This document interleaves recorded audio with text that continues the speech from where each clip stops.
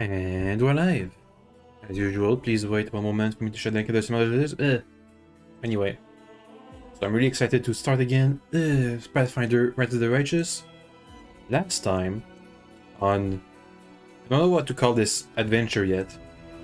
The Proto-Crusade. The introduction to a crusade.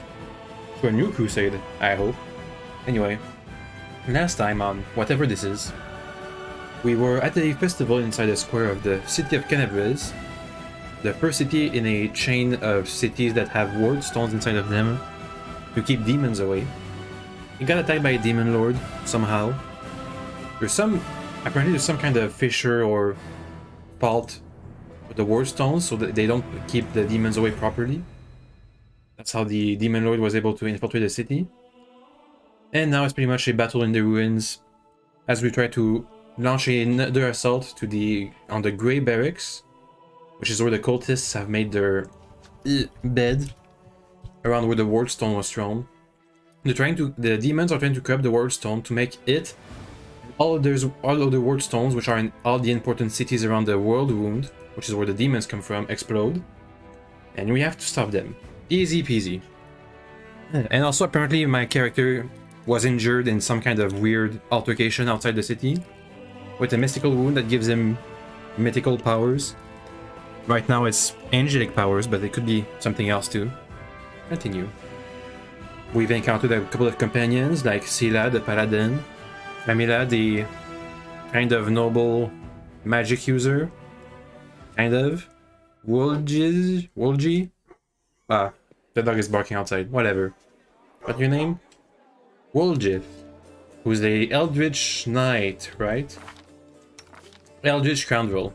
Rogue Magician. Who am I missing? Lan, who's the Monk Archer. And that's it. That's it. That's all the companions we've met so far. We have a bunch of quests to do. So let's see. Last chapter to complete this quest or it will fill afterwards. Except for Cold Water. Wipe for the liberation of Kenabres, okay. The Outcast. Find and kill Kalissa. Kalissa, I didn't... Okay. I didn't notice it last time because I was too tired, but Kalissa is... I'm gonna guess... Yeah, I arrived from Kyonin. Kill the fearless cultist Kalissa, who's... From the last game, she was a tiefling that had made a pact with the devils to save her and her sister's soul. I guess now she's on the run. Or doing something. Or she's in the game, apparently. So that's nice. I just needed to remember her name. A friend in need, find Aldori Scylla's friend, who was in the square. The moon, talk to Sister Charisme, the head of a gang, with Woljiv. We have to go to Horgus Mansion with Camilla. Scout the tower where we got the dispatch from the cultists. What else? The Burning City. Find the storyteller in the Black Wigan Library, we're going to do that last. Command cause, get our allies. Be prepared because we have to prepare to defend the heart. Because without us, apparently, they can't defend themselves. Up. Let me just write the most insightful comment you've ever seen.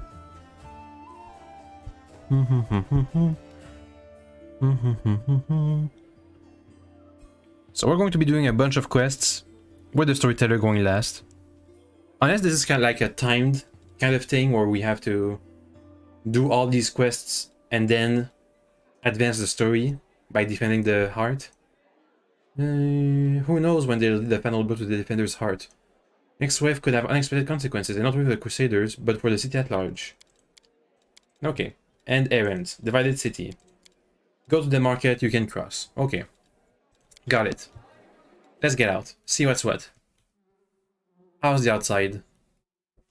Is it going to be a full hub, or is just the tavern going to be the hub? It's a full hub. Let's look. This place has been sanctified. It can protect the area around it from the corruption of the Abyss. Good.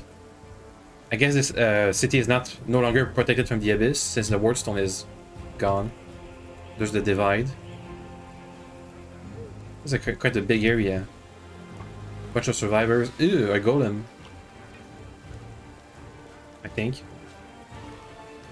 Hey guys, what's up? Commander, look what we've got here. Can you be more specific? Are you too mad? Whatever possessed you to steal the gem golem Tower's museum? Explain yourselves. We didn't steal nothing, Commander. We saw some looters going down the street and we captured it. That shiny fella belongs to the treasury. The inlay alone is worth more than the castle. I really don't like the idea of leaving this unattended. Joanne, see to it that no one lays a finger on this golem or pluck out a single gem. You guys don't touch it either. They salute.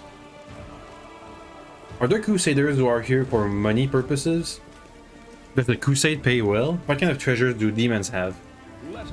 I could be sold off safely. Hello? Prestige Painter Golem. Happy to be of service. May shading brighten and vivify your day. What are you? Prestige Painter Golem. Many millennia ago, I was built by Aslanti clerics of Shaden, the goddess of beauty, to make the world a better place. In my joyful service, I visited many lands, and for the past few centuries, I resided at the Temple of the Sunrise Chrysanthemums in Tantia. But then the good clerics offered to offer me as a gift to the Mendavian Crusaders so that we could share in beauty I can create. Can you do anything useful? My creators granted me the ability to paint illusions on various items. I can change the colors and texture. Ah. Okay, so you can change the color of my clothes. How do you end up here?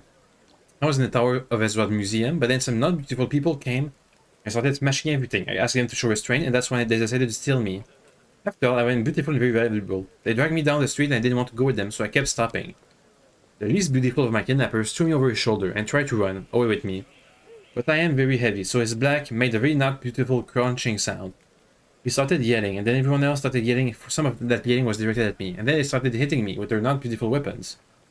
And then some good crusaders drove them away and brought me here. Are they beautiful, the crusaders? And now I've been lumbered with you. Waste of good metal you are. And instead of working, I'm supposed to keep an eye on you so no one is threatened by the walking treasure trove. What can you do for the war effort? I'm not designed for any combat. I can bring beauty and harmony to any type of combat. I want you to cast illusion on my gear. Was scale mail into chain shirt, banded mail. Okay. How about you, Jorin? The grizzled dwarf turns a blade on his callous hands, carefully inspecting its edge. When he sees you approaching, he sets the blade aside and greets you with a nod. A new place in the city. You picked a good time to come to Kenabres. As you can see, we're in sour need of warriors. Do you know everyone in Kenabres by sight? Well, not everyone, but I make my business to know the people who might need my services. A blacksmith's work isn't just at the anvil, you know. Are you Staunton Vane's brother? Yep. Where he goes, I go. That's how we've always done it. Even before the world wound. I forge the armor, he goes into battle and breaks it. He brings it back to me, I repair it and make it better than before. Everything's changed since then, of course, but that part stayed the same. I was tempted to blame for the fall of Dresden. I've told this story so many times already. Well, telling it one more time won't kill me. Dresden was built after the First Crusade, back when it seems like victory was ours for the taking and the demons' invasion would soon be at an end.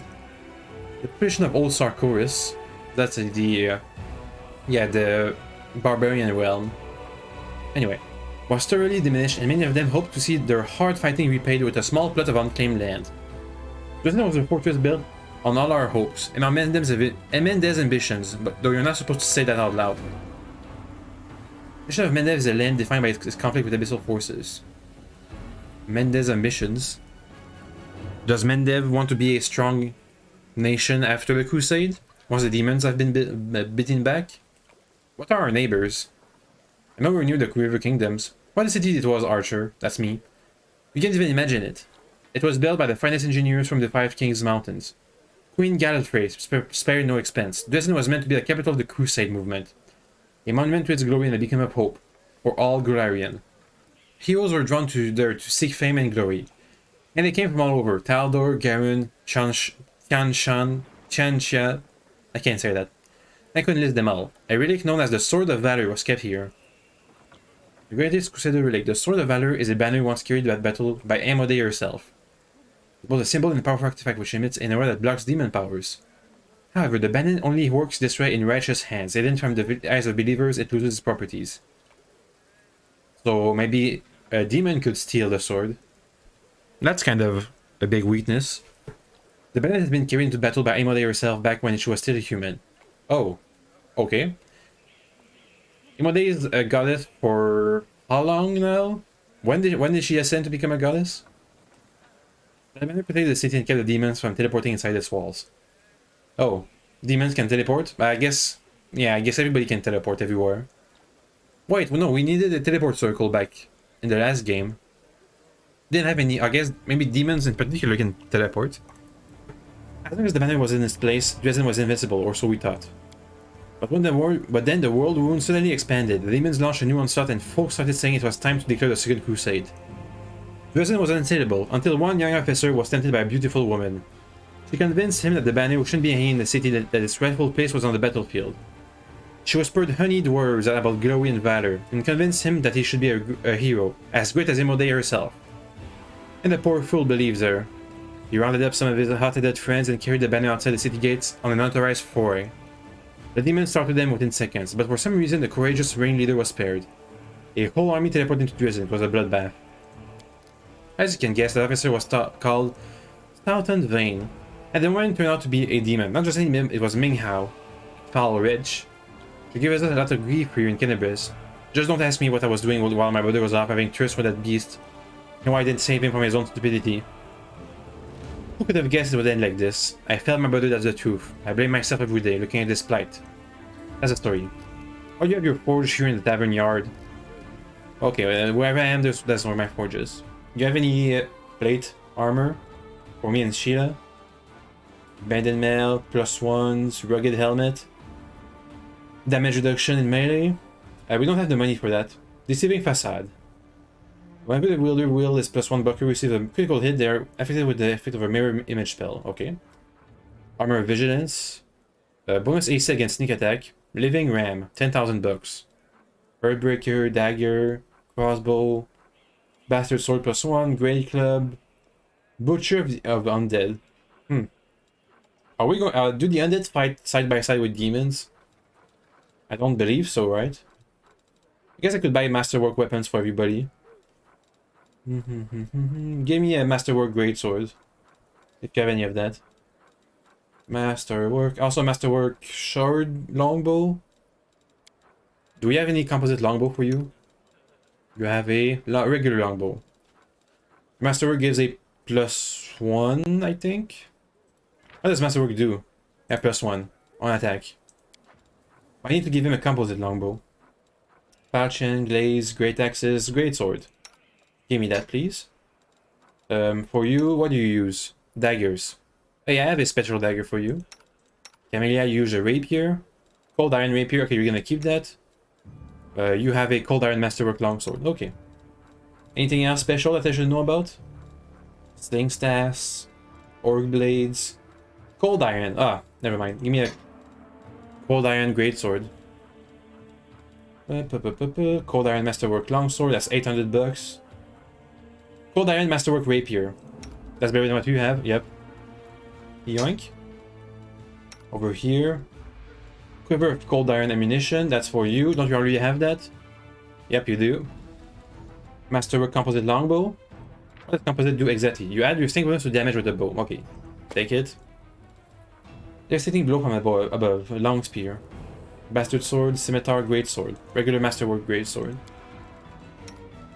You don't have a cold iron masterwork great sword? Nope, it doesn't. Any cold iron masterwork daggers?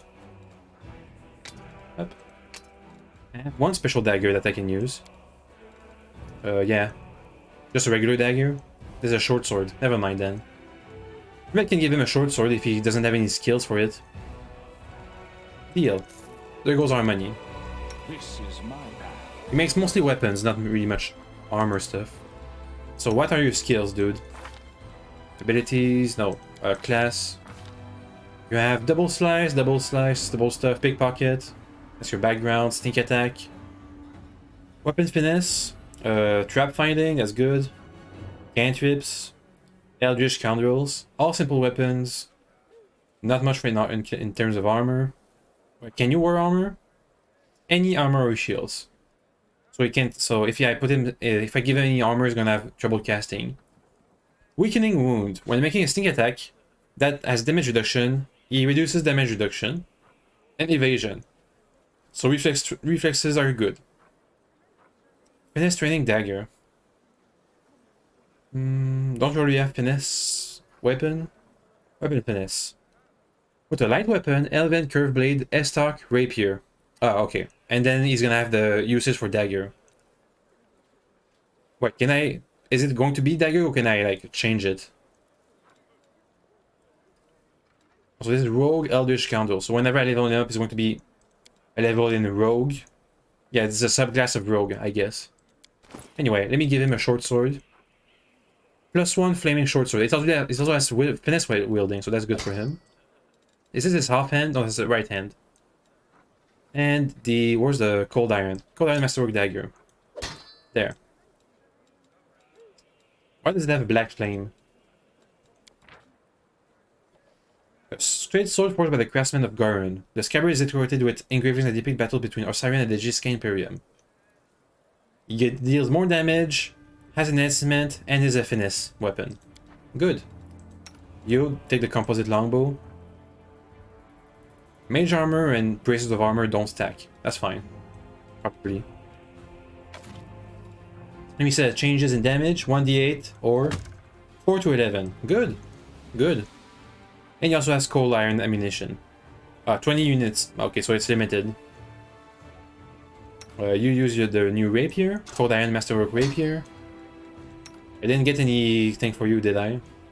Cold iron masterwork short sword. Heavy shield.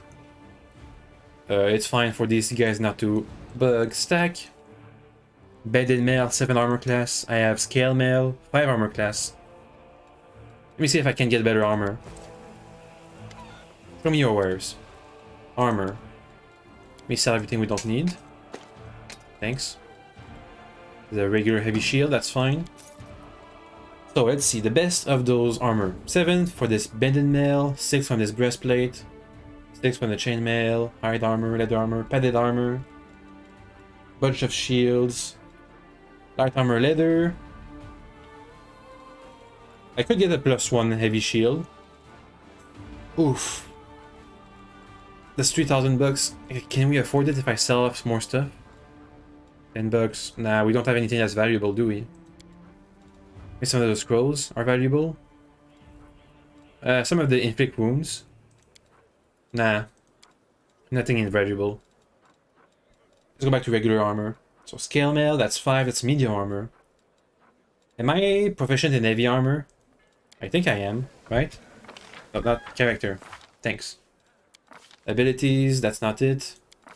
Class, where are my proficiencies? Light armor, medium, heavy armor. Okay, we're good.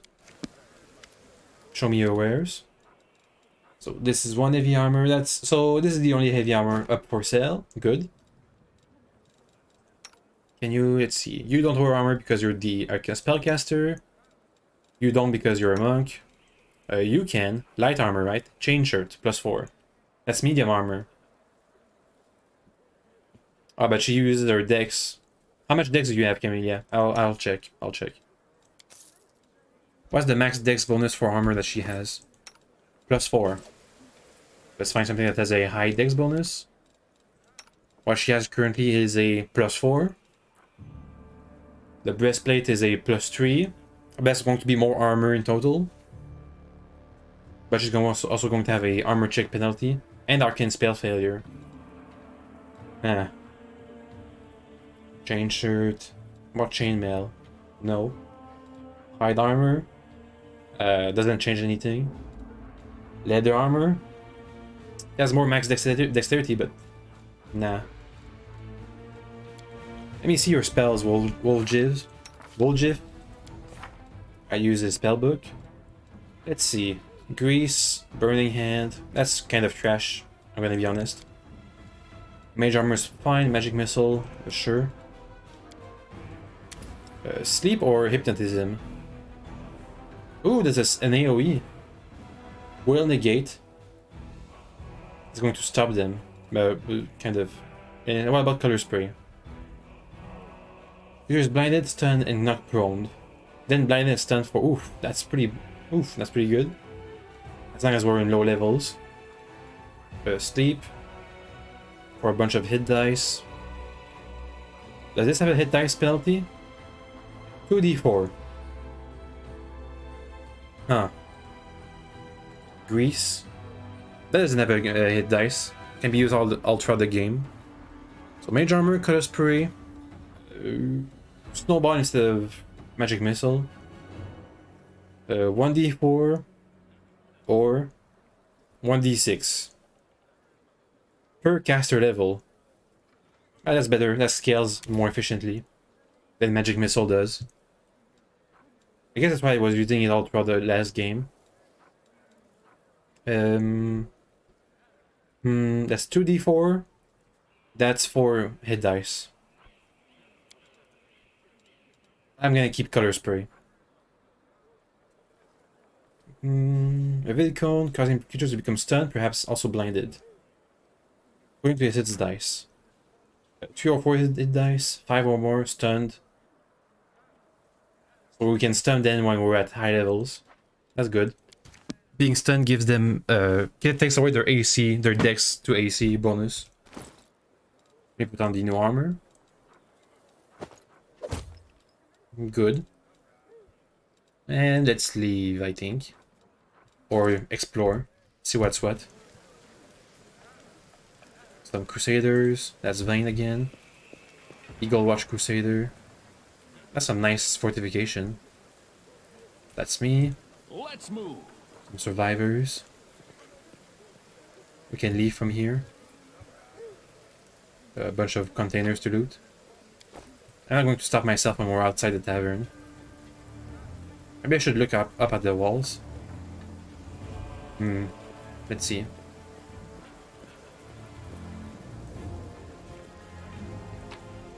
A bunch of random loot. Probably vendor trash if you ask me. Eagle Watch Crusader. There's another sack. Give me the loot. Okay. Let's see how travel works in the city. We can just click on a location and go there, right? We're gonna have to actually travel to the ruins. Right? Have some encounters maybe? A quick save. Just in case. You come with us.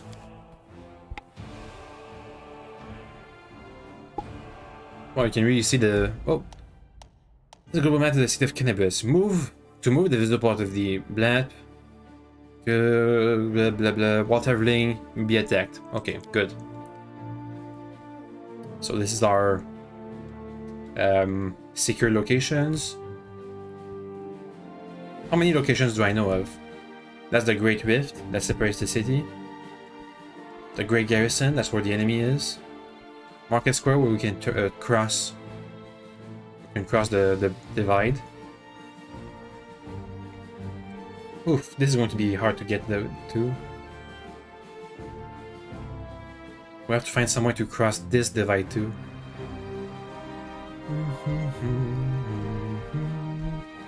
Anyway. The Fallen Horse. The carcass of a strong steed with a broken leg is covered with mangled armor. You can produce some reagents for creating consumables here. This is going to for crossing. Same thing for here. Let's go for the Fallen Horse to the Market Square. I think, right? Or can I go over there? Yeah, I can. I don't know what the colors mean. So let's go from the horse to the atelier, to the tower, to the mansion, etc, etc. We might need to rest though, so we'll see how these... Will take less than an hour. We'll see how these things play out. Regions in this location. Yoink. Oh, okay. Easy then. There's the hideout. There's some wine cellars. Should I go to the hideout now? Let's go later. Next, the atelier. 2 hours. You failed to sneak past the enemies. Prepare to fight. Ah, so now it's going to be automatically sneaking past. Might be a problem if I actually want to fight though. Yet another obstacle. Some spiders. Okay. Oof, 12 sneak attack damage. And it's dead. And we win. Easy. Time to leave. Doesn't seem that bad. Some spiders stalk the cities. No demons, no nothing. Oh, never mind. We're going to be assaulted constantly then.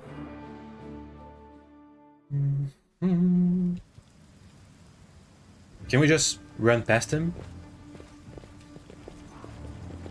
Save the last No, we one can't. for me. Murder time. Dead. Dead. Okay, go.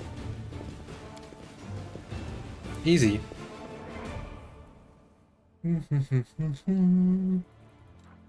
Keep going, please. We just slow down for some reason. Dead duelists. Our knight and the cultists die together here, piercing each other fatally with their swords. We can procure some reagents for creating consumables there. Enter the atelier. Why were we there again? This was the location we asked somebody about. A location we needed to check out because this is a potential hideout for cultists, right? What's that? Wow. Can you disarm it? Oh, I'll careful. watch your back. Careful. Take the long way around. Spirits guide me. Now disarm, please. I hope you appreciate. Why do you have better trickery than Wolfgiz? Wolfgif. Wolfgif. There we go. Dang it. At least he has better stealth than she does. High perception too. Okay. Up. Give me the loot. Some silver powder. Neophyte Barbarian. Oh, Let me charge one of these guys in the back. Oh no, not magic missile. Jeez. Yaha! Murdered! Easy. Crit hits. Yeah, I know how critical hits work. I think. I hope. And nothing interesting. Regular Great Club. Regular Club. Anything else outside that we need to from me. know about? Ah, you can see the wiring. Hello, stranger. The absence of an answer is an answer too. Okay. Is he an agent of the demons? I am helpful. Am I not? Was he keeping guard outside? Or is he doing here? Mysterious. Stuff. More stuff. Yep. And that's the end of the map. So we're going to the cellar of the atelier. I mean, cultists were guarding the outside, so yeah. But double barbarians. Step on their toes as well. There's a... Oh, he's dead. Kill the sparkling fist. Let's do some magic. Yep. Now you keep all your stuff for yourself. Okay, yeah, do the slumber. You can use it at an infinite amount of time. Just once per person. Never mind, you made the will save. Oh, jeez. Ah, he's a kineticist.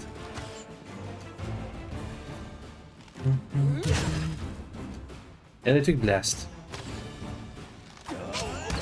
Dead. What do you have on himself? Let's see. A helmet. Lesser kinetic diadem. Unbending armor. And a book on the nature of divine. That's the book that says, since divine beings can just ascend from a maze, they don't deserve to be gods, right? Let me see.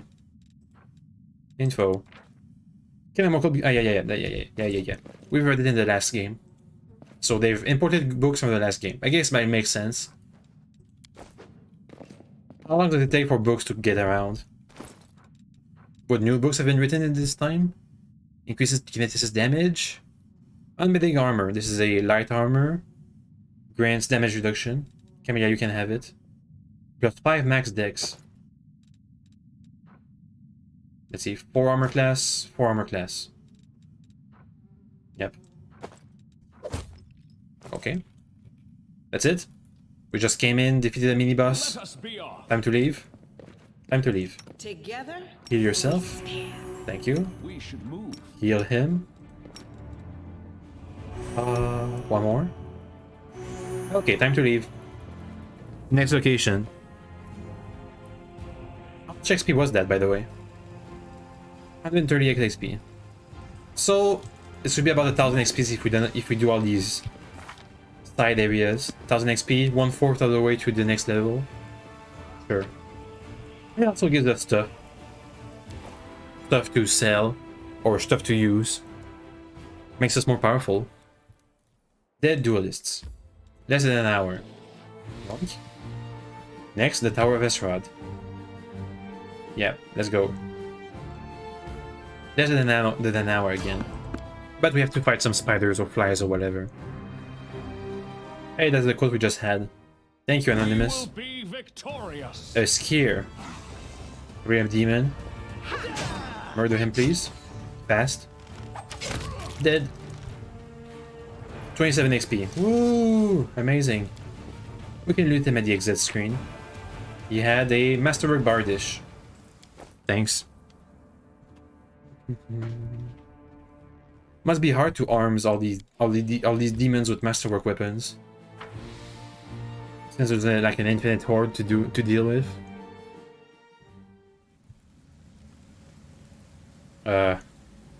Okay. This is a tower, right? A World Long Gone, a thematic collection of various artistic works on everyday life and saccharist before the opening of the World Wound. At the museum. State of Grief, a view of the famous Haven's Edge estate. This is the place where most of the Menevian aristocratic society at once fell prey to a supernatural plague unleashed by demons. Oh. Kenabres burns, the city that should never have fallen. Fate shows no mercy. Gonna help us or attack us? Hey guys. Please don't. Clouds may veil the stars, but nothing can hide the light in someone's soul, and I see this light in you. Oh, they're talking to each other. Right? It's like a recreation of a previous thing. We will stand shoulder to shoulder with you against evil. Cool. Hey, Dougie. Is that a demon? I hear the echo of a familiar voice. I feel the warmth of my kindred flame. My brother, we will help you. Are they talking to me, maybe?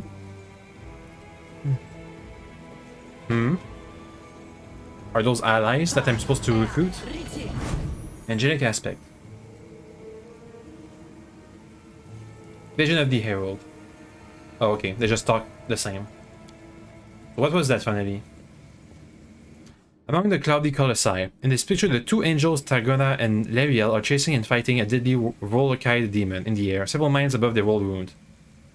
More details in the Museum Almanac. Here we stand and will not take a step back. The hand of the interior Herald of Amode is depicted placing the first warstone among the fortification of Kenabres. Eliandra and Yaniel. Probably important people. Crusader Queen, a copy of the famous embossed bas-relief originally created by Master Derek Sunhammer. Young Queen Galfrey is portrayed personally leading her crusaders into battle on the 1st of Abadius 4624 during the First Crusade. Farewell to Sarkoris. Eliandera, that's her, the legendary priestess of Polura, watches the city of Is crumble into the freshly opened World Wound. Yaniel by a fountain. The picture was presumably painted from life over the summer of 4637, 1 year before Yaniel's heroic death during the battle for Dresden. And over here, none will escape my all-seeing eye. Inquisitor Holoron fighting a shadow demon that exercises from a soldier's body. You can do that? Wherever you are, keep quiet. There's a horde of enemies beyond this door. Come over here and you'll see there's a handy way up here nearby. Okay. Nearby? How nearby? Just up the rumble. Grey Boar. Hello. Be quiet and watch, this is the best part. They're gonna sacrifice somebody? Get it together, idiots. No more looting. You're how to sit tight here and wait for the Odu to attack the defender's heart. Okay. Then you're gonna leave? Opening yourself up for attacks? This is the last bastion of the Crusaders' resistance. We'll flatten them and claim our victory. There's like 6 of you guys. And we're going to be able to take you on by ourselves. Into the abyss with all Crusaders in the defenders' hearts. Kilas, the city is ours already. Now it's time to enjoy the spoils. Split them into groups quickly. I'll tell you where to go and what to bring back. Okay. I think those are tieflings. Because of their horns. Maybe. So what now? Faction, you idiot. Go back to Baphomet. He must be missing his lapdog. Everyone here will be following my orders. I'm in charge. Yes. Fight each other, demons.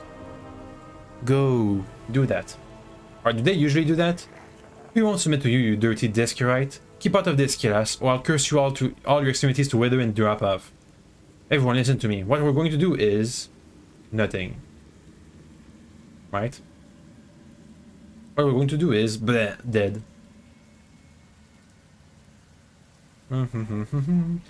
Looking for a fight, faction? Well, you've got one. I can see who was supposed to die.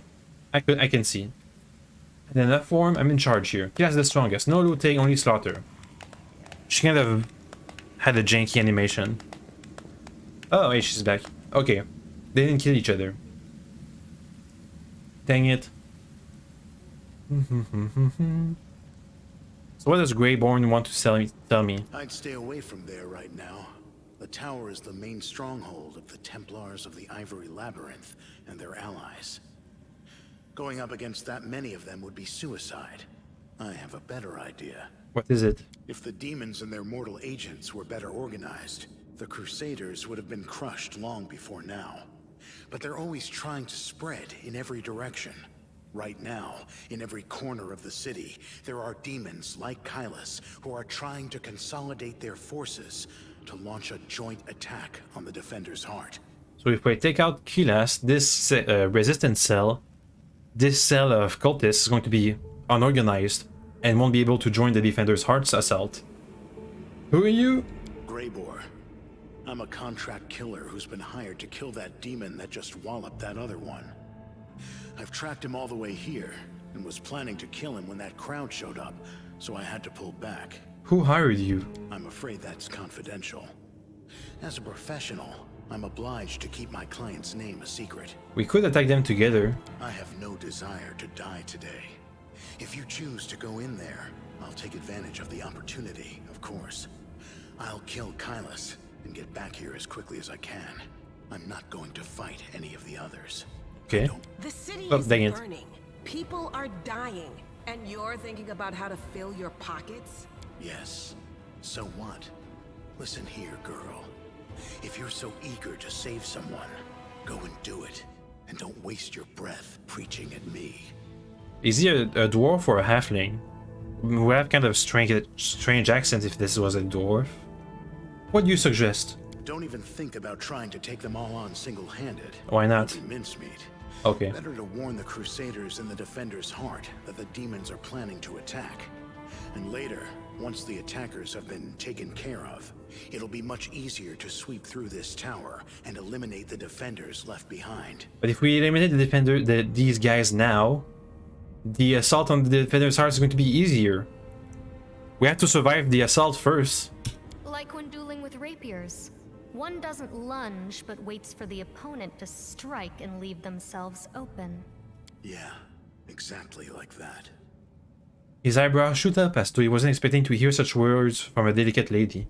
Or like in cards, wait for your opponent to play his hand, and then dive under the table, grab the pot, and run. Shrug. He nods to himself as if he hadn't expected any reaction from his warning from you. I'm going now. I hope. Let me see, do we have any fireballs, strange wands, or anything else? We don't have any wands? I thought we had a wand of cure wounds. We don't? Don't we? Game? Anyway, magic missile, mage armor, inflict wounds,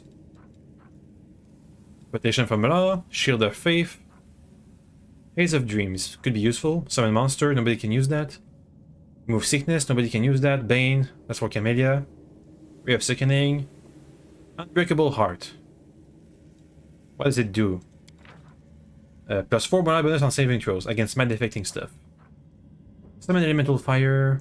Restoration. Unbreakable Heart. Effortless Armor. Scroll of Fire Belly. Make your gut hot to the touch. As a standard action, you can breathe a 15-foot cone of flame that deals 1d4 points of damage. Who can use that? Can I just put it on myself? Hey, it works. to have holy water. That's going to be useful. Let me just give a oh, okay. Everybody's going to throw holy water to start the engagement. That's going to do a bunch of damage. It counts as an AoE. 2d 4 points of damage, good enough. Let's see if with just that we can win. Also you, can you use the inflict wounds? No, you can't. There's scroll of magic missile. Ear piercing scream. Oh, you can just copy scrolls. Okay, do that. It's even an icon now. Yay. Thank you. So everybody, do the mobility check. It seems we have visitors. Crusaders, crush them. Dead. Okay, everybody, prepare your holy water. Ah, it's a small AoE. Okay. Did I mess up again? Up. So let's all target a different enemy. Good. See how this turns out. Move. Who's on the front right now? Arthur, Lan, Sila. Not enough damage. Dang it. Oh, the fireball was good for us. Healing in combat. That's fine. Fire Betty, go. They're dying. Yes, we're winning this front line. Let me just heal myself. Thankfully, we see the fireball seems to not have affected us too much. Heal yourself again. Thank you. Look at that. Easy. Purge the demons. Did that not count as a demon purging? Maybe there's not all of them. Sila. Open your heart to me. We need a bunch of healing power right now. What's on your mind? Up. Heal us up, please. I will help where I can. I hate the Heal yourself too. Should be good enough. Time to loot. Let's see. A magical heavy mace. Master Orc Scythe. Some scrolls. Half plate. That's going to Sila right away. If only we had the full plate. Masterwork size, Masterwork glaives, Masterwork size. They have a bunch of scrolls that they don't use. They just ran in there and got killed. A pamphlet depicting a beautiful golem. Let's read it. Maybe this is an instruction manual. Info. The Prestige Painter Golem is an artifact of the Aslanti culture, from the golden age of the Aslanti Empire. Made by the clerics of Shilin, magical abilities, expands the way into creation. This golem has no practical function that was used solely to satisfy aesthetic needs. In keeping with Shilinite philosophy, these golems were designed to wander through the cities to improve the appearance of anything deemed insufficiently pleasing to the eye. True to its purpose, each Prestige Painter Golem was meticulously crafted without consideration for the cost. Sadly, most golems of this kind were destroyed in the same cataclysm that destroyed the old Aslan. Okay, thanks. So, let's try pushing this column. Got it. Was this supposed to be some kind of trap for us to do? Did we just fail the dexterity check at the beginning of this fight? That's why they saw us. Come on. Let's see. Initiative checks. Mobility check failed. Okay, got it. And we have a special buckler for Camellia to use. A +1. Up. Give it. You get the half plate. Good. So that's that. Maybe there's more demons to purge. There's another column. The basement of the tower. I found. Oh, calm down, guys. Calm down. Calm down. Don't run headfirst into the trap, please. Disarm it first. I am helpful. Thanks. Am I not? Yeah, see, there was a bunch of stuff that we could have done. Dang it. Maybe for more advanced difficulties, it could be useful. We almost got overwhelmed at the beginning of the fight. Thankfully the fireball took care of it. I guess the fireball in combination with our holy water. Let's go to the basement. See what's what. Okay, careful guys. Onwards. I don't see anything dangerous yet.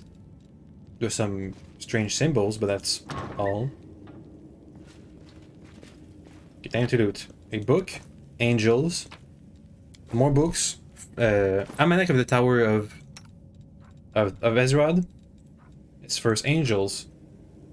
Celestial natives to any of the three upper planes of creation, servants of the good gods, angels have come to Crusaders' aid in their fight against the world wound more than once. It's worth noting that most of those who interfered in mortals' life were driven by their own free will and not by any deity's orders. However, the good gods do not forbid such impulses.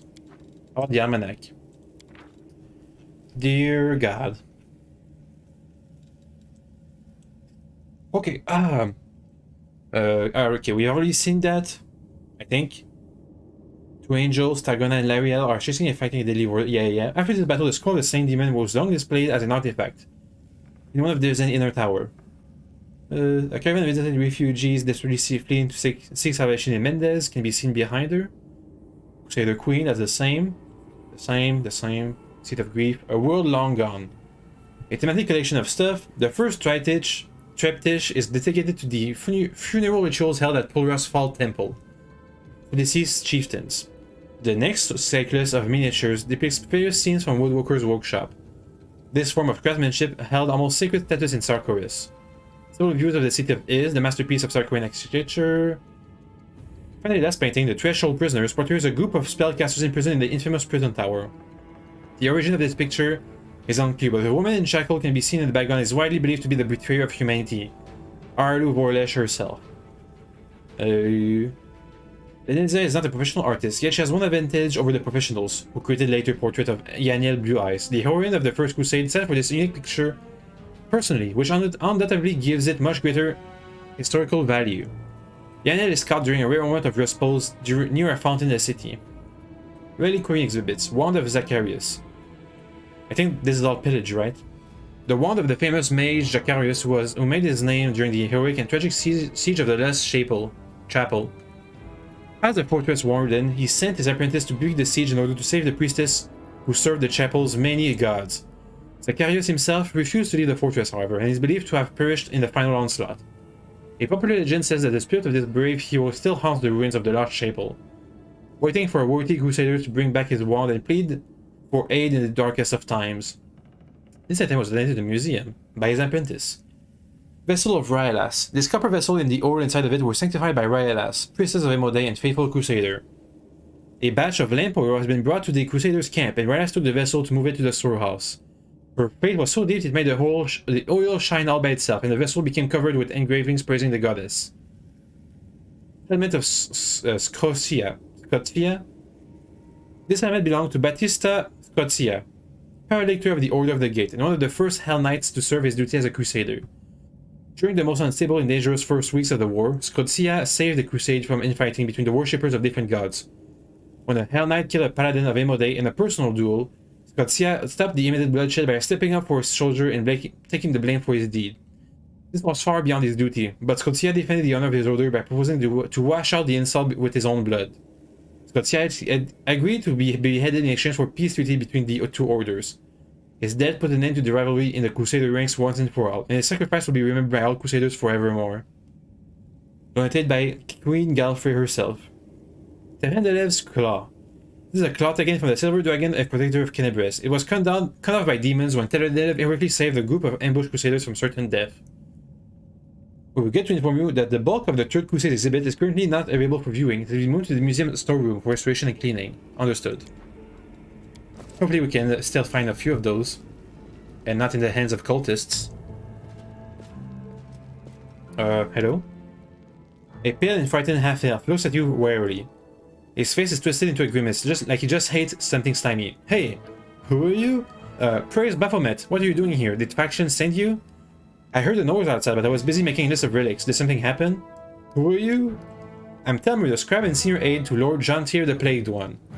And do forgive me, but Faction has been assigned to this command, has he not? Where is he? What are you doing here? I'm compiling a list of the valuable Crusader artifacts. Lord John Tier, Zanchiers, has ordered that everything of use should be transported from Kenabres and saved from looting and destruction. We choose the museum as the place to collect and sort through the trophies. Unfortunately, the local thieves have proven even quicker off the mark than the demons. They were inside the museum in the first few hours of the assault. But there are some objects of interest among the exhibits they left behind. Finest thieves in Mendev. Turn your back and everything that isn't nailed to the floor will be gone when you turn them around again. The demons have got no chance against them. Master of our trade we are.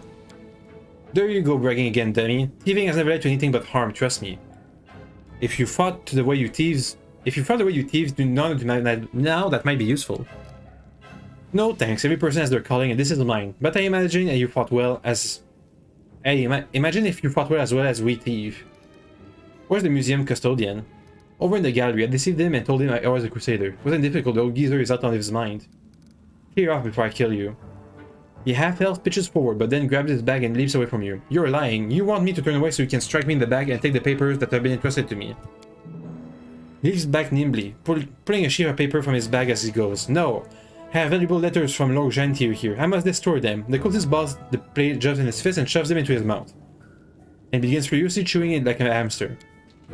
A moment later, the half-health's eyes bulge, and he opens his mouth, which is stuffed with masticated paper. He tries to cough, but then it comes out. The fell saboteur looks at you in desperation. His eyes are streaming, his face is going powder by the second, and he falls to his knees. A strangled wheeze emerges from behind a wad of white paper. His expression veers from the hilarious to the grotesque as he signals you for help. Want some good salt and pepper with that? Now, I've never tried eating paper myself, but a little seasoning goes a long way. Let's help him. I don't care if those pages contain the innermost secret of the Baphomet himself. I'm not touching that. Okay. Thank you, Camellia. Thank you. Thank you. The cultist coughs violently and then, after taking a trembling breath, leaps up and takes off running. He disappears, leaving you with the wad of correspondence that is much worse for wear. We can still read it. Masticated letter. Let us be off. Time to read again.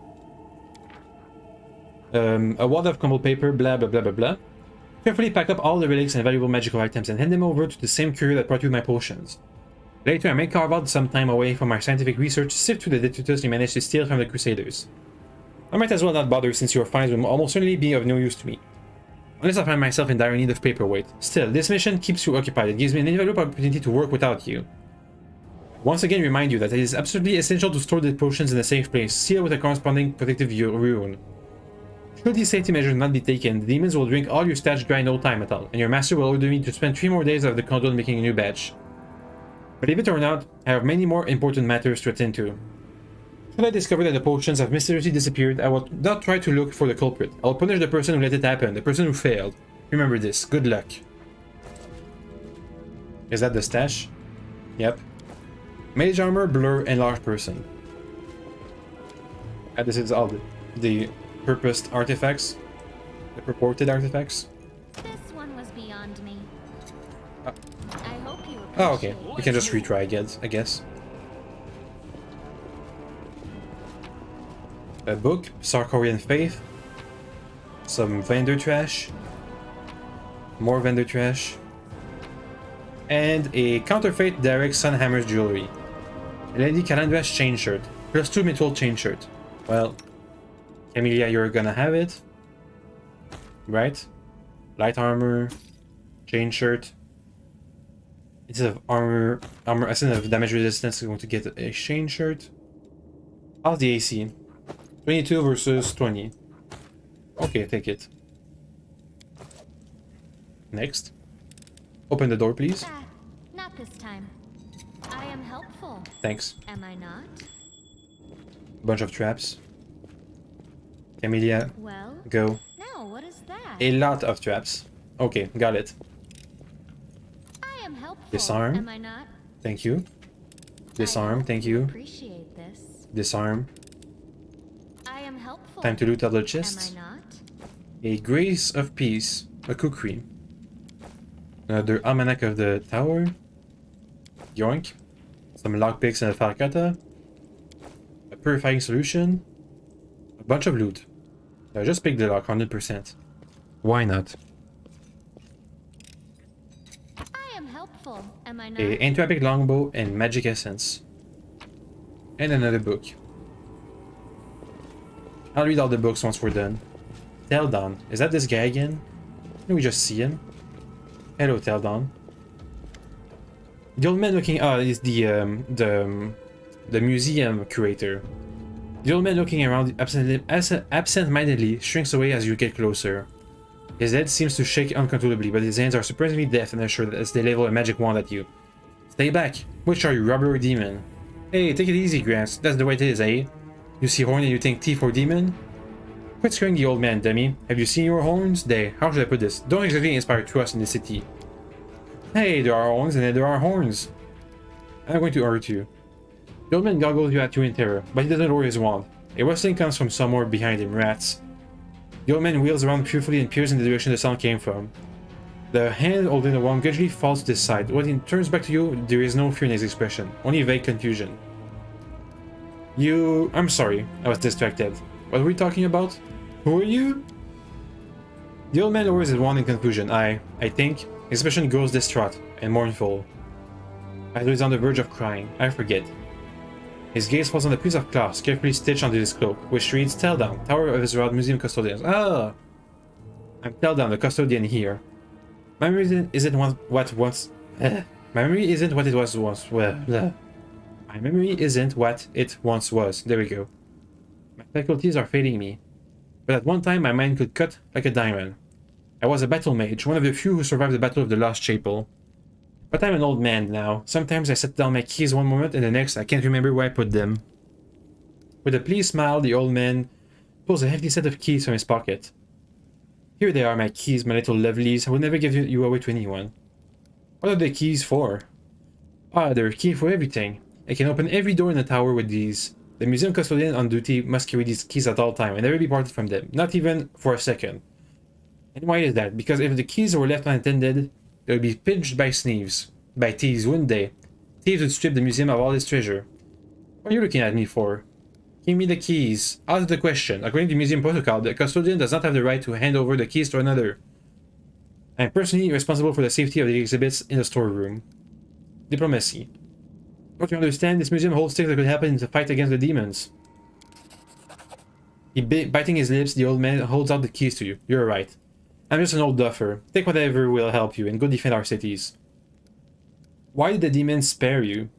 The museum custodian looks at you in stark surprise. Demons? There have been no demons in this museum. I heard them breaking into the tower, but then everything went quiet. Then a very polite young fellow came along at half-health. He said Kenabres was under attack, but that the Crusaders already recaptured the tower. He said he'd been sent over to oversee the evacuation of the museum. He was very pleased to find me here. I proved a very useful resource. I showed him all the most valuable relics, explained what they were, and he wrapped them up, labeled them, and carried them off somewhere. I've been there all this time. I've locked the doors and stood guard, make sure no demon got in. That was a demon worshipper. What do you mean, demon worshipper? The fine young lad, so well dressed, so polite. But he said the Crusaders, oh my word, the relics must go after them. The old man works himself into a state, bitterly lamenting as he roots through his many pockets. But the outburst doesn't last long. The motion of his hand slows, and the awareness fades from his eyes. He stares off into the distance and then looks at you, wets his lips, and sheepishly inquires. What happened here? The old man bursts into an agitating muttering, gesticulating furiously with shaking hands. First, the bell started ringing, and then there were noises in the streets. Then the dragon, Lady Terendelev, began to roar. I went to lock the door, but they were already inside, the thieves. There were 7 of them, or perhaps 10. I don't remember. They were talking some rubbish about how they were all orphans, supposedly, and that they were dangerous. They grabbed me and wouldn't let me go, and then they looted the place. They took anything with even a lick of gold on it. Relics too. The museum boasts a very extensive collection, you know, and worst of all, they took the wand, and when they were gone, they tossed me aside like a piece of old junk. They didn't even bother to kill me. What wand did the thieves steal? The wand of Zacharias, my master. He was a great man, the hero of the defense of the Lost Chapel. And those scoundrels took his wand, a relic. Ballads are sung about Zacharias, and they're just damn thieves. Master Zacharias will return and will assemble all of us, his students, and we'll show them, I'll show them that what battle mages Teldon is capable of. Fury sparks in the old man's eyes. His spine straightens, and the fluid motion of his hand raises his wand at the ready. But a howl of rage from outside frightens off the ghost of the past. The old man returns around and looks at you with bewilderment. Where can I find the robbers? He throws up his hand. I haven't the foggiest. They're thieves, but they know out the way places they won't be around. They won't be found. That's where they are, if they're still alive, but they won't be in the city. I heard them talking about themselves about how they needed to get out of Kenabres before the demons wipe them out. Are you alright? I think the answer is no. The poor old man smiles pitifully and makes a helpless gesture. Old age, my young friend. Old age and the poison of fear seeping into my mind. Both have turned me from a crusader and battle mage into a sorry specimen you see before you. This museum is all I have. I never forget who or where I am. I just read the exhibit labels. They're the past just like me. And now some ruffians have ransacked the place. I'm frightened, my young friend. I'm very frightened. Tell me about the exhibits. I would take a lifetime to tell you all there is to know, but I'll take you on a tour of the highlights, some of my personal favorites. If you have a look yourself, you won't regret it. For instance, we have a painting here that depicting angels fighting demons. Now, you might find it hard to believe, but in the First Crusades, many heavenly beings fought shoulder to shoulder with the Crusaders. And these two in the painting are Targona and Lariel, the Silver Twins as they were called. I actually met them, you know, when I was a young man studying under Master Zacharias. They had no airs or graces about them. They walked among the mortals, they spoke to us, they healed our wounds. Lady Targona I remember especially well. She had a special earthly wisdom within her. The angel Lariel, on the other hand, was known for his daring, and the youngest crusader idolized him. I wonder where they are now, the twins. We don't have celestial beings in our ranks anymore. They all left sometime during the Second Crusade, on a very important mission, they say. But I do love looking at this painting and remember those old days, when envoys of the heavens walked among us. In the light that seemed to shine from within them, he wipes his eyes. What was I saying? You must be a messenger, yes? Are you a visitor? Why those time ends? Why do the celestials not fight with us still? Heaven hasn't abandoned us, surely. You said the angels Targona and Lariel are twins, but how can angels have siblings? Or they can ascend together? That's a good question. Of course, angels are not born like mortals. They can't have a mother, a father, or sisters and brothers as we understand them. Angels come into being from reincarnated souls, or from the pure essence of the upper planes. Sometimes, angels might have some features of mortals. For instance, they can identify as male or female, although that's not generally their way. Some of them can also develop bonds of camaraderie or even of kinship. But the case of the Silver Twin is rarely still. There are two angels who emerge from one soul. What else should they call themselves if not twins? Go to the Defender's Hearts. There are good people there. They'll look after you. The old custodian gives you a toothless smile. Really? It's safe here? But how can I leave the museum? You know what happened there, don't you? Thieves, they came here, wanted to rob the museum, but they won't be back. Don't you worry about me. I may be old, but I can still hold my own. So are you gonna stay here or go? I don't know. Not for sure. We're reinforcing our lawful good. Right. Oh, I have an angelic aspect. Good. We all have angelic aspect. Maybe that's why we were so good at defeating the demons. Let's see, resistant to acid and cold. That was good against the spells. Damage resistance of 5 versus evil. Plus 2 deflection bonus to AC, plus 2 resistance bonus on saves. Your natural weapons and any weapons you wield are considered good aligned for the purpose of overcoming damage resistance. Thanks. So is that it? No, I forgot to loot the room that he was in. Sheldon was in. Also gonna have to read all these books.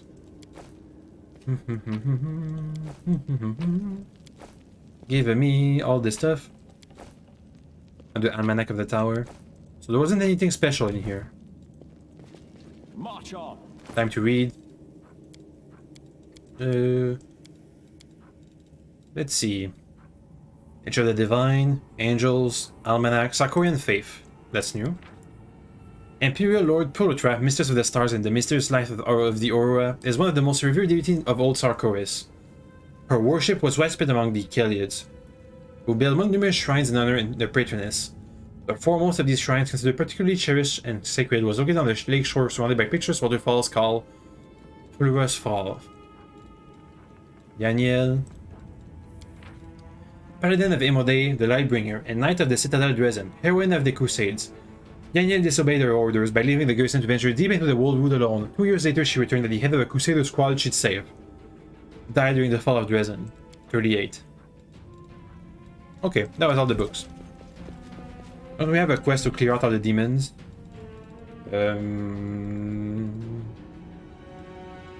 Show the cultist dispatch to the commander of the Crusader force. Scatter the tower. Purge the demons. Tell you about the victory. Okay. Well, that's that. Time to leave. We can talk to the little dwarf slash halfling on the way out. Should be around here somewhere.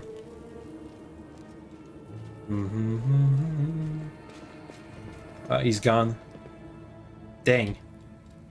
Is he not on the map anymore? Might not be. Maybe we lost our chance to talk to him. Oh. There's a silhouette of a winged female warrior glows softly. You brought us back to walking. Greetings. Who are you? Not who. What? Memories. This place was created as a cradle of memory and fantasy.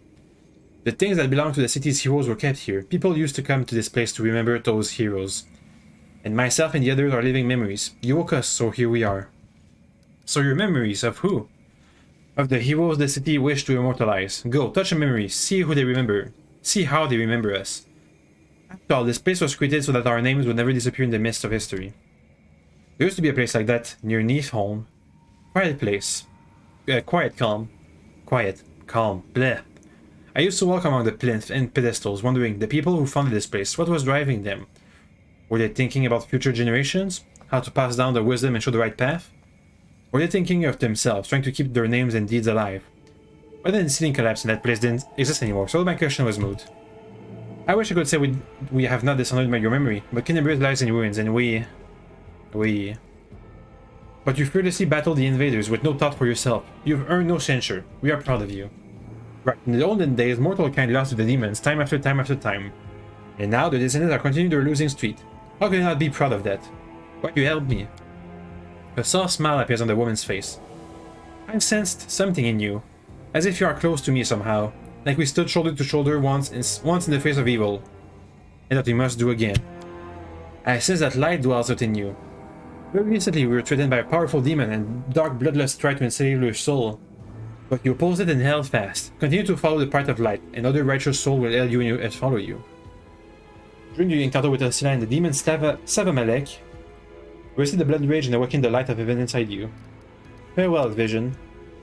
The power that gives us the semblance of life is running out, and soon we'll once again be but memories, living only in words, pictures, and songs. Let's go with the others. Yaniel. Oh, never mind, we can't. Okay. Time to leave. Again. Third time I said that. Leave.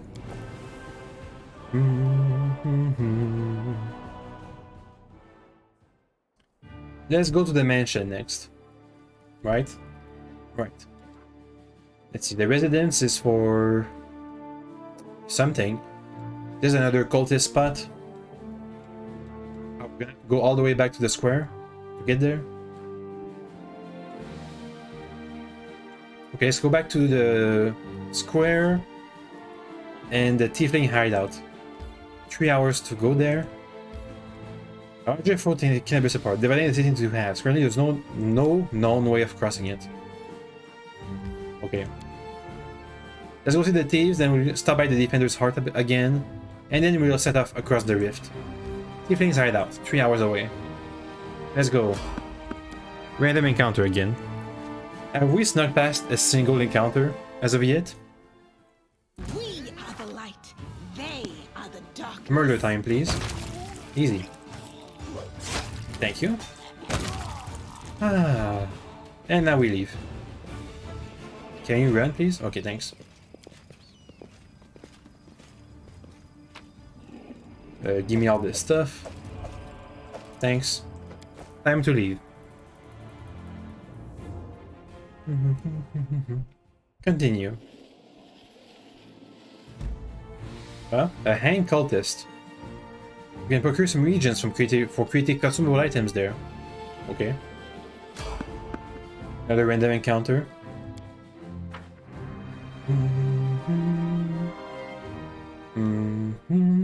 Can we retreat already? Hey, 2 shears this time. He's gonna charge somebody. He's gonna charge somebody too. And we all missed our attack of opportunity. Did you see that? Time to leave again. some masterwork stuff. Thank you.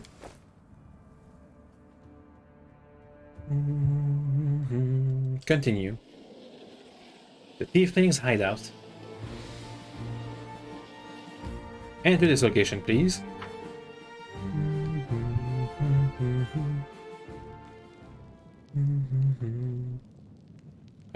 Hello?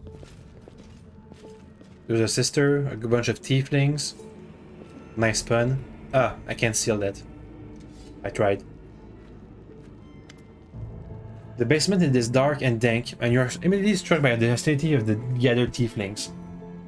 5 of them are kneeling along the wall, separated from the rest. The tall woman who had been cleaning her fingernails with the tip of her knife greets you with narrowed eye.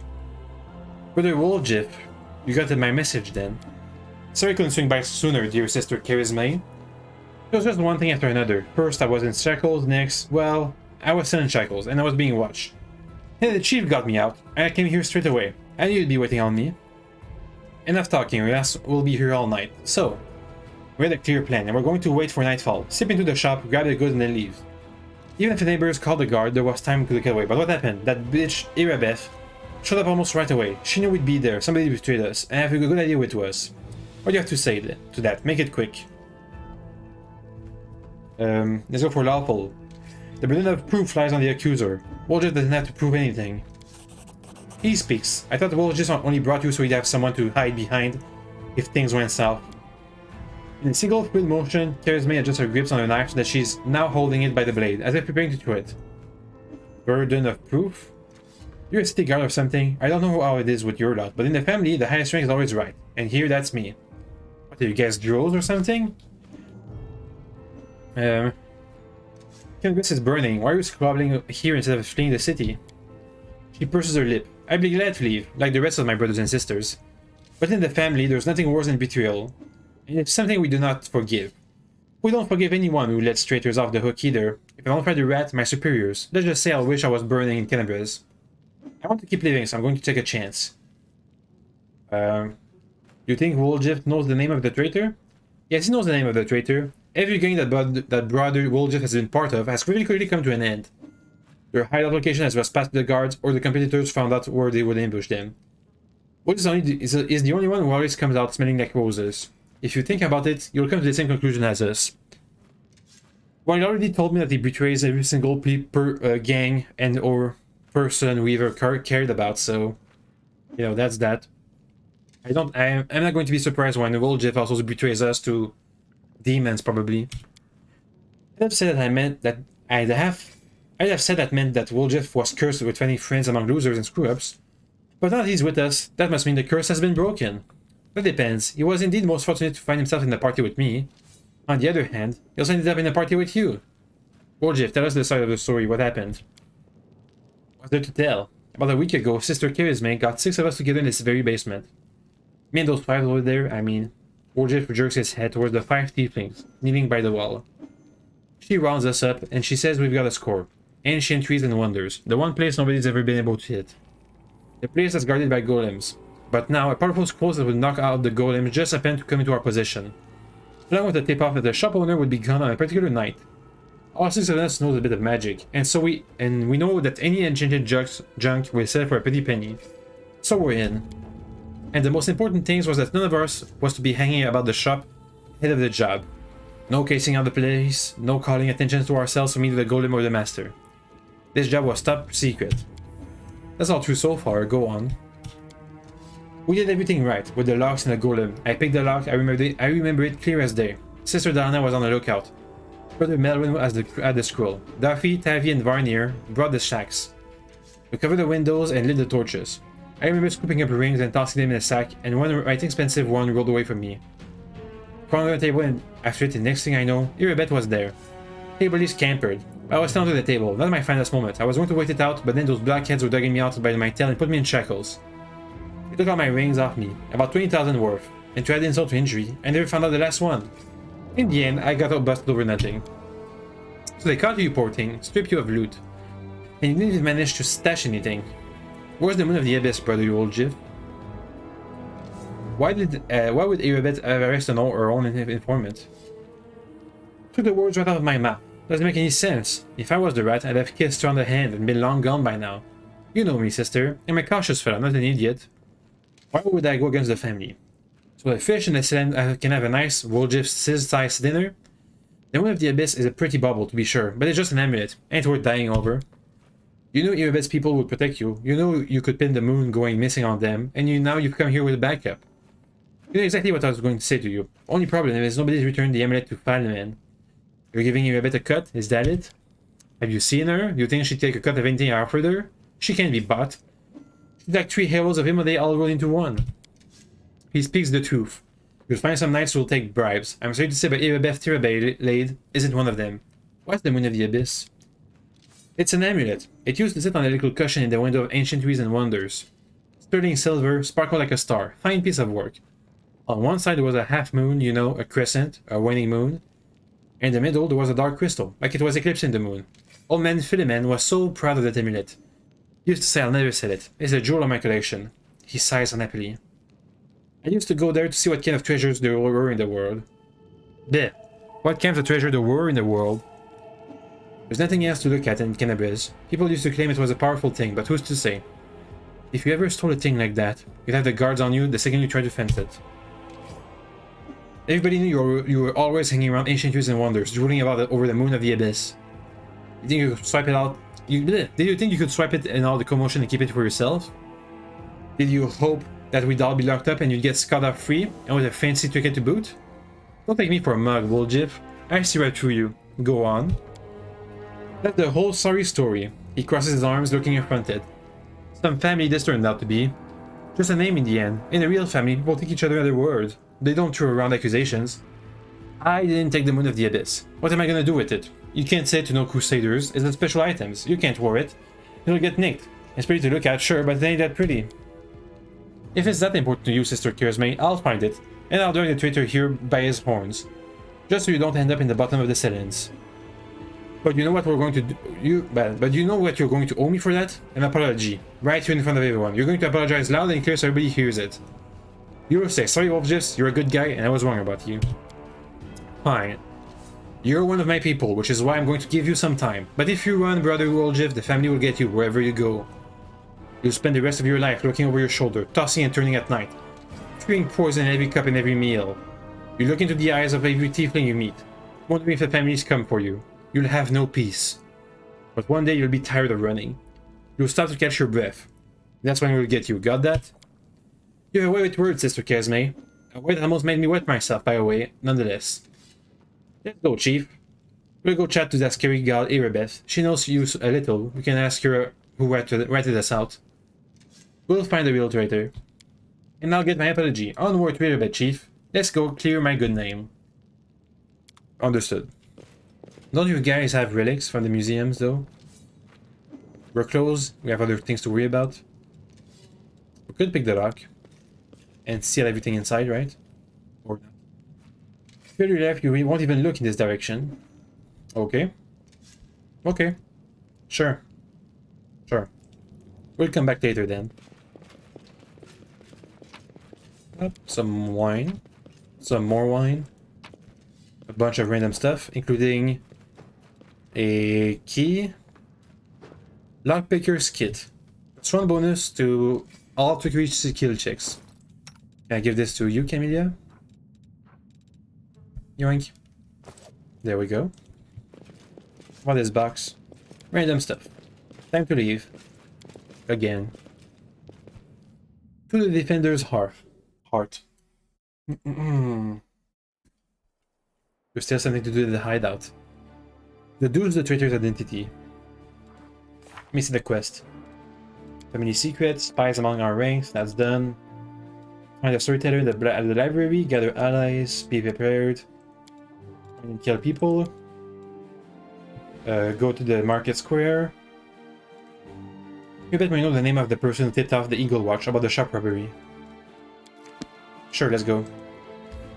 There are 2 quests now for the Defender's Heart.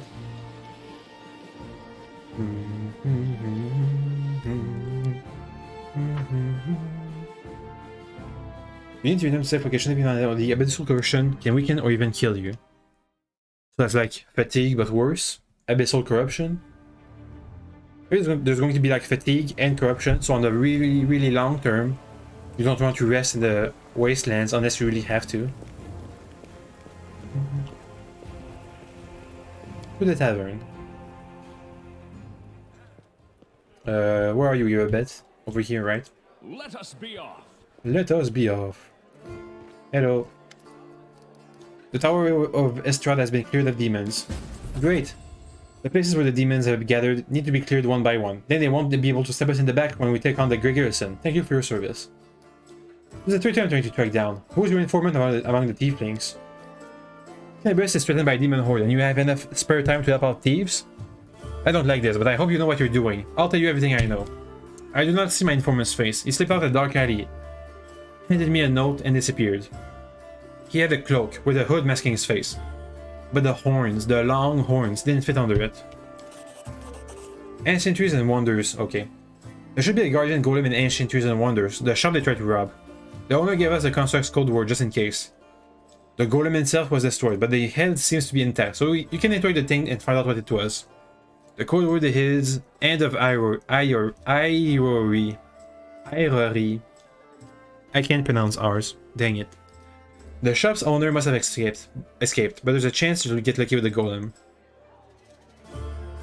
Why would the golem know anything about who tipped you off? Okay, sure. Let's move.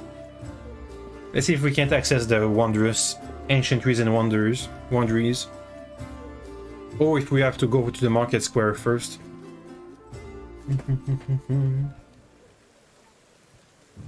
Up. Let's go. Area exit. Everybody come with me, please.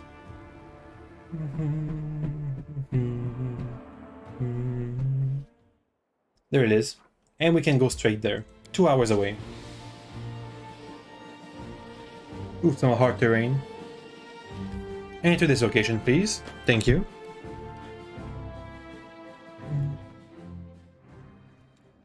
So we're going for a golem head. Scroll of Bliss weapon. What's that there? Free at last. I thought I'd be flattened like a pancake under that rubble. Much obliged. Damn, I'm not in any pain, but my head is still foggy for some reason. What's with all the hubbub in the city? The name's Finian. I'm a Pathfinder. If there's anything I can do to help, I will. You're a Pathfinder? That's right, Finian Dismar, Pathfinder and Crusader. I roam around the world wound wherever my tasks lead me. Scouting mostly, but this last while I've just been hanging around in Kenabres, waiting until I'm needed again. I'm bored out of my mind, but at least this shop makes for better lodging than some inn. What I meant was, what are you? What's that supposed to mean? I just told you. You want to know where I hail from, is that it? Well, I'm from around here, actually. We Helots of the Star-Eye clan fled when the World Wound troubles began. But I couldn't stand by while the demons wreaked havoc, so I came back. Is he not able to understand that he's a walking, talking weapon? Or did you mean to ask about my weapon of choice? My best weapon is every weapon. I'm a skilled and capable fellow, if I do say so myself. I can swing a sword and poke with a spear, but what I am best at is communing with the spirits. They call folks like me Phantom Blades. A Phantom Blade? What's that? It's like a spiritualist, but with a twist. It means that some spirit took a liking to me at some point, and it can turn into whatever weapon I need. I don't need any whetstones or enchantments. Doesn't take up space either. Although, to be fair, it's not a barrel of laughs. The spirits that bestow this kind of power don't come from happy places, and they're not exactly bright-eyed and bushy-tailed. They usually appear after great battles that leave few survivors. How'd you end up in the shop? I've been waiting here so long I don't even remember anymore. Just sitting and waiting for any word from the Pathfinders, but it looks like everyone has forgotten about me. The shop owner is an old friend of the Pathfinders, so I've taken up residence here. How can I forget about you if you're a talking weapon? The city is under attack by demons. Wait, what? The last thing I saw was some thieves breaking in here. And then the guards came, everyone was running around. After that, it's a bit of a blur. Right when things got intense, they dropped the cabinet on me. I couldn't even help the owner. I was just lying under the shelves like a dimwit until you came along. If there are demons in Kenabres, we must do something about it. The city needs every blade it can get. Hey, do you mind taking me with you? I don't think I can handle this alone. And besides, the more the merrier. I'll take you with me. I swear you won't regret it. I can do all sorts of things. Is there anything your party is missing? A sword, a spear, a bow? Oh. Just say the word. Can you transform? You have a unique companion, Finian the talking weapon. You can access him through a special button in your inventory. Click on it to start the dialogue with him or to change his form. You can take the shape of any weapon and you can then give him to one of the party members. There's no limitation to changing this form. To changing Finian's form. He'll become more powerful as his personal story progresses. Thanks. How powerful is he right now? Hey, Finian. Hello? Start dialogue. Hail to the adventurers. You know, I've never regretted following you. Everyone seems to revolve around you, like beavers in a mill wheel. Right in my reports to the Pathfinder Society. Although thinking about it, it's been a while since I last sent them any reports. Tell me about the Pathfinder Society. Well, sometimes folks curse our names, calling us opportunists who just want to line our pockets, but that's the only part of it. We're travelers, explorers, solvers of mysteries, and fighters of evil. I mean, good coin hasn't hurt anybody yet, but for folks like me, it's not what matters most. What matters most. We're curious to see the world, play a part in everything, stick our noses everywhere. Getting to our circle isn't easy. First, you must prove that you can endure any place you're sent to, that you won't shy away or flee. That's why we never catch a long line of applicants outside any society lodge. Every lodge has a venture captain, and they approve your application you're in. And there are many lodges all over the world, but the main one, the Grand Lodge, is located far away in Absalom. I've never been there myself, but I've heard a lot of stories about it, and about the Decemvirate that governs all Pathfinder's affairs from there. I want to talk about you. Sure, go ahead. Do you realize you're a weapon? What kind of question is that? I mean, sure, the clerics keep on going about every crusader being a weapon of Immode, but I don't speak of myself in fancy words like that. I'm just a lad with 2 arms, 2 legs, and more freckles than I'd like. How did you become a Pathfinder? I've always wanted to be one. Ever since I was a kid, I remember I'd go out to the edge of the village at sunset, and then I'd just keep walking until I got tired or someone dragged me back by my ear. It was like something was drawing me away from home. My clan wasn't the nomadic kind. Before the wound opened, the idea of traveling anywhere would have never crossed the minds of many in the clan. They were content with the community or their patch of land. But I always wanted to see what lay beyond the bend in the road, over that familiar hill, over beyond the horizon. My father, he wanted to teach me to be a shaman like him. But as soon as I came of age, I was off looking for the Pathfinder Society. And I found it, and after 3 weeks of travel on foot. I passed their trials and they accepted me. My father hasn't spoken to me since, but that's alright. Once he hears of my great deeds, he'll come around. Someday. And all I wanted was to rush off to some faraway land and find a treasure trove to no one else had discovered yet. But I knew I had the duty to Sarkoris. Then the wood opened, the demons, the havoc. In the end, I never went anywhere. As soon as things calm down, I'm taken enough to explore Aslant. I've already decided, great ancient ruins. That's my kind of life. Do you remember anything from before you ended up in Kenabres? There's uncertainty in Finian's voice. I mean, a lot of things happened. I remember how happy people was when the wardstone was placed in Kenabres. That was some celebration. He's silent for a few moments. And I remember that when the cultists took me, cut down my whole party and dragged me to the ringleader. Don't know his name. Everyone just called him the Bladesmith. But after that, my memory's all fuzzy. For some reason, he didn't sacrifice me or anything. Just knocked me around. He'd been looking for a phantom blade for a long time. I don't remember why. How I escaped, what I did, can't remember that either. Some crusader picked me up in the wound, brought me to Kenabres, and that's where I stayed, licking my wounds. The wardstone, you say? What you're describing happened decades ago. That's rich. Next you're going to tell me that I've been sleeping for decades. That's why. That's why people forgot about him, he was sleeping. Last year that was. Well, maybe the year before last. I couldn't have been wandering the wound that long. Finian, you need to understand you're not human anymore. Hey, are you feeling alright? Maybe you need to have a lie down? I'm standing right in front of you. Poke me, like if you like. As human as they come. Or do you think my travels have worn me down so much I've become an animal? Not happening. My folks taught me to stay human, and always, no matter the circumstances. To remember who I am and never to shame my ancestors. Are you still able to commune with spirits? Maybe I can, only they don't want to answer me. I'm still a spiritualist, a phantom blade, my power is within me, but I have this feeling that I am separated from the spirit world by some kind of transparent wall. I keep knocking, but no one can hear me, I think. Guess all the policeman's torture did a number on me. He broke something inside. Okay. That's all. Let's see. Can you become a great sword or a long sword for us to use? Opinion. How about a long sword? Okay, long sword. Yes. Yeah, do that. Okay, then I have to equip him. He counts as a cold iron ghost touch +1. You can have him. Jeez. Long sword.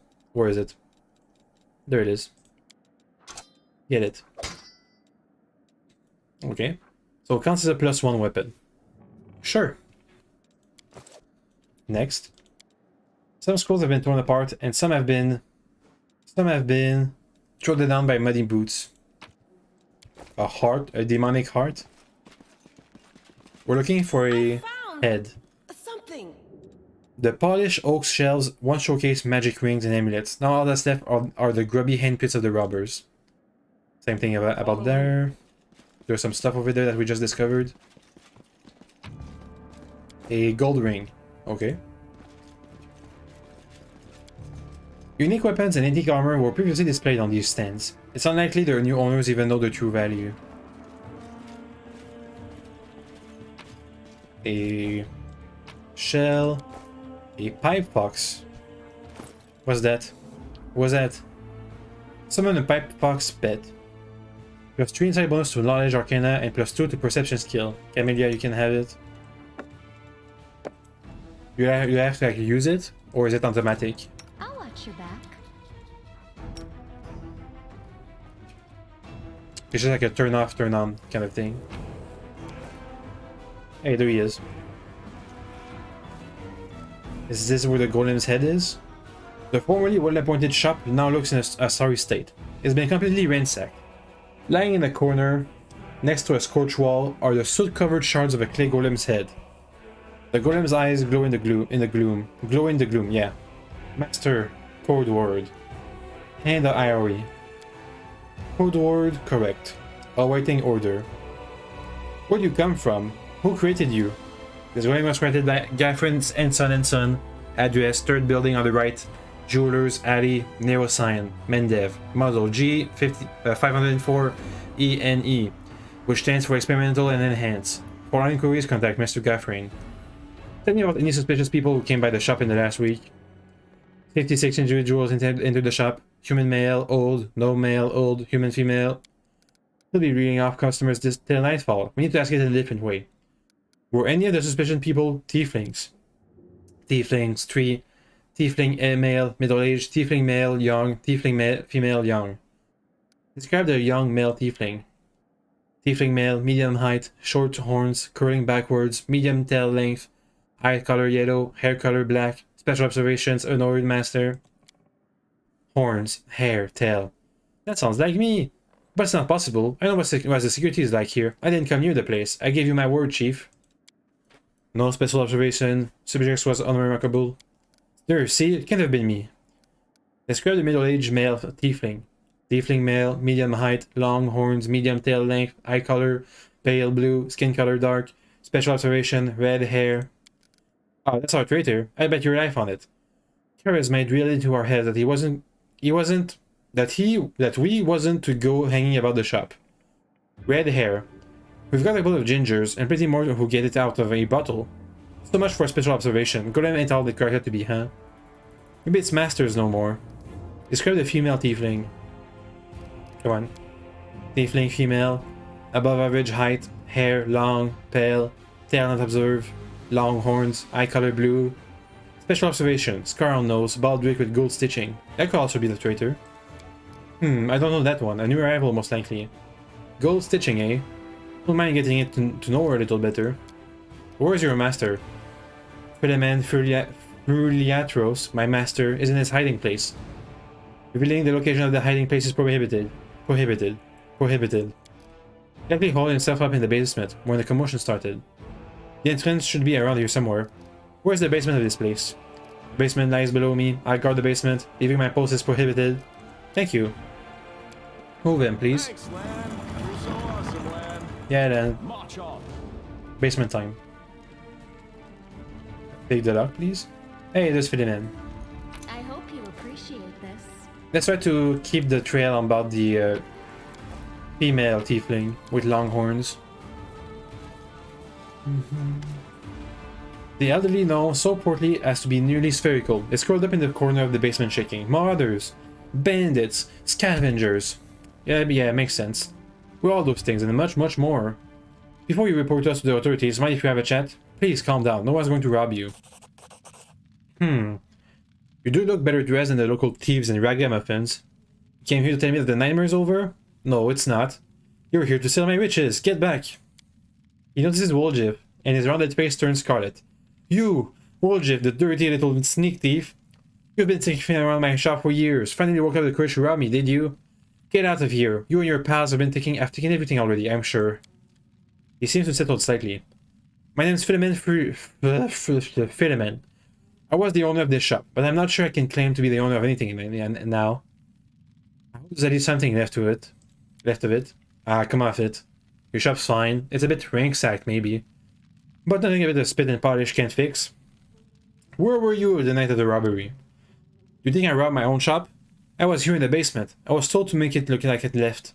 The watch was very keen to get their hands on those tieflings. They seem to be multiplying all over Golarion.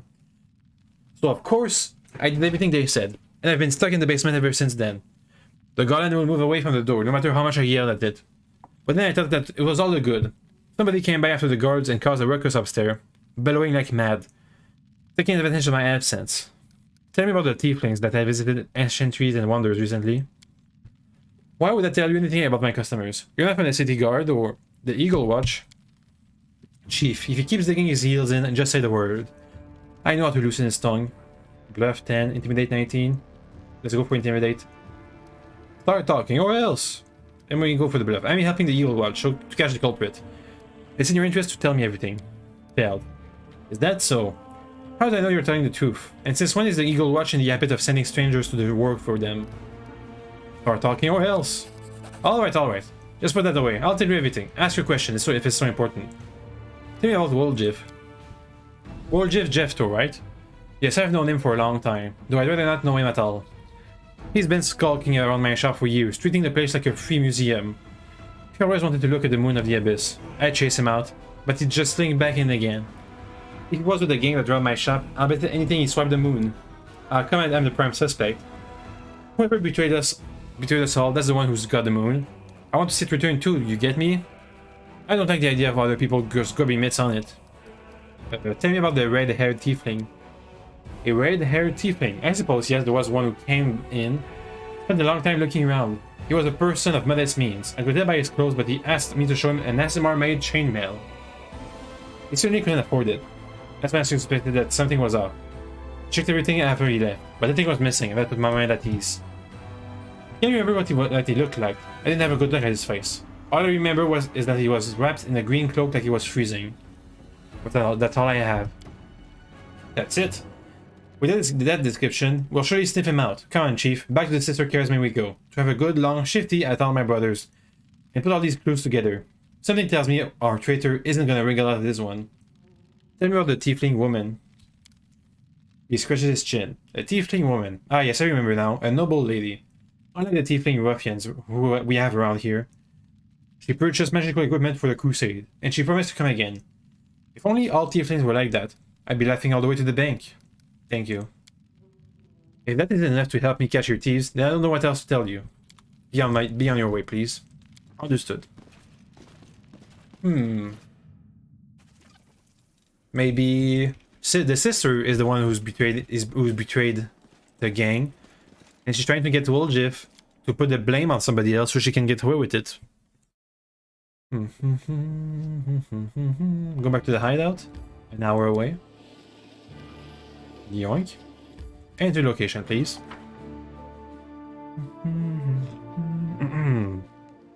Hey, we're back. There's two red-haired tieflings. One male with a green cloak. There's a longhorn, red-haired, green cloak. Fits the description. We'll have a look at these guys too. Just to see. Any of these guys? No, don't seem to be the female tiefling.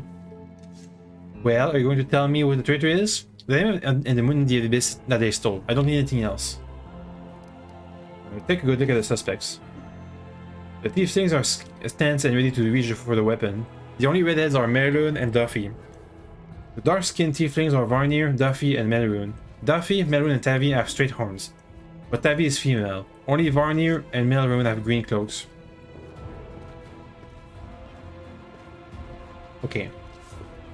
Melrune and Duffy. Melrune has a green cloak, Melrune has red hair. Give me a quick save. I'm gonna go with Melrune. Oh, just keep the nose out of family business. The traitor needs to hand over the moon and the abyss and then we'll send him off to see his... Wait, what did I say? Oh, I said I don't want to get involved. Okay. I need a little more time. Can I speak with them? At last, Brother Woljif has revealed his true face. Hey, Woljif. Hey, Woljif. Hey, Woljif. Okay. Quick save. Let's go for Melrune. I'm ready to give a name. Well, go on. Tell her. The traitor is Melrune. What happens if I take the wrong traitor? You'll pay for this. Void Shell and Hespimiria will get you in the end. Are those demons? Hepzemira. Murder time. Okay. Does he have the moon and the star or the abyss? Grab him. Take him away for questioning. Oh, he's not dead. Okay. Can we rest now? No? How about now? 30 minutes have passed. Charisma looks wary, but her earlier tension has clearly lifted. He confessed. Someone connected to the cult of Baphomet ordered him to steal the moon of the abyss, and the best idea he could come up with was to drag us into it. He got a scroll to take out the golem. He betrayed us to Erebeth so that we could strap the amulet in the chaos. He thought we'd get nicked and that he'd slink off to meet up with his customer. You've got the moon of the abyss? Let me look at it one more time. My whole life I've dreamt of holding it in my hands. If only for a second. He said that when he got to the window display, the moon was gone. He's lying, of course. He had the time to hand the moon off to the person who ordered it. Bloody cultists. I don't really give a toss. I'm just the guy we got to the bottom of this. What are you gonna do now? Clear out this place. The sooner the better. The city's dying. I don't want to die with it. The city would have already died if not for the people who stood up to defend it with their weapons in their hands. To defend it, I'm not going to stop you. It's your city. Can I join the family? That's all you want? You can have your pick of the non-tiefling gangs. You have no need to trade on your hard territory. Families for tieflings only, no exceptions. What are you gonna do with the traitor? He'll be sent to visit his distant relatives on their farm. I have to go. Sister, you forgot something. What now? You should be happy to be alive. An apology. You promised to apologize to me loudly in front of everyone. We're alone now, but I still want to hear it. Well? Ha, that. So sorry. I suppose for being wrong about you, this time. Don't think that just because you didn't act like a jerk this one time that it cancels out the rest of your record. I know all about you. Till next time, Woljif. That's the most pathetic apologies ever. Alright, fine. I'm sorry, Woljif. Let's part on good terms. And now apologize to me as well. When you falsely accuse my ally, you accuse me too. A flurry of emotions pass across Kirisme's face. When she finally opens her mouth, her words trickle out slowly, like each one is a struggle. And I am sorry to you too. And to make it up to you, here. She pulls a key from her pocket and tosses it to you. And I'm leaving. Tiefling Vault Key. Hey! Look at that. Can we recover all the artifacts? Woljif watches her go, his tail relaxing. You have made some impression on her. I've never seen Sister Kirisme back down before. Listen, Chief, when you've got a spare minute, come see me. I have something I want to discuss with you. But for now, let's get out of here. We're sitting below ground with the building above is ready to crash down on our heads. But first, let's go to the vault. Unlocked. Onwards. That's it? Like 2 chests? Check that out. And a trap too. What do we have? And a secret door. Can you disarm the trap, please? No? Loot. We got a ring of sharp strike. Whenever the wearer of this ring shoots an enemy engaged in melee combat and hits, he suffers a -1 penalty on attack rolls for 1 round. Always be ready for the worst. That's for you, Lan. Up. Get the ring, please. So, is it a magical bow? Entrapping longbow. Composite and instant +1. I really shouldn't have bought any of these, this gear, but I did. Let's go for the secret door. A couple more chests. some cookery, karma. Tiefling account book, 1,500 bucks. Let's read the account book. Info. Balance, 2,500 gold. Duffy, alchemical tools and reagent, 185. Lana, violin, antique, needs appraisal, 10 gold taken out. Oljif, magic scroll, 420 gold. Why, do their agents sell their own stuff to the guild? Okay. Tabby, working the square, 15 gold. Note, I bet the swindler got 5 times the amount and pocketed the difference. I need to give that rogue a good scare next time. Charisma, 80 gold taken out. Informers, contacts, other expenses. Daffy, working the market, 25 gold. Melrune, 70 gold taken out for tool replacement. That's 150 so far. Tavi, spices, 270 gold. Kruma, magic rings, 250 gold. Gort, handbound books, 180 gold. Appraiser, the violin is worth 5 gold. Note, do not send Dama on a job by herself. Charisma, 400 gold taken out. Charisma, 1,000 gold taken out. Okay. Balance, 2,390 gold. Here the handwriting changed drastically. The letters are now small, scrawly, and hectic. Balance, 2,390 gold, but there's only 1,500 in the chest. Some shithead got their hands on my treasury. I bet my horns is Woljif, that rotten mug. Next time instead of bloody swine is going to the farm. Well, we got to pocket the difference. Yay. So go back to the tavern, rest, talk to Woljif. Then we'll set out to the market square and all the locations beyond it. Tiefling hideout. There's the wine cellar and the library. There's a bit of a hanged cultist. Through the square. First the mansion, then the solution. That's going to be a cultist hideout. And Terabit residence. I'm not sure why this is there again. Anyway, go back to the heart. 2 hours away.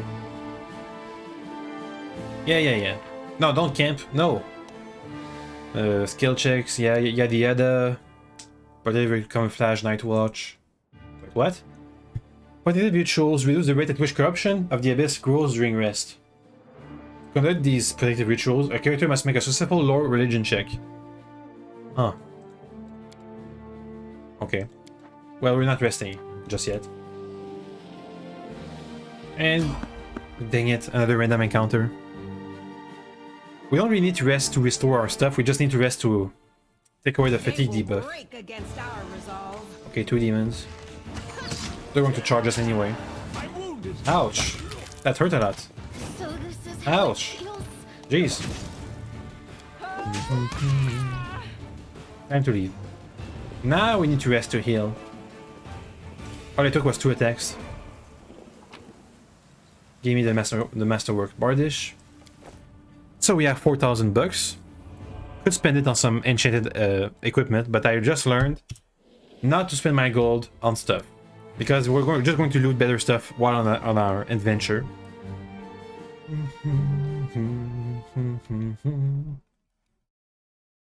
Here we are. Let's stop by the blacksmith. Ah, it's daytime. Okay.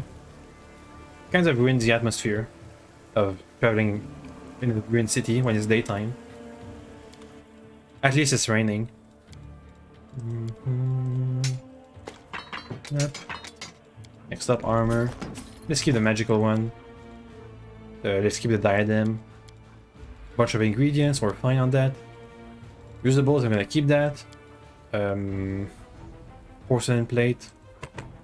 Or those are supposed to be ingredients for stuff. A bunch of books. Going to keep them around.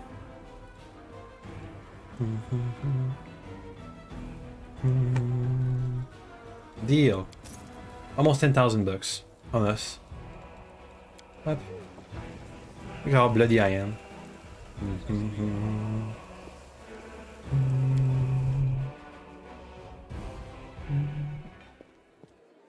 Anybody I need to talk to in particular? How about you, Vane? I talked to you with your brother. Anything else to add? No? Okay. Let's rest. I think this is where we go to rest. Yep. Rest time. Unavailable. Alchemy. Squad members will prepare potions and cook meals during rest. You can do it apparently. Knowledge world. Can I... No alchemist kit available. Here's a recipe to cook. Hearty meal. Yeah, I know how to cook. Do it. Okay. Scroll scribing. Camellia. Woljif. A character assigned to this position can scribe scrolls. To scribe a scroll, they need to know the spell, have the scribe scroll skill learn, have all the ingredients, and attempt a lore, religion, knowledge, arcana. We have the ingredients. Downgrade the DC. Let's see, what are we missing to make this? Now we can make it. We don't have the scroll scribers kit. Let me get a scroll of snowball or grease. Grease is good. We don't have the ingredients. Okay, never mind. How about ear piercing? Also downgrade. Now we can't.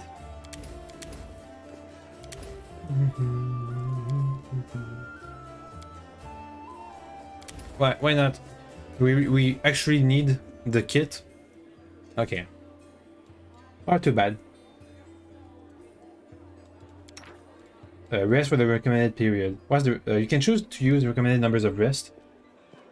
If you uncheck this box, you can choose to rest 1, 2, or 3 cycles. Rest 2 cycles. A day and 9 hours. 9 hours. Let's do 1 cycle. You must have got sore since you've been out of order. In your order, not as nimble, wits ain't as sharp, and they were as they were when you were a thief, right? I bet you couldn't even beat me in a race.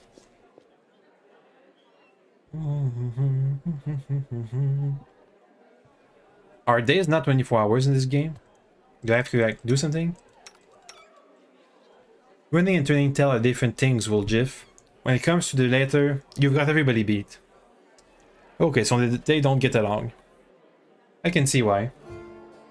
Since their backgrounds are kind of opposed to each other.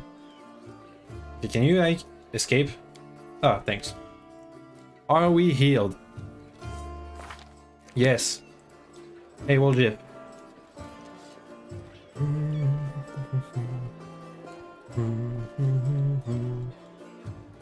Lost item, purifying solution. For knowledge check failed. Dang. So what do you want to tell me, Woljif? Look, Chief, I got something to show you. Ta-da! A real beaut, isn't it? So you did betray the tieflings. That cuts me deep, Chief. You and I saw who the traitor was. It's just that when we robbed the shop, I went in first and took what I wanted. Nothing wrong with that. Okay. Although, of course, I did think about hiding the moon and just taking myself off somewhere warm when all this blows over. But only because I want to see the world. Is it a crime to want to travel? Huh? Is that what counts for treachery these days? Do you really have the amulet this whole time? Since that night, Chief, Melround didn't even set eyes on it. While he was dealing with the golem, I sneaked past them, and that was that. Remind me, why is this item so important? Do you really not remember it? I mean, you just said to me that it's pretty. Appreciate it. It's from the old man Fileman, the owner of the Ancient Trees and Wonders shop. It's the pride of his collection. The Moon of the Abyss, an amulet with a rare crystal crafted by an unknown maker. When I think of how much this thing is worth, it makes my head spin. You've been searched by the guards. How do you manage to hide the amulet? Oops, I just tabbed Thieves that. have their ways. That's it? That's all? I have my ways? Okay. Why do you give the amulet to Charisma right away? What? So she would slay me right away, you mean? You saw how antsy she was over Kenabres and all this. So I did it. I took the Moon of Kenabres. the Abyss. But I didn't go to Erebeth. And Big Sister wouldn't hear my explanations. She doesn't have the time. I even thought I'd hide the moon somewhere, and then when all the noise had died down, I'd go get it and make a run for it. I'm sick of the thieflings. And they never appreciated me anyway. Uh-huh. Why do you steal the Moon of the Abyss? You wouldn't have been able to sell any item so rare anyway. Why, he asks? It's expensive, pretty, And you know, it's my amulet, actually. Uh-huh. Not meaning I stole it, but I mean, this is my inheritance. My grandma and I were poor.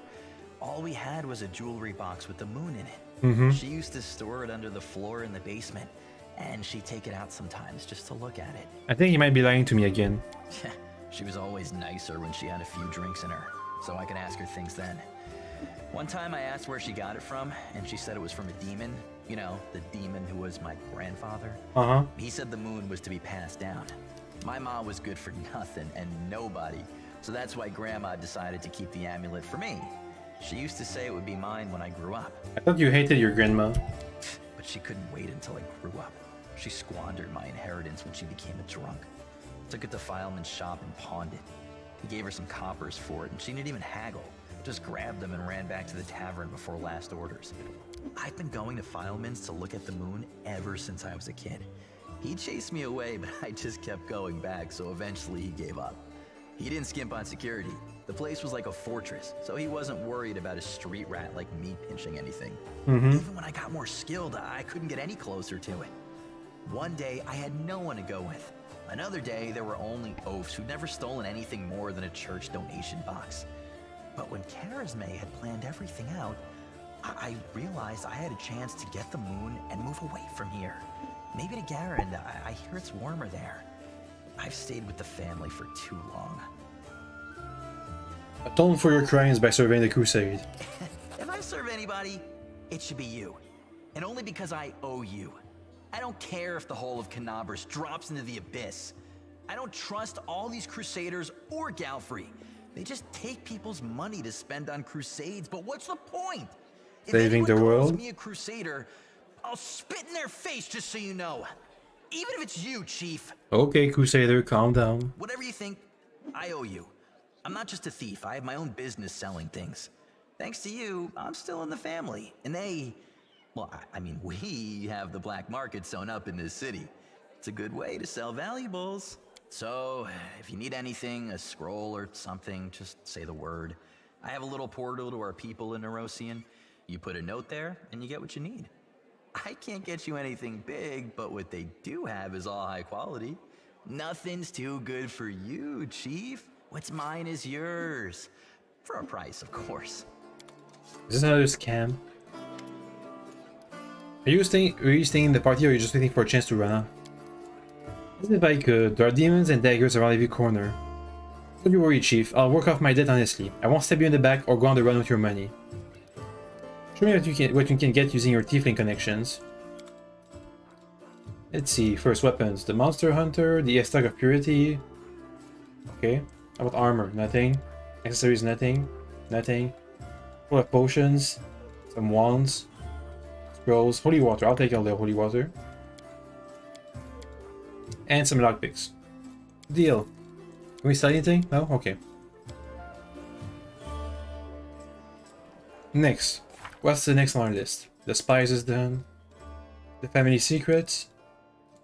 Find a storyteller. Gather allies.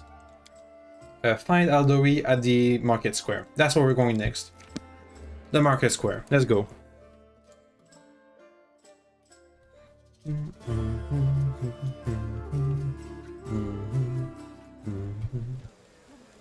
Yep. Please run.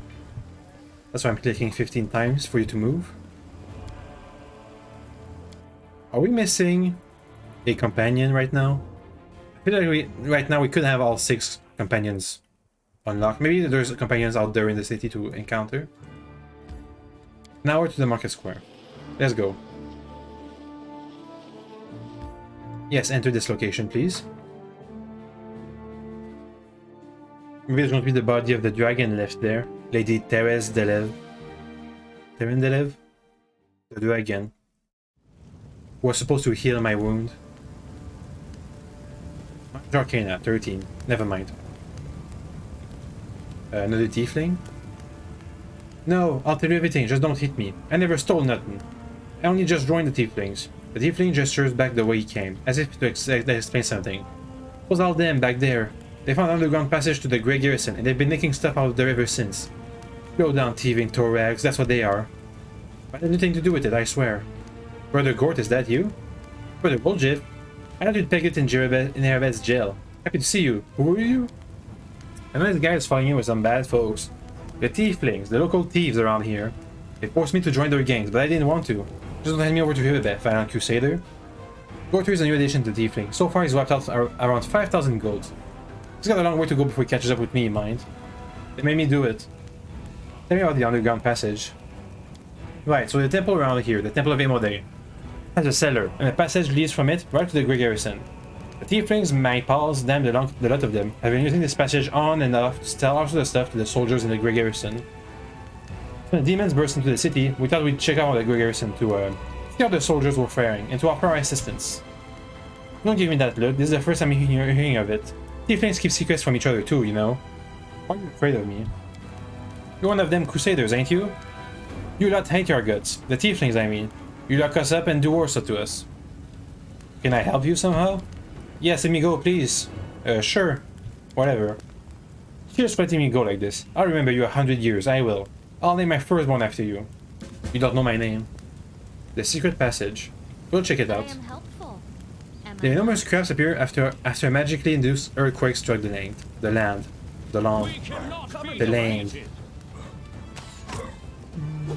One dead. Two dead. Yeah. Maybe I should take the box of no damage, no tutorial pop-ups again.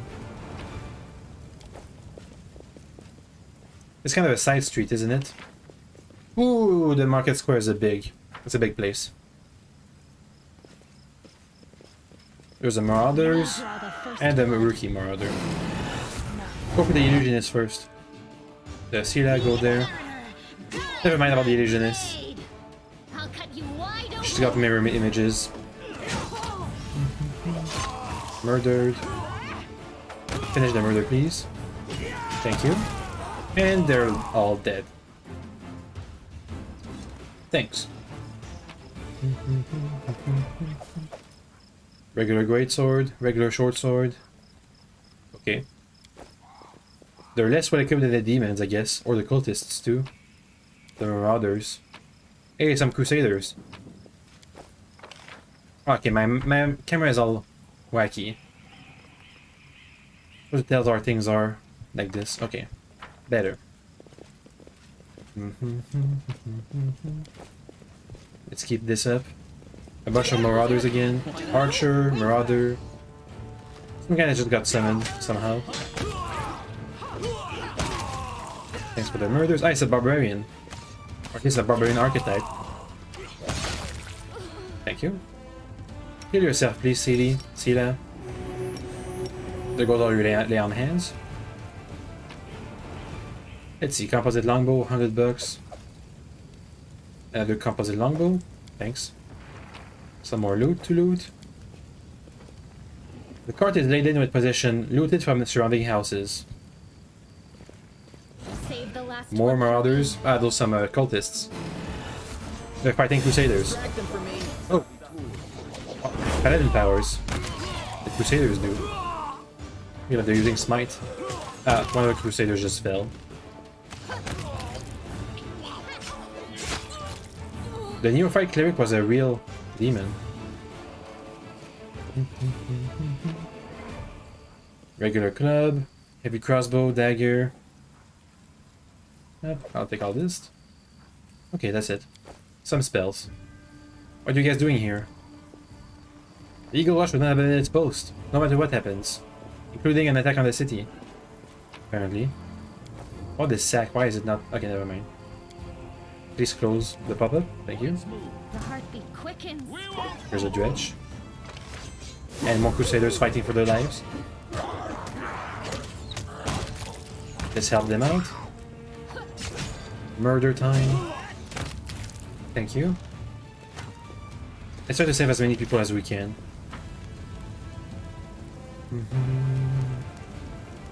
We also have to find a way across this chasm somehow.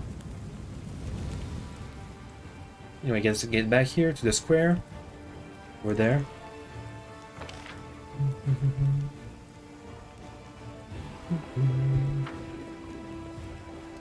Hey guys. We'll make this quick. She won't feel a thing. I don't know. Can we really do this? What are you doing? Listen, we don't have a choice. There are demons everywhere. What else would you have us do? A group of knights surround a young elven girl. She's dressed in rags that barely cover the hideous scars on her body. The bigger girl is on her knees, watching placidly as the people argue hatedly around her. It's as if she doesn't sense the looming threat at all. A black rose flies in agitated circles above her head. In Iomede's name, we're sorry, girl, but it is our duty. We have to do this, not for our own sake, but for the sake of everyone who can still be saved from the demons. If we don't win this battle, you won't have long to live anyway. You're gonna kill her? Why? They're insane. We've got to do something. I understand. You're scared. You feel powerless. You think this will help. You don't have to justify yourselves to me. Just do what you've decided to do. The girl smiles serenely, as though she isn't at risk of imminent death. I think she has something up her sleeve. What's going on here? We... Knight's hands are shaking. Our weapons barely scratch the demon's hides. We're sacrificing this girl to Iomede so we can consecrate our weapons with her innocent blood. What kind of gain the dumbass power to logic is that? destroy the spawn of the abyss. That sounds like a demonic ritual to me. It's extreme, but we have no other choice. We have to defend this city somehow, or else we'll all perish, including her. Who told you to do this? This sounds like a cultist's work to me. Good point. Whose idea was this? I think it was yours. My idea? I was against the whole thing right from the start. Who said we needed to make a sacrifice? Wasn't it you? You can't blame anyone else for that. Please don't fight. All of you are good people, defenders What? of the city. You just made a mistake. Please don't hurt them. Okay, if they don't hurt you, that's fine. The little girl is defending the people who wanted to slaughter her a minute ago. She's either a saint or she's insane. Maybe the two together.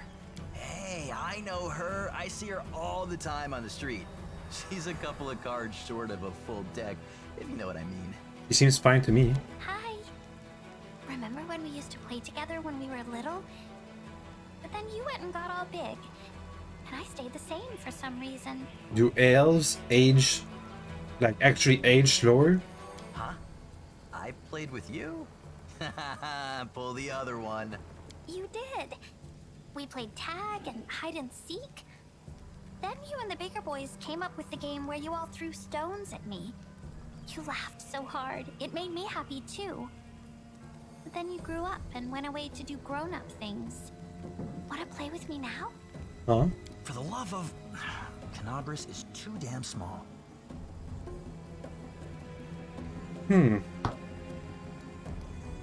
The instigator must be punished. The rest of you go to the Defender's Heart Tavern. That's where the survivors are gathering. Whose idea was it?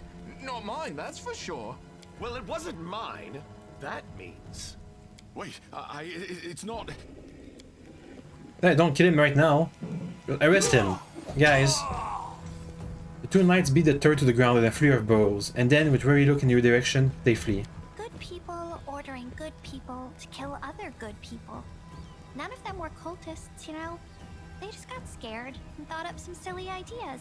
While the guy who thought to kill you should still be punished, you know? You came to help me. You saved one life. You took another. Was it worth it? They committed a crime and deserve to be punished. How do you know what people deserve? Maybe the truth is that I deserve to die, and they to live. Why do you deserve to die? But you shouldn't listen to me. I don't know what I'm talking about. I'm just a silly girl, really. Who are you? Call me Ember. Ember. I've been here, on the streets, for many years now. But there's nothing to say about me. I don't think you're an ordinary girl, and that coat you have, it's not ordinary either. No, don't be silly. I'm very ordinary. Well, I know different types of tricks, but Soot taught me those. Now Soot here, she truly is Soot? unusual. Ember and She's Soot. clever and she can talk, but only to me. She teaches me magic tricks and lots of other stuff. Magic tricks? I don't know what I'd do without her. Magic tricks, you say? You could prove useful in fighting the demons, and I'll be able to perk you from insane soldiers on the street. Come with me. I must have misheard. This girl? Join our party? What could we possibly want with this dirty little beggar? Magic? Sure. Let's go. What class is she? Like a wizard or something? She has a pet familiar. A stigmatized witch. A strange child of war. A witch who was burned at the stake and yet survived. A godless saint, ready to preach love and kindness to people and demons both. Neutral good. Stigmatized witch. A witch. Or some kind of witch subclass. Elf, basic, atheism, blackened. What's that? 4 penalty on weapons and attack rolls. But you add Burning Hands to your list of spell knowns. And Scorching Ray. And Burning Arc. And Fire Snake. And Hellfire. That's other spells that she's going to know. Charge, Coup de Grace, Raven Familiar. Persuasion and Perception. Are witches are charisma based? Yeah, I think they're charisma based. It's a class. Vulnerability Curse. Can make your enemy vulnerable to energy. Lasts for about a round equal to the witch level, during which any energy resistance or energy immunities on the target are suppressed. A will save reduce this 1 round. Whoa, that's good. Slumber, that's also good. Feet. Precise shot, point blank shot.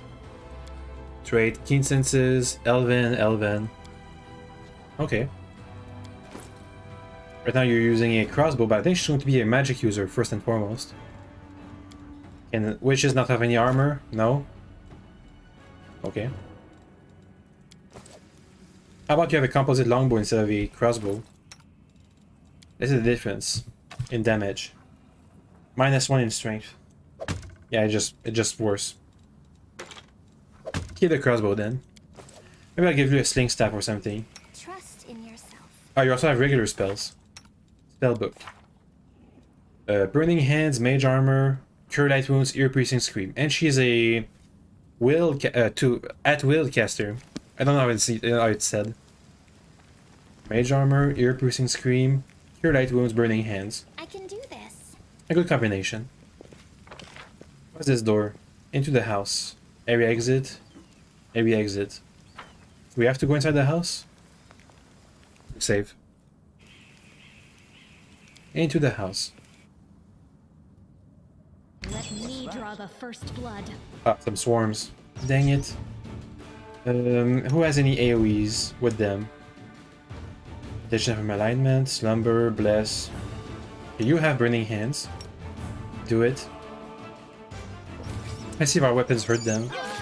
Ouchies. Yeah, we're hurting them. That's good. Good news. And to murder. Good. We took a lot of damage though. And I think there's more swarms waiting around. Meant to disarm this trap. Whoop. Disarm the trap, please. Thank you. I am helpful, am I not? Please loot the chest. I hope you Magical hide armor. +1. Bunch of stuff, including a seasoned wings and thighs. That's a recipe. Cooking recipe. Copy. Thank you. Open this thing. Secret hallway. Ooh, cultist secret hallway. Then complete magic ritual for a summoning ritual. I think Don't finish it. Ah, dang it. Done. Clever mortals, I can't reach you from inside the circle. Ah, but you forgot something. There's nothing keeping me in there. Nothing at all. Time for murder.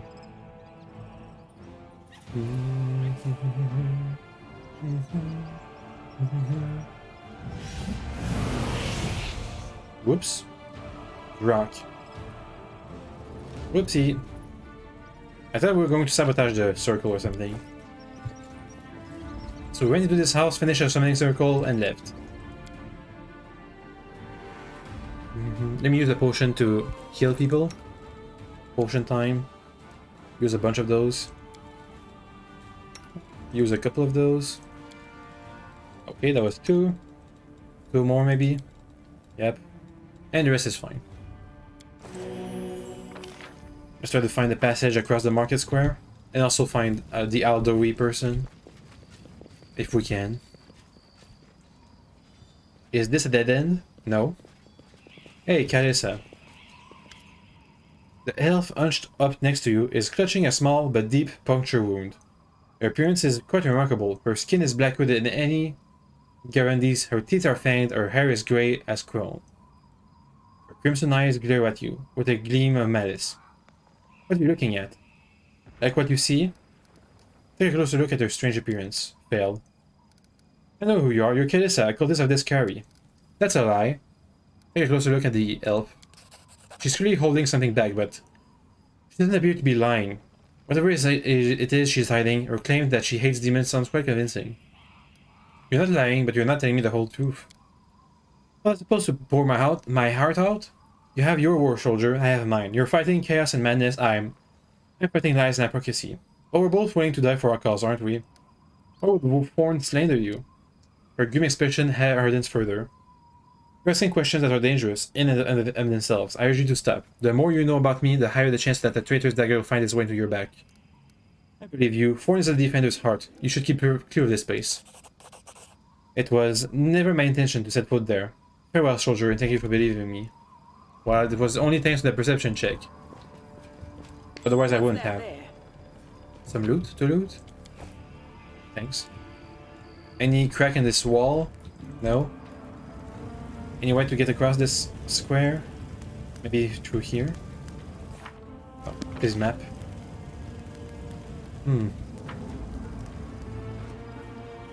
There's an athletics check. Build a bridge across the debris.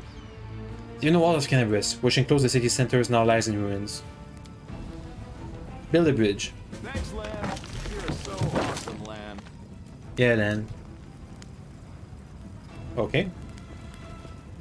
Hopefully the fire doesn't spread to the rest of the bridge while we're on this side. Get across the rubble. Forget it. We failed. 3 hours passed. You've marched me to the bones today. We got it, I think. Focus on this guy first. You're gonna do a fear spell. No, smash. Armor Sundery. Murdered. Pass fear on somebody. Get the flag. Oof, that's other people. Amber, get up. Use burning hands. Or don't. Yeah, we don't need to anyway. Never mind. Loot time. More loot. There's a thing to do.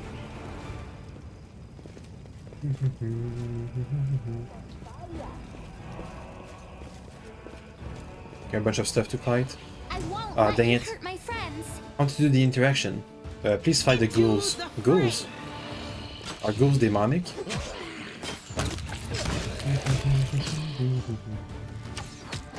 Ouchies.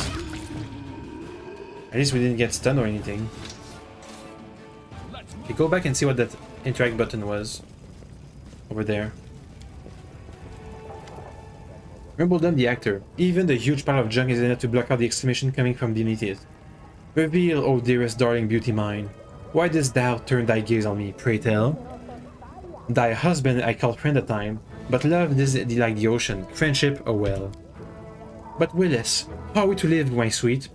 Booms a deep, masculine voice in response from beneath the same pal. In this thick rustling follows. Pass me the ale, will you? Who's there? The pile of junk seems to shake. A stage whisper drifts up from below. Granny, let's not answer. Methinks those be demons calling down and trying to trick us. Grandma, Gretlen the director.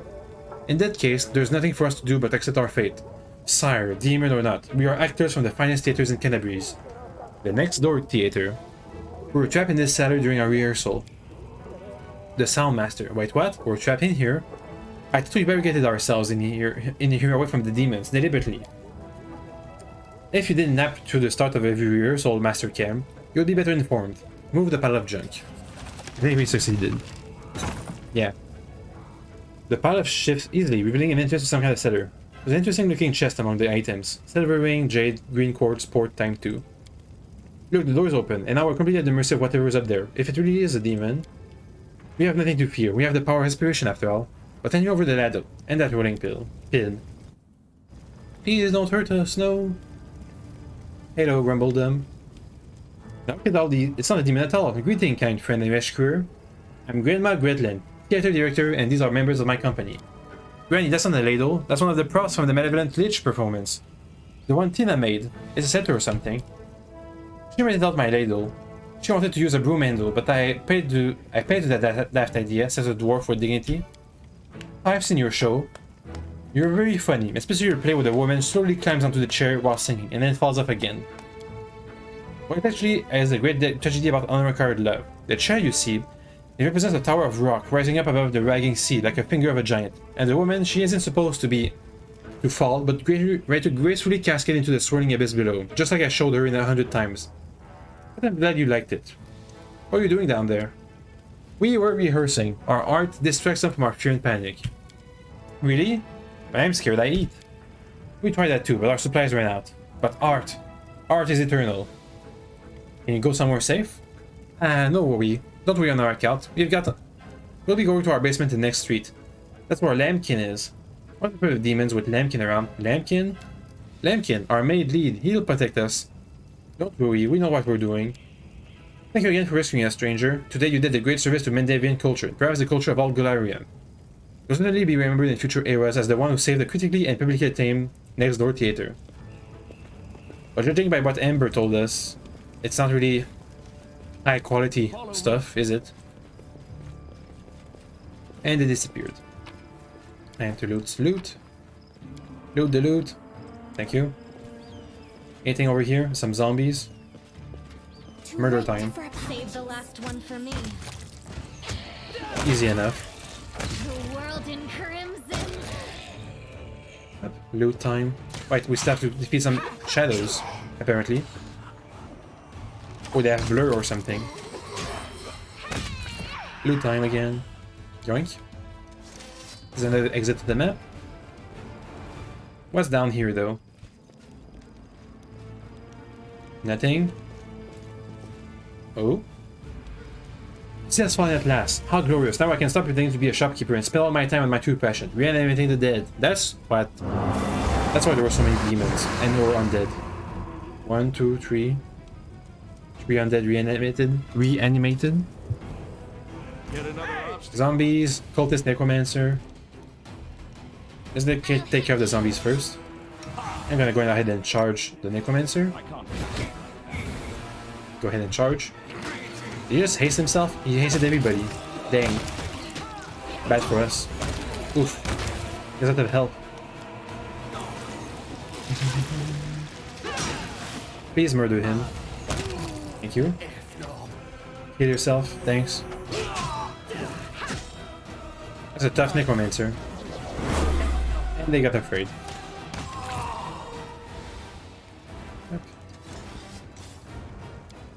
Examine this place, please.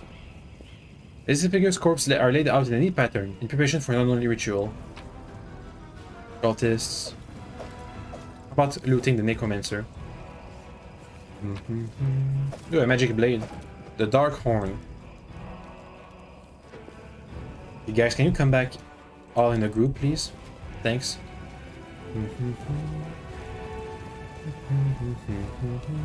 Okay, well, that was that.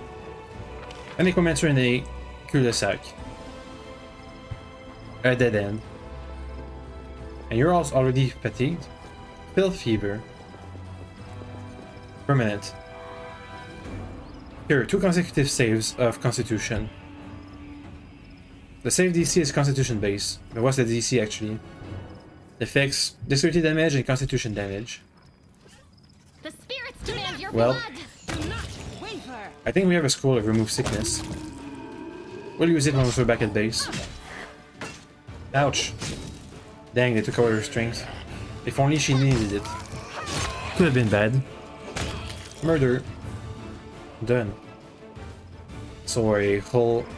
Now what is that? Stuff to loot. A throwing axe plus 1. A whole cemetery. Low religion 13. Come on, guys. It won't work. Failed. Even death couldn't save the people from demonic enslavement. So what about this secret passage that we heard of? Let's see. The Outcast. Talk to Form. Never mind. Secret passage. The Grey Kerosene can be reached via an underground passage that starts in the Temple of Emerald in Kenabres Square. Okay, where is the temple? Is it on the other side of the square? Maybe. Onwards. Maybe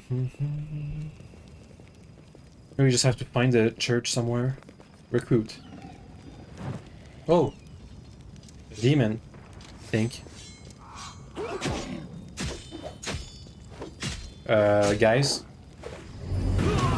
Oh. That's bad. Came in, absorbed their soul, came out. And other ghouls. Are we gonna save him? Right? You are to No, he's dead. sacrifice. Another time. Yep, some ghouls. Small ghouls. Low religion 14. I can't do it. Failed. Grey hair, ashen skin. What kind of foul magic could possibly do this to a person? Resurrection, necromancy, something. Cold iron, regular round sword. Another half plate for me to take and pull down. Yoink yoink. More stuff to loot. Loot the loot. Okay. Keep going. There's a curl. What's a curl? A short, hooded figure is poking around some bodies, lying in the middle of the street. The stranger drags the first body off the road, respectfully props it up against the wall, and places the corpse's hands on his chest. The figure then freezes as if hesitating, and you see him reach out of his hand towards the beautiful gold amulet hanging around the corpse's neck. He jerks his hand back, hesitates, then reaches out again. What are you doing here? The stranger almost jumps out of his skin, then the hood falls from his head. Under a mop of red curls, a round halfling face looks up at you. Ah! You! I thought you were demons. Good day to you, sir. Curl, is that you? The halfling looks at Scylla and smiles broadly. Ah, Lady Scylla, you're alive. Goodness me, that's the second bit of good news on an otherwise lousy day. What was the first bit? Stick around and you see. You know this person, Scylla? Meet Rimvi, better known as Curl. He hails from Kenabres, and he fights in the Condemned. He's one of a kind, a rogue with a heart of gold. Curl is probably none of my business, but you should ask yourself if what you're about to do is right. I just thought, doesn't matter. Can you tell me anything useful about what's going on in the city? I'm afraid not, sir. I just left the Defender's Heart. Before that, I was holed up in there, too scared to leave. Although spending all day that time under Commander Elizabeth's nose sure was something. She's a strict one. Poof! And when she gets antsy... Don't even start. I've had enough of her breathing down my neck to last me a lifetime. What are you doing here, robbing corpses? No! Maybe Curl may be a rogue, but he doesn't loot corpses. I just need to get these poor lads' bodies off the roads. My friends and I are on a terribly important mission, and we need to get through. Who's your friend? He's interrupted by the sound of wheel rolling off the paving stone. A cart drawn by a sad little horse appears from around the corner. A pretty half-elf is driving it, and a young man in knight's armor is walking alongside. Even from a distance, we can see his tanned face and his blue eyes shining brightly. See? A terribly important and very heroic mission. My friends and I are saving a beer cart from the demons. Helen of the Hound Hearts. As he's speaking, the newcomers notice you, and the knight cries out in jubilation. Scylla, never thought I'd see you again. I thought you were headed to the main square, the center of the demons' attack. The half-elf smiles warmly at Scylla. Hey, Jenna Aldori. Hey friend, glad to see you're alright. When we got separated by the crowd at the celebration, I knew right away that something was wrong. And when demons appeared all of a sudden, I realized that was the reason why I'd been so anxious. But I couldn't find you among the dead in the square, so I kept my hopes up. And I was proved right. Scylla's face lights up in joy. So the other bit of good news Curl was talking about, you and Jenna are alive. Actually, by good news, I meant that we found the beer cart. Sir Ellen and Jenna being alive amounts to a quarter of a bit of good news. Well, maybe half. Aren't there more important things to do in the city than saving other people's property? You're absolutely right. I only agreed to help get the cart to Defender's Heart because we found it just a stone's throw away. But as soon as we deliver the cart, I'll get back to searching for survivors. By the way, my name is Alan, Sir Alan of the Hound Hearts. I'm glad to meet someone who survived this madness. Are you aware, Sir Knights, that your friend Curl was trying to rob a corpse? You haven't told me how you know Scylla. I'll tell that story until we're all back at the Defender's Heart. You're going back there, aren't you? We all have a reason to toast our spoil. Are you aware about the corpse robbing? Arthur, is that really necessary? Curl didn't even do anything. Whatever he might have been thinking, that's between him and his conscience. What's wrong with hearing the truth? I think John and I have the right to know that what our newfound friend is up to. He looks sternly at the cringing halfling. I'm not your commander, Curl, and I can't punish you or even condemn you. I suppose lots of people in the Medivh think that the war justifies anything. But think about it. That dead fellow might have a family somewhere. His property and mementos should be returned to the rightful owners. They're bound to have sentimental value. Take this card, for example. You might take it now, but once the city is freed, the Eagle Watch and the others orders will still try to find the lawful owners of the compensate them fairly for their losses. Enough, friend. I didn't even do anything. I was just thinking about it. Honestly, I don't think we'll even be able to gather up all the bodies and hand them over to the Eagle Watch. They'll be looted anyway. Well, that would be on your conscience of the one who does it. But you're a crusader, Curl, though you might not have volunteered. Those who fight against evil itself have to be better than common folk, with their moral frailties. I have to go. So long, until we meet again. Sure you will. Come to the tavern, we'll celebrate the valiant rescue of this barrel together. Yay. Next, let's find a church. Somewhere. Oh, some ghouls. Murder time. And he got ghoul fever. Save fortitude, charisma based. Disease. Only harm you once a day, but it can go on indefinitely until cured. Spells or spell scrolls. Paladins become immune to disease, throw them against infectious enemies. Yeah. Don't show me this tutorial, please. Lore Nature 17. Ability. Use the trunk to cross the gap. The mongrel did it. The corpses were gnawed to the bone like by ghouls, whose teeth were likely the cause of death. Ugh. Yuck. We just go back up the road, make sure we don't miss anything. Maybe we need to cross the gap from behind the walls. Oh, this is the area exit again. We can exit the area once we're done exploring it. Ability, use the trunk. Kill the evoker, please. A wizard and an evoker. Please murder, thank you. Ouch. Am I down? I'm down. Guys. Kill the wizard, please. And he's dead. Thank God. Time to heal. Heal. There's another house. Take the lock, please. Camellia. I am helpful. Thank you. Am I not? Time to loot the bodies. All of them, please. That's it. Oh, keep going down the road, please. Just to be sure I don't miss anything before I go inside houses. And forget what we were doing up. Oh, a tiger. I can adopt a tiger. Amber. Receive item, tiger. Summon a pet cat. Ah, okay. It's the name of the cat. Plus 2 more bonus on perception and lore nature. Lan, have him. A goat, a lizard, and a human enter a tavern. What'll it be, Lan? The bartender Yoink. asks.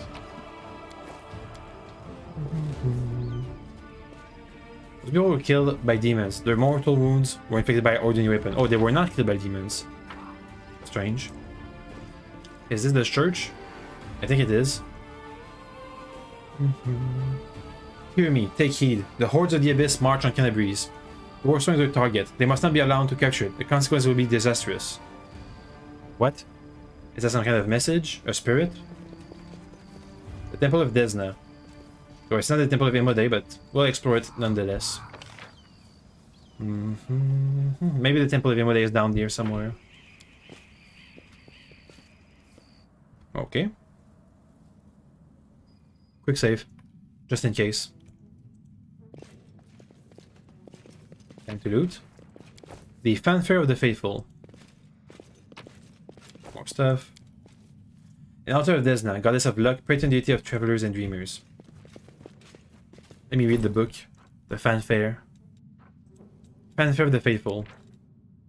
As soon as the surprise from the festivities have been brought to the city and the heralds has spread the news to other localities, the celebration began.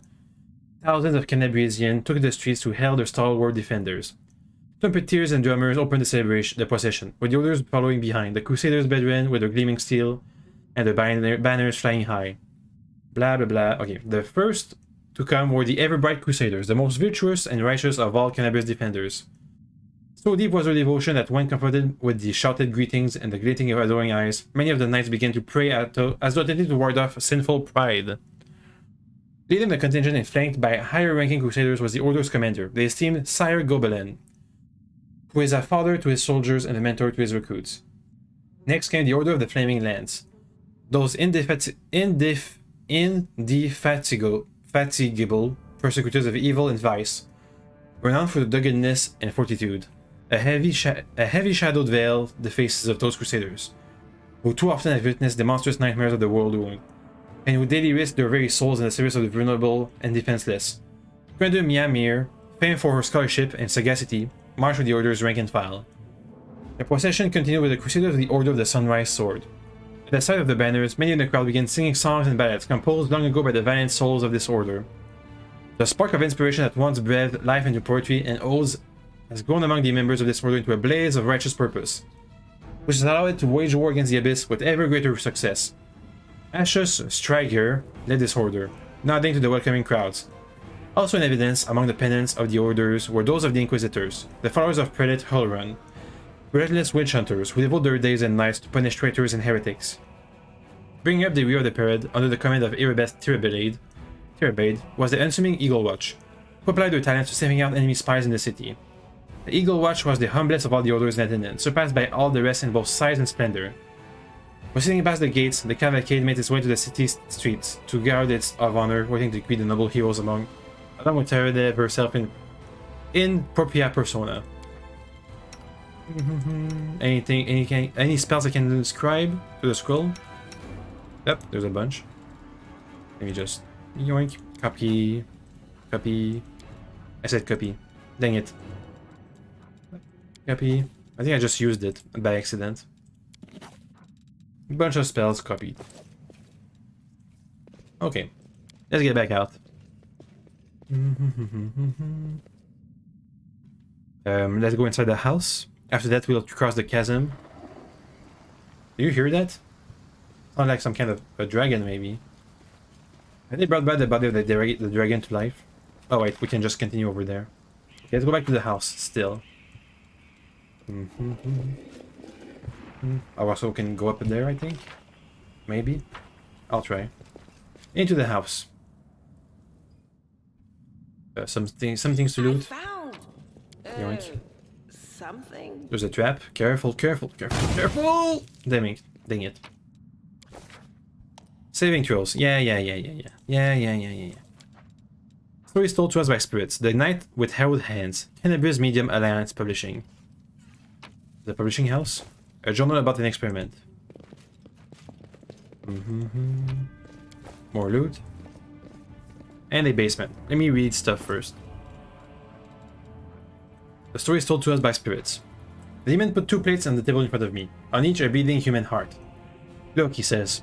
The right one belongs to a noble and righteous man, a loyal servant of Amode. The left one is the heart of a murderer and a scoundrel, but something tells me the taste exactly the same. I remain silent and don't move. I couldn't if I tried. One of my hands is pinned to the wide armrest with a knife thrust to the hilt. The other similarly pinned, helpless on the table. The demon circles and carefully brushes away a strand of hair that's stuck on my forehead. Your silence saddens me. Don't waste your time on this performance, monster, I say, though I have scarcely the energy to breathe. If you wish to torture me, go ahead. If you want to kill me, then kill me. My life is in your hands, but my soul is not, and never will be. The hearts on the plates in front of me continue oozing blood.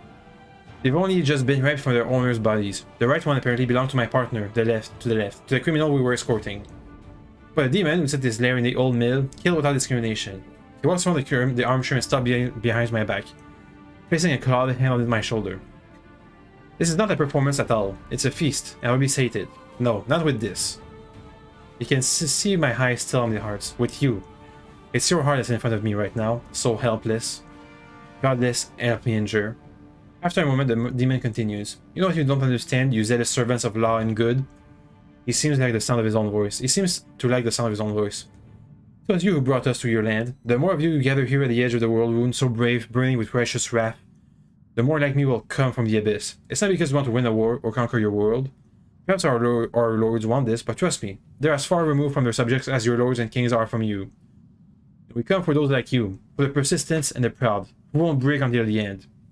For those whose suffering is sweet and lasts and lasts. For the sweets. He appears in front of me again, licking his lips. I well know that he'll never grant me a quick death. Oh wait, there's something else to read. The note. A journal about an experiment. Experiment day 1. Today I was able to catch a quasit. I already be my witness. It wasn't easy, considering my humble physical condition. Luckily, it was a scrawny specimen, about 7 pounds, with a wingspan of about 2 1/3 feet. When I awoke, the quasit first tried to attack me, then rid my clothes with his caustic saliva. Day 3. I have begun my linguistic research. My goal is to study the language of the quasits. I'm quite convinced they have their own dialect. To understand their speech, I will be able to understand their ways of thinking, and convince them to rebel against their lord's tyranny. Well, their lord's tyranny. Evolution will roll through the abyss, and the powerless will rebel against the oppressors. I'm sure that the ever-blue Milani will not refuse her patronage even to such creatures as these. Unfortunately, progress is thus far insignificant. I have been able to catalog only 2 words, which I suspect must mean Rand and Carrion. The quasits form both words quite vividly when commenting on my person. While I was entering this record, the quasit managed to steal my watch and throw it into the chamber pot.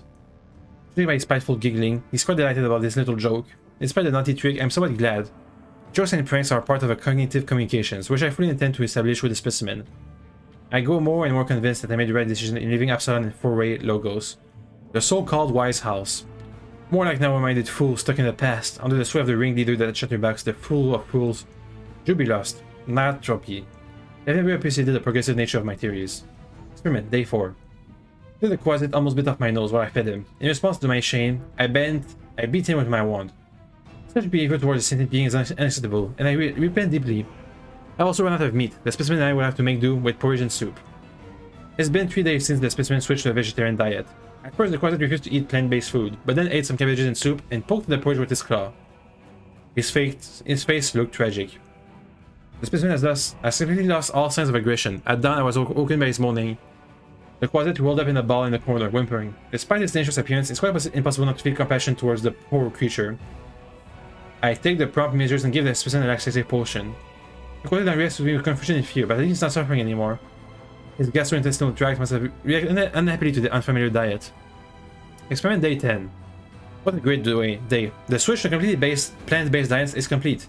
The theory that quasits can only eat meat and carrion has been disproven. My eternal opponent, Sir Jubilos, will just have to go drown himself in a river. The quasit has become peaceful and easygoing. He no longer tries to eat my boot or the feet inside them. The specimen's behavior has become gentle and friendly. He shows some interest in ball games and physical exercise. I've named him Pecker. Today, he initiated communication and attempted to explain a new word to me. I have evidence he was making up the word using the communication process, for there has never been such a word in the quasit language. The meaning, as I understand it, is safety, comfort, and calm. I see no further need to keep Pecker on this chain. This experiment has convinced me that the vicious and evil traits attributed to quasit are acquired habits, not natural or inherent to their nature. Over these days, I've really grown fond of him. And by all evidence, Pecker likes me too. He's gotten used to napping on my knees while I'm writing my observation on my journal.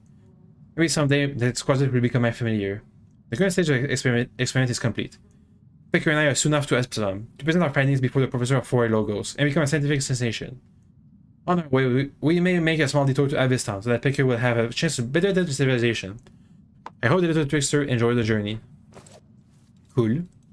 Basement time. It's kind of dark. Camellia, You can trust me. give us some light, please. Let's dismiss. I want light. Also, I need the healing. I'll maybe give myself the half plate. Bonk. Healing time. Yoink. Thank you. Time to advance.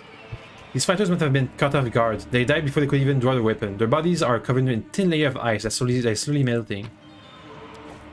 Scroll of fire, scroll of sea invisibility. Yeah. Clear the blockage. Ouchies. We're fighting something. Some dredges. With all your might. Dead dredge. Now clear the blockage, please. Ouchies. I'm sure they mean us no harm. More dredges.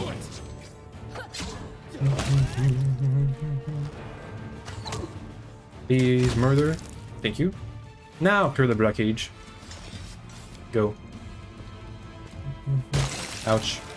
Let me draw the first blood. I think I might be missing something.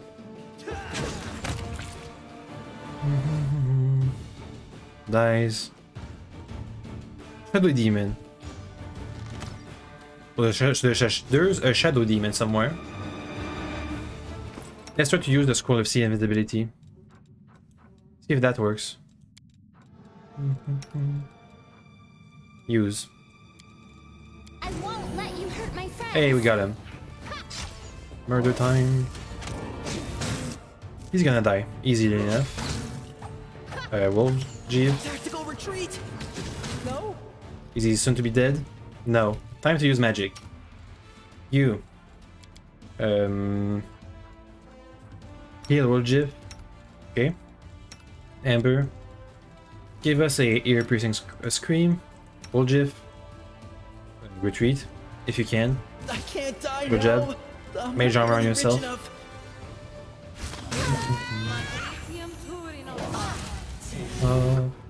Now, Camellia, don't you have any damaging spells with you? No, you don't. Use Bolt Strength on him. Woljif. Use a Snowball on this guy. Amber. You've used an ear-piercing scream. Do it again, please. Okay, should be almost dead now. Dead. There goes the Shadow Demon. Okay, let me heal again. Heal all the people. Use. Use. Thanks. Now clear the blockade, please. Thanks, Lan. Thanks. You're so awesome, Lan. What was hidden in there? Take the lock, please. I am helpful. A bow. A composite longbow. A special one, too. Let me compare to the entrapping bow. If it's plus one composition confirms a critical hit on enemies in the thin grip must pass a reflex or become entangled. Versus whenever it's plus 2, confirm a critical hit, you must pass a will saving throw or suffer a curse. Sure. It's a plus 2 instead of plus 1. Can you use the regular longbow? Yeah. Use it instead, please. Follow me. Now let's go back up. That was a nice little puzzle. So, where are we off to next? Let me just get completely outside first. There's the Church of Desna's environments to be explored. Like the north and south points past the gates. Because there's holes in the gates. Let me just whoop. There we go. Camera rotated. So there's the church. And we can just move around this fence over there. See what's beyond it. Some neophytes. At least there's something. Please murder them. Wow, Scorching Ray. That's a powerful evoker. Jeez. And a Burning Arc.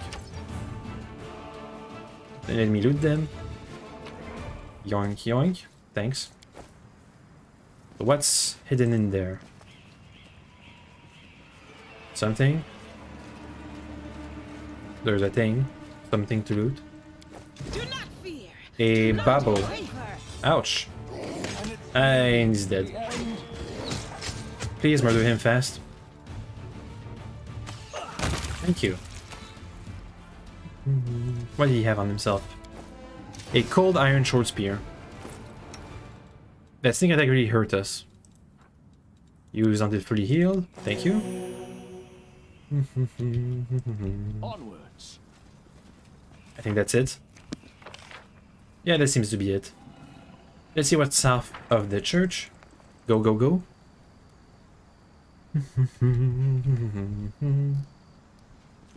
Let's go, everybody.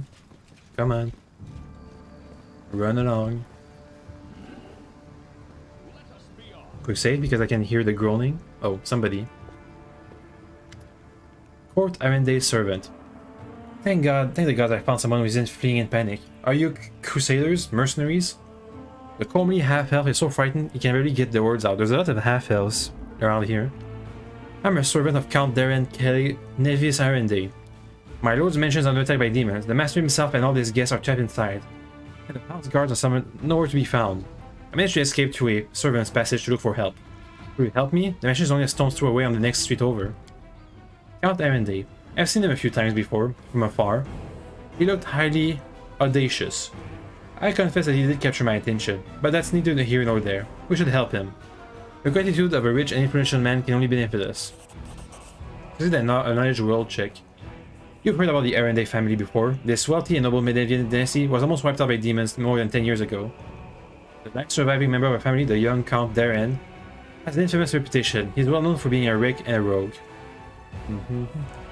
Misfortune continues to dog the house of Arenday, I see. The servant cringes. You're telling me? Everyone tried to talk me out of taking out the position. It can't have just been bad luck that brought tragedy down on the family and almost killed off the line. What a reason that since my master was the only one to survive the calamity, that meant he must be blessed by faith and the power of good. The pair wasn't able to sniff at either.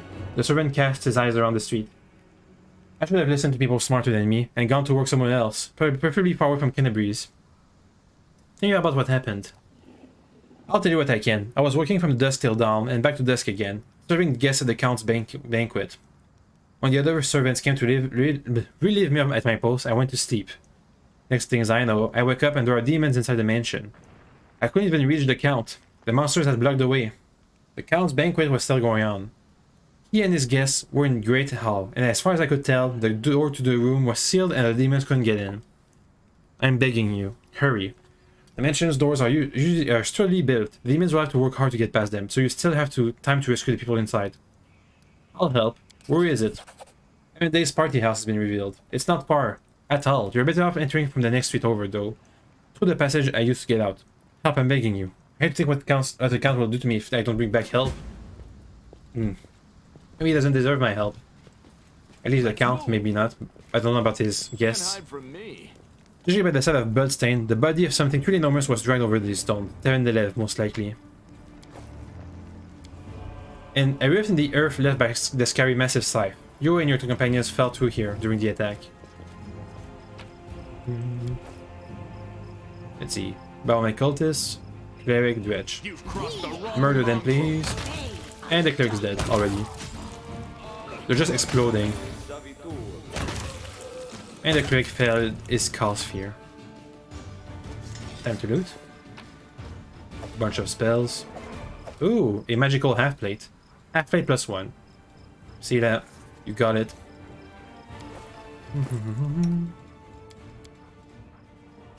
Yoink. It's green now. Sure. Follow me. It's hard to believe that this place recently held a bustling and festive market. The demon invasion transformed all of Kenabres into one great battlefield, but nowhere in the city suffered as much as this square. This place saw a clash of titans, the demon lord Descari leading his hordes from the abyss, and the dragon Terendelev, the mightiest of the city's defender, and one of the first to fall. The scene of destruction leaves no doubt as to the battle's outcome. A skilled scout could recreate the course of the battle, moment by moment, simply by looking at the ruins, from the chimneys torn down by powerful wings in a sharp dive, the bloody tracks left behind when the demon dragged away the noble reptile's broken body. But there's no hypothetical scout gazing upon the ruins, it's Arthur, and he's not alone. A shadow of a strange, barely perceptible presence lingers over this place, like a gaze untethered from any observer. This mysterious force, unknown to mortal kind, silently assesses judges and seeks a better way. In an instant, Arthur is vested with the power, and looks at the world with its eyes. The past, present, and future stands before him as a unified whole. A unmoving, multifaceted crystal that would be beautiful were it not for fractures, blemishes, and flecks, marring its splendor. Some kind of being that controls the time? What past does he see? In the past exists the one who lit his gaze in life. Although the one and life are inappropriate terms for aeons, the supernatural embodiments of cosmic balance.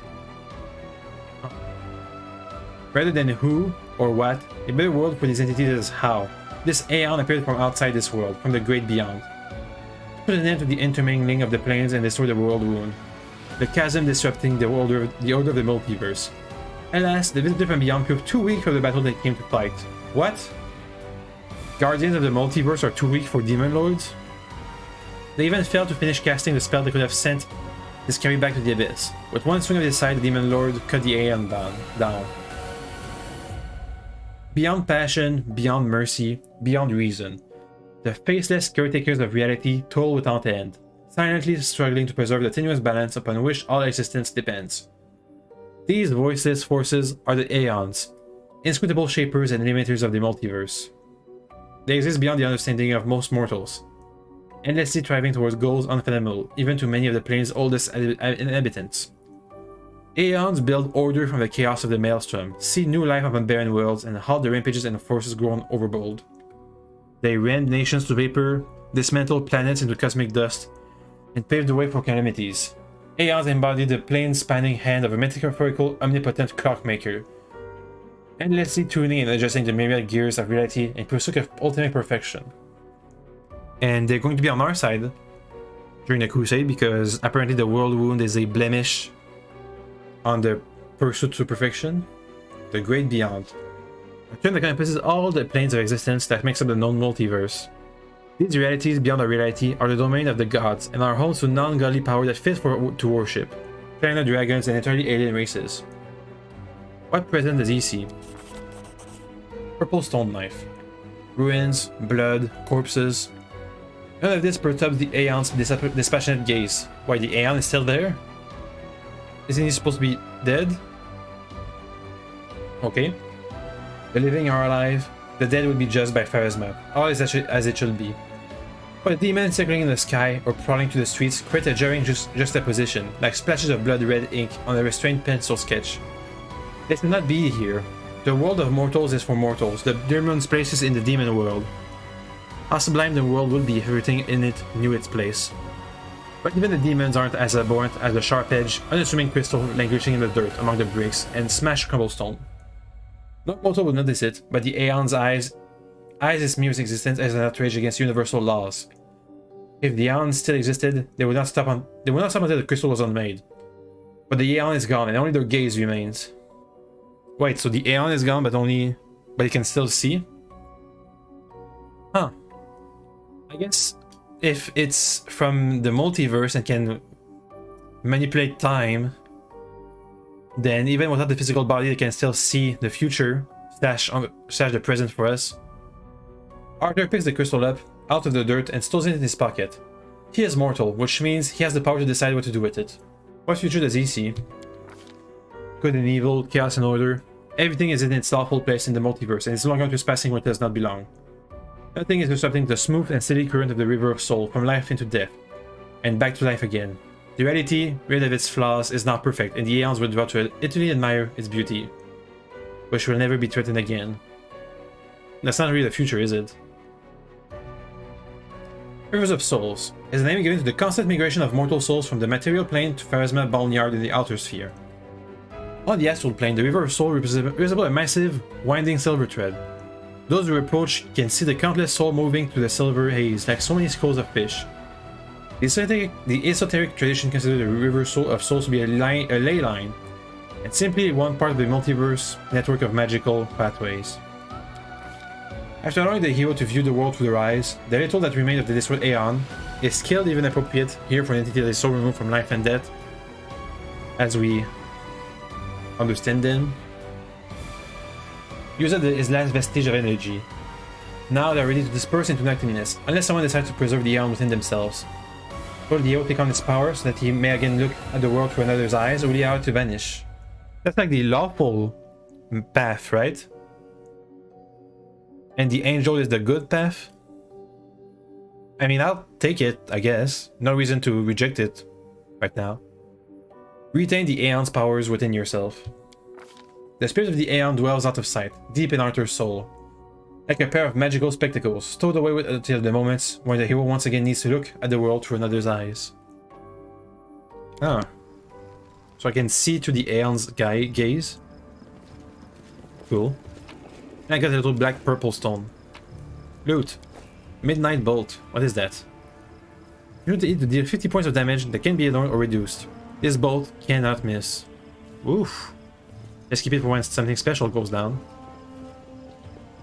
I believe that this place recently held a bustling and festive market.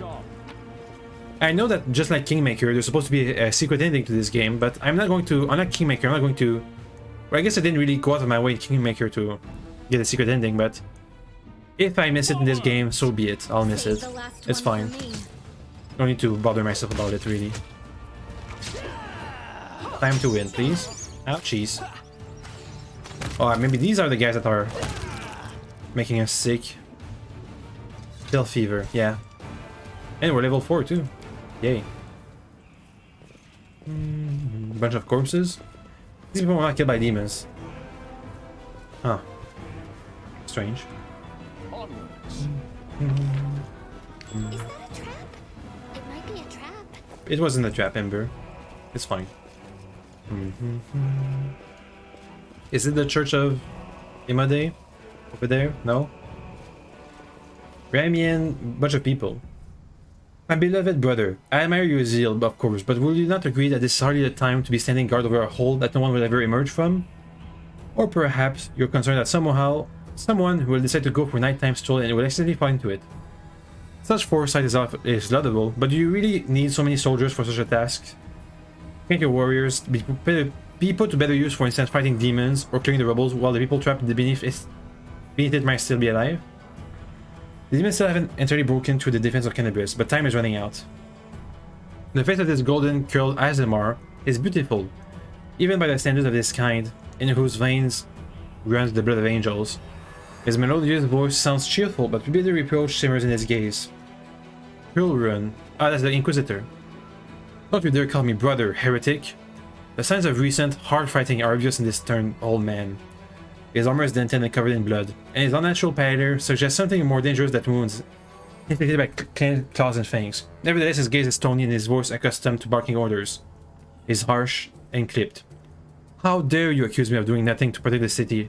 Especially now when followers of your temple were caught committing treason. To my mind, you are no different than the demon worshippers, whose miscreants, those beasts that are digging under the city walls. Everyone knows, my dearest prelate, that in your zealous pursuit of order in the city, you have long since forgotten how to tell friends from foes and good from evil. That's what happened with my adept, whose acts of treason was a genuine attempt to save the city. And yet again, I am forced to repeat myself. While we are wasting time on pointless quarrels, people are dying under the rubble in our city. People whom we could have saved if you only had set your soldiers to the task, and not keep them here, surrounding a useless and utterly harmless hole in the ground. Harmless? Well, if it's on your say-so, then that must mean there's someone down there. Your associates, no doubt, and they're just waiting for us to abandon our post before they slink out and try again to... This is your approach, and you. I remember you. You appeared in my city the day the demons attacked and Terranileth died. What are you doing here? Answer me at once, or I'll have you strung out by your ankles before you know it. Not only the demons have wounded me, I still have enough strength to take on 100 of your sort. Look at this hideous creature. He peers at Lon with suspicion. Lon, at your service. My forebears fought in the First Crusade. I've lived in Kenabres my whole life. You haven't seen me before? Maybe because you don't ever venture to the underground district. We've been meaning to complain to the city's authorities that our paving stones have been in need of repair for a long time. The First Crusade? So you're a mongrel? Huh. You obviously know human speech. Surprisingly well, in fact. Alright, let's be out with you. He looks at me. If you cause any trouble, I shall hold you responsible. Come to think of it, you still haven't told me who you are. I'm a Crusader. I'm trying to liberate Kenabres from the demon. A Crusader, you say? I'll be looking into that. You obviously don't know whom you are. You obviously don't know who you are speaking. I'm the one who decides who's a Crusader and who's a traitor in the city. Hulum Shapok, Prelate of Kenabres, by the grace of Her Majesty Queen Galfrey, and the city's defender against threat from within and without. As we can see, you've done a sterling job protecting the city. Azemar flashes a flinty smile. I'm Ramian of Edme, Prelate of the Temple of Desna, which alas currently lies in ruins. Wise Hulun here believes that it is vital to guard this hole underground, from which certain demons will emerge at any moment. I've been trying to convince him that the city has far more urgent matters to deal with. For instance, rescuing those currently dying under the rubble. You know what? There may in fact be one matter that is more important than guarding the hole. I put it off, and look where it's led us. I should have you hung from the gates when you decided to defend your gang of delinquent demon collaborator. If the Sarkorian had hanged Arlu Vorlesh while they had the chance, there never would have been a war. I won't repeat the mistake. I won't hesitate any longer. Soldiers! Seize the scum. Prelate, see reason. These are frightening times, but willing to hang someone without trial is unworthy of the servant of Imode. The old man fixes his eye on Sila. Lest you forget, girl, We may serve the same goddess, but you are not an Inquisitor. Don't question the way I choose to serve Imode, and I won't question you. Let's go for the Angel Mythic Pack. Reveal the light of heaven. Behold, Inquisitor, I bear the gift of an angel who died in the caves below Kenabres. I am no enemy of yours. Ha. The old man frowns and whispers something, a prayer or a spell, which each word his face relaxes. You're telling the truth. The light in your hands was wrought with the power of heaven. I will keep an open mind with regard to you, stranger. And later, under less fractious circumstances, I will ask you about how you came to receive this gift. But I can wait. Now I must deal with this filth once and for all. What are you accusing Ramian of, Inquisitor? Treason. Not long before the city was attacked, several followers from his temple tried to secretly access the Ward Stone and perform an unknown ritual over it. The Ward Stone of Kenabres, the gift from Imode, the bringer of light.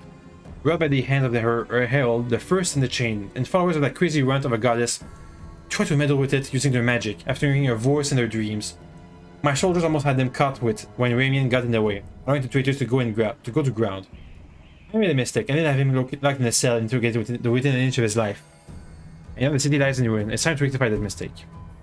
I've told you before and I'll tell you again. My people foresaw the attack on the city. They knew the Ward Stone already carried the seed of corruption within itself, and they were simply trying to heal it. I've heard similar claims before. Now, where was it? Ah yes, the Staunton Vein, the traitor who brought down Dresden. The lessons of the past have caught up a great deal, and that is why I never believed you or your mob's lies even for a second, and I was right. Huh. You're doing what's right, Hurlin. There's no place in the Crusade for troublemakers. But I thought we know that there was a flaw within the Ward Stone. I'm not going to do a chaotic choice, because that's gonna hurt my alignment.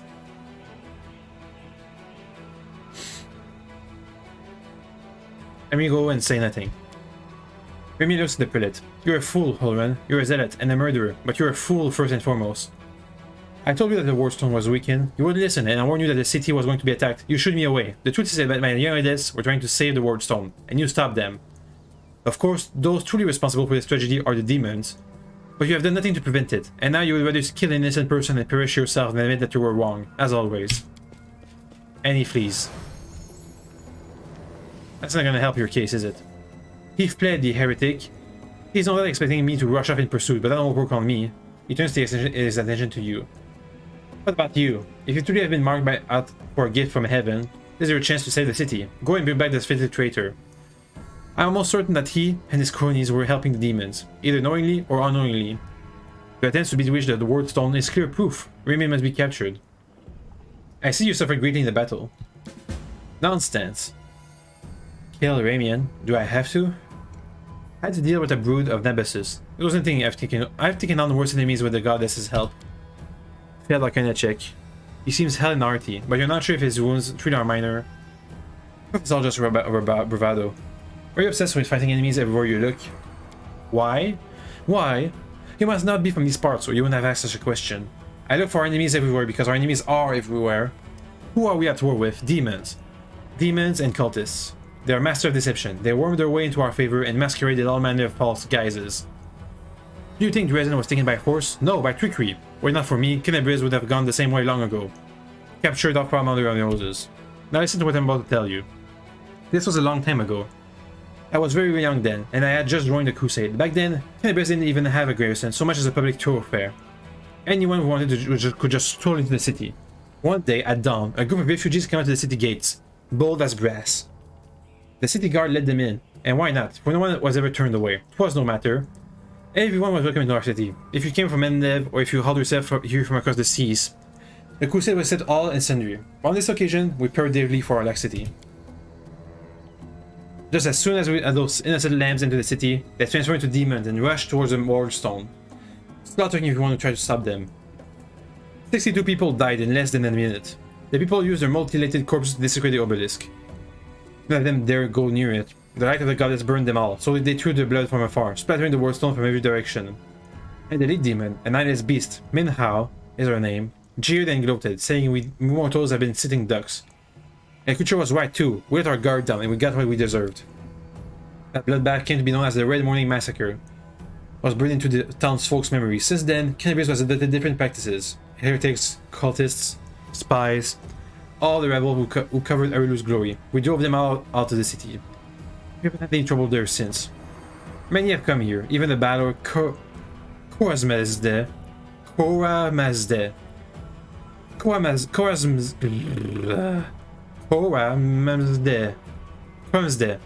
There we go. Who is that? One of the scary most powerful generals. Okay. It all been sent straight back to where they came from, or else they were killed for the troubles. You see, the Scary himself had to crawl out the abyss and come here. The goddess cursed him in order to break through our defenses. And what did he do? He left again. Ramian really warned you about the attack? Those crazed Desnans were always bursting into my study with their incorrect prophecies that came to them in dreams. I won't lie, sometimes what they say did come to pass. But can we really rely on the woolly dreams of heretics over cold hard facts of intelligence reports? Plenty of demons could have easily fooled them and whispered treacherous plans in their dreams, and those lunatics would have been only too happy to listen. This time, Mr. Scrolls for Brains came to me and declared that the demons were about to attack the city, and that the Ward Stone's power was diminished by some kind of contamination or taint. And would they forgive me for even repeating these words? After uttering such blasphemy, he should have been locked up along with his followers and interrogated. But instead, I was simply increased the surveillance on them. And what next? My people caught them red-handed trying to attack the Ward Stone with unknown magic. And 3 days later, the demons attacked the city. There's an obvious connection between these events, whether deliberately or under demonic influences. The Desnen played right into the hands of the scary hordes, and they almost left the city completely defenseless. Ramian covered this for his people the whole time and helped them escape my guard. There's nothing dangerous in this hole. You have no reason to guard it. You told me yourself that you received a light-bringing gift from an angel who perished in the caves, below our feet. It's no secret those passages are teeming with dangerous creatures that could kill anyone, even the warrior of heaven. Demons and demonic offspring love roaming about on the ground. That's why we'll be keeping an eye on this hole. If the beasts decide to attack from here, we'll be ready for them. We're gonna find Ramian. How should I know? The wizard cannot have gone far. He's so invisible. He's probably hunkered down in some hole like the treacherous little rat he is. Maybe the church? And sitting, trembling and waiting until he's dragged out of there. Where'd the print after you? That seems to be the only sensible thing to do. It's what I do. I have lots of things which sound sensible to you. It works too. As you can see, I'm still alive. I have to go. Go on then, if you have to. Ember Pierce and Delia Hurlman. I remember you. When Father and I arrived in the city, you met us. What is this gibberish? As if I had nothing better to do than arrange meetings with vagrants. But it's true. You and the other knights tied us to stakes and started lighting the bonfire. Father died, and then the one of your knights changed his mind and pulled me from the flames. But then he died too, don't you remember? If you were burned, it was with good reason. You say some traitor helped you escape from that fire? That is a crime in itself, which means that you have been evading justice all these years. If it weren't for the Queen invasion, I would review your case and see that your sentence was finally fulfilled. It seems like everybody that she's met in the past has forgotten about her. Lucky that we have more important matters to deal with right now. He didn't look that way. He didn't look the way he does now, all wrinkled gray. He was young with a big mustache. Ember smiles broadly, and there was a large bushy mustache in the air with her finger. You probably forgot all about me. It was a long time ago. I do want to say one thing. I'm not cross with him. This guy's a true hero. He really wanted to protect the city. Only he got all mixed up about who was good and who was evil. Aaron, you sent an innocent child to be burned at the stake. Don't you want to ask for forgiveness? Huh, hardly. Anyone that can look innocent. How did this girl manage to survive the fire? And what about that crow that's always flying around her? I advise you to take a closer look at this innocent little lamb of yours. If you ask me, she looks highly suspicious indeed. Forgive him after what he did to you? He thought he was doing what was right. How do you know? Maybe you've done something, thinking it was a good thing, but you're really doing a bad thing that hurt someone. What if I've done the same thing? You can't get angry at people for making mistakes when you might not be no better than them. Well, they do have to learn from their mistakes, Ember. Let's go, Ember. Yes, let's go. Bye-bye, kind knight. He grimaces. Okay, so that's it. We still have to go south somehow. Find the damn Church of Imode. We're supposed to be some kind of secret passage. Some bugs. Murdered. Murder the bugs, please. All of them. Did they just come out of the hole? They might have. Some stuff to loot. A book. That's a spirit book. Oh, rock. Into the fray. Time to use some smites. I'm not even gonna check if he's evil or not. Guys, can you slumber him, please? You bless us, please. Thanks. You bless. You. Should No, work. come. Stop it. Is it flawed? Bless. Thanks. You. Use your key stuff. Extra attack. Perfect strike. Go that. You. Prism. Blind him. You. Slumber him. Vulnerability instead. He's gonna do something. Mirror image. Okay, get closer, Woljif. Get him. Bunch of mirror images. Was a vulnerability curse. Next, ear piercing scream. Let's do that. Let's try slumber instead. Camellia. Enlarge me. Okay, he's casting magic. Keep using perfect strikes. Have we even hurt him up till now? Misses, misses. Get back. Maybe you shouldn't have done that. Touch AC. Yeah, that's fine. Let me see his AC. He attacks. Miss in mirror image. He has a 18 armor class. Not too bad. He's stunned. Ember. Ear piercing scream. Lan. Attack. You guys do your thing. Ah, they're stunned. Hey, we hit him. A greater teleport. 15 feet away. Camellia. Use your spell of enlarge, please. Lan. Extra attack. Ember. Ear piercing scream, please. You got hit. That's good. Sila's taking damage. And we don't have any lay on hands left. Extra attack. You're down. Ooh, 25 damage. What was that? Arthur. Okay, good job. Camellia, stop it. Well, whatever, she's too close now. Time for the murder. Lan, extra attack. Ember. Ear piercing scream. Go. He's almost dead. Come on, guys, finish him. Dead. Don't worry about Yay. 90 experience. Wow, amazing. Any loot? Any... what? He's just gone. And we can use the trunk to cross the gap. Back up there. Bunch of Crusaders with some healing potions. And a +1... A metal heavy shield +2. Thanks, some +2 stuff too. And a breastplate, 50 bucks. Too heavy, not worth it. Stuff. Let's look at this chest. Yoink. Time to use all these healing potions. Yep. On you. Use until healed. And you, Voljip. Use until healed. We're getting kind of low on our spell slots though. Let's see if there's any way for me to cross this gaps, the chasm.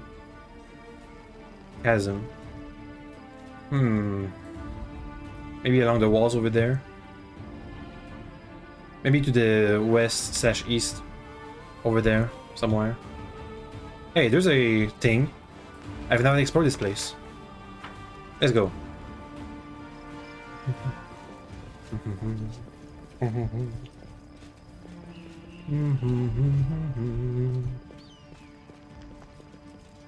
There's probably going to be a battle near here. Oh, the tieflings. A bit of antsy tieflings. Can I talk to you guys? Hey guys. What are you doing? Secret passage. Oh, it's those tieflings. Watch it, watch it. What are you doing? What are you goons doing? You already crushed me. A young tiefling lies trapped in the collapsed section of the tunnel. Another tiefling trying to invade. What? This entirely broken through the defense of Kenabres, but time is running out. Quit whining. Hey, alarm! Someone's coming. Maybe they'll help us? Wise up, will you, before you get us killed? Let's make a run for it while we still can. No, come on, don't leave me here. I'll die. Hey guys, I see you're in a bit of a jam. You don't know this lot. I no escort either. Woljif, you little shit. How are you not dead yet? Who's that with you? They're friends of mine. Great guys. He turns to us and out of the corner of his mouth says, listen, do me a solid. Help them drag his sorry carcass free. They'll repay you, cross my heart. Okay, I'll help you pull him out from under the rubble. I think it worked. Hey, success. You easily clear the rubble and free the trapped tiefling. Ah, I'm alive. Not in one piece, give or take. Thank you. I'll remember your kindness for the rest of my life. The free tiefling turns to his companions. And you two clowns, I don't want to hear a word out of you. Get into the tunnel now. One trip, just to the Great Curtain and back. Don't be a coward. It's not going to collapse. Go, or else we came out this way for nothing. Didn't it well, didn't it? Wished. Not now. Talk later. Who are you? Alright, don't hurt us. People call us tieflings. We kind of skirt around the edge of the law. That's how we make our living. Say sometime in bands, books that show stuff like he don't like, or fancy Kionin wines he don't drink. Is it wrong if we step in to fill the gap in the market? If there's a demand for it, someone has got to sell it. That's going to the Grey Garrison. Don't go thinking we're gangsters or anything. Our only concern is making the lives of citizens easier for a little coin. People in the city can't even breathe without breaking some stupid regulation or restriction. Here's the tunnel that collapsed on top of our friend, for instance. It leads straight to the Great Garrison. Thanks to it, any soldiers whose throats feeling a little dry, or who need some nighttime reading material, we can get all kinds of things for him that his hardest superiors refuse to. We're providing public service. I help you. You can help me and Commander Tirabate to save Kenabres. The mission needs people with various skills, even ones as unusual as yours. You what? You're buying something? You know what people call us? Heirloom Spawn, and that's one of the nicer nicknames. Crusaders and Tieflings don't mix. We'll be torched on sight. Tirabate? We have left Tirabate from the Eagle Watch. Lads, we have to help her. She's one of the only big shots in this town that can actually treat us with any decency. Why would we risk our necks for the Crusaders? Because Irabet risked her necks for ours. She saved me from that creep Holrun, yanked me straight out of his torture chamber. Only a worthless tool rag would refuse to help her out after that. Nah. I'm not listening to any more of this. You do what you want, hammer heading for the River Kingdoms. Go on then, I'm going for the Crusaders. And I'm going to round up the others to help. We've made some good money in the city. It'd be a shame to surrender our meal ticket to the demons. So long. The Tieflings have joined the Crusaders. Yay. I think they're the only ones who have successfully... who I have successfully made join. This is the Immodish Church. Can you recognize the symbol? The sword and the crown. This Immodish statue. Part of the city's troubles, the statue of Immodish towers probably over the street. Are the demons unable to... No, there were demons over there. The reason they haven't destroyed the statue. Climb down. This leads beyond this little corner of the city. You just go back to the Church of Desna. See if that's where the cultists that the Inquisitor is looking for are held up. Also, we level up before we enter. You know, just in case. Level 4, baby. Yep, level 4.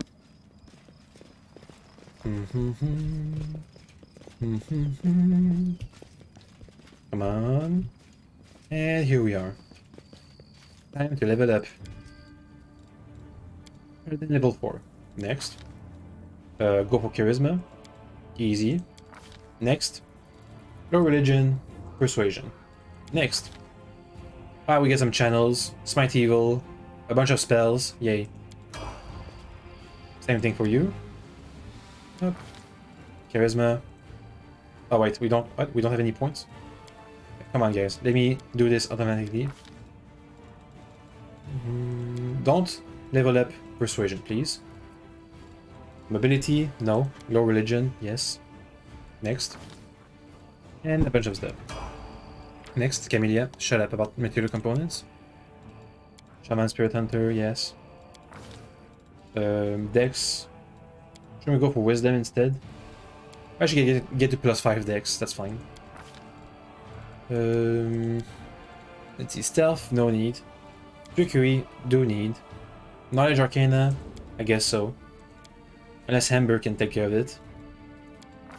Hex. Battle Master. I guess she can do that. Makes an extra attack opportunity each round. Stacks with other stuff. At a table gains the weapon specialization, great feat for another thing. Battle Ward. That's good. A buff. Well, Fortune. They can reroll their stuff for 1 round. Giant Fury. Misfortune. They get a big debuff. Hey, they don't have a will save negates this hex, never mind. Positive luck, secret, ward, evil eye. A will save reduces to just 1 round. My stupid ability to one of a bunch of stuff. That's good. For 1 round, guaranteed. Next, Lan. You're the monk. Yeah. Go for wisdom, that's fine. Yes, shut up, please. Perception, mobility, athletics. Let's see, key power, true strike. One key power, gain plus 20 to hit. Point of swift action for speed, scorching ray, bark skin. Yeah, true strike is fine. Next, roll GIF. Rogue. He gets debilitating injury. Yep, dex goes up. Yeah, okay.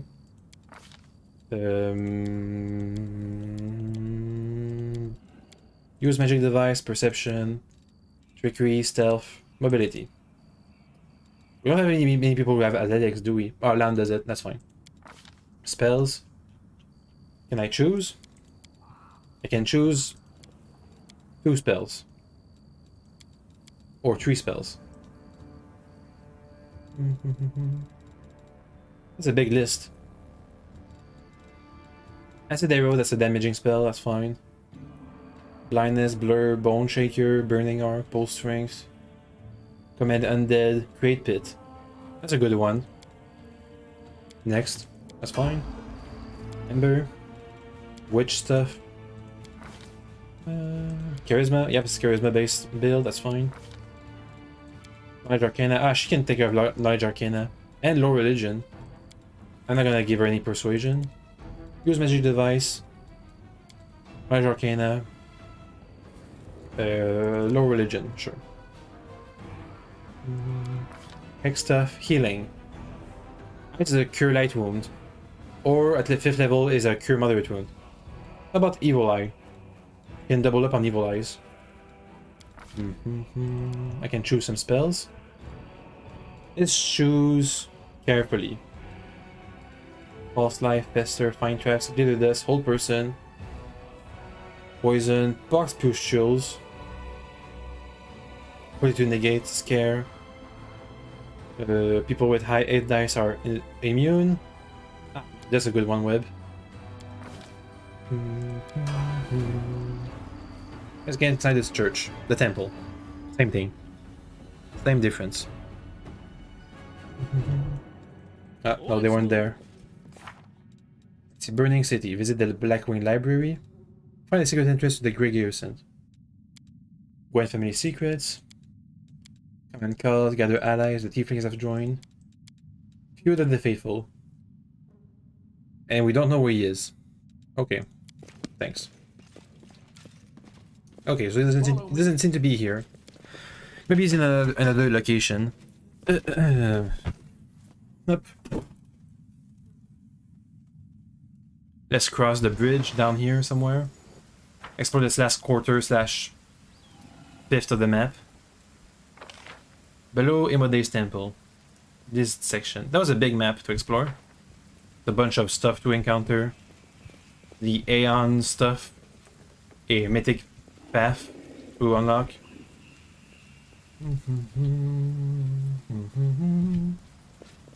Mobility 15 DC. This is my kind of work. Got it. And we're down here with a bunch of people. I thought this was outside territory, judging by the sounds. The groaning.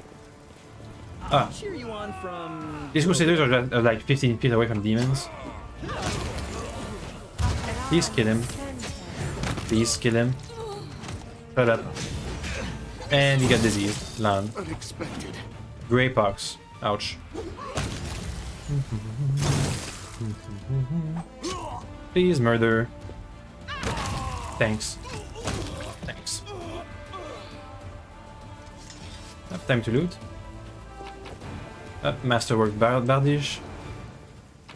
A bunch of stuff. Just take the spell scrolls. Time to heal Lan. Maybe I'll have to buy some potions, some healing potions now. Since I'm using them so often. I don't really have somebody who's dedicated to healing. Cambion Fighter. Sheer. More demons. Let me draw the first blood. Any evoker? Oof, I took some bad damage. Oh yeah, I forgot to manage everybody's spell books.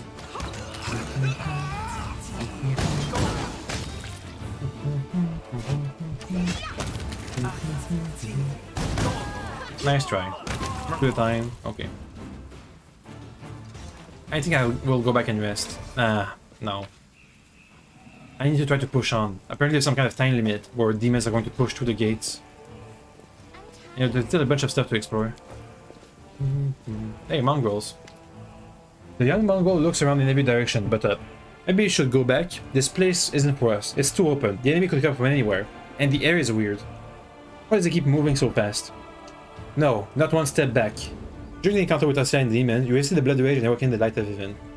This is our test. Don't look at anything but the target. So you made it. Good to see you all. How's old Soul doing? Still writing and thinking? But don't worry, he'll make it up his mind soon. Right, now we need everyone who can hold the weapon. Go back and wait. We'll get the beast on both hands. What are you doing here? It's you. It's thanks to you that we made it to the surface to fight the demons. The shield maids fail, but Soul slowed everything down. He's an old man, he's afraid of everything, but we can't sit in the dark like root vegetables while big things are happening up above. We tried to follow you to the shield maze. We emerged to some kind of fortress, but there were too many demons there. Then we dug out another passage into the city. It took days, but we did. Oh, the shield of maze. Yeah, that's right. The shield of maze emerges into the gray barracks. Okay, right now we need everyone who can hold the weapon. I have a plan. Go back below the ground and wait at the shield of maze exit. We'll get beasts at both ends. Go back? Well, if you're sure, of course we'll go. I mean, an ambush, good idea. Yeah, I understand. We'll attack from below as soon as we hear the fighting starts. The young ones are holding up well, but will they be able to fight out in the open? Even I struggle with that. I hope we did the right thing. We're the Crusaders of the Underground. We'll fight like our forebears did. March on. Yay. So we've got another contingent to attack the demons when the final assault comes.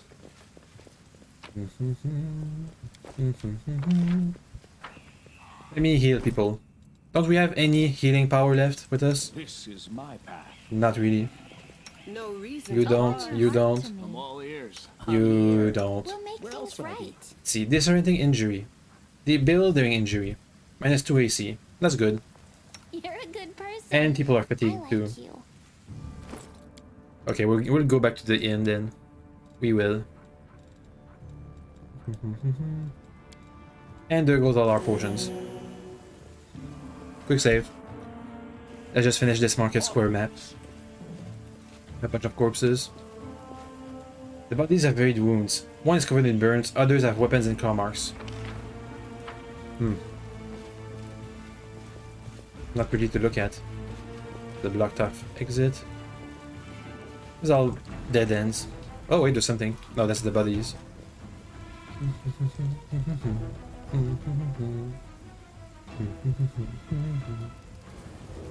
Let's get up there. Camellia, don't go first. Thanks.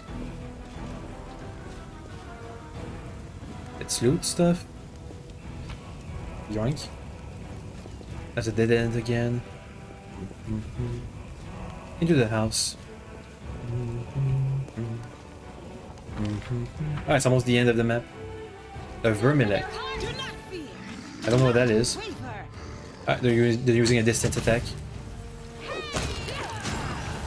Abandoned flesh. Are those? Oh, shut up. They have 2 health bar? No, they don't. Not really, anyway.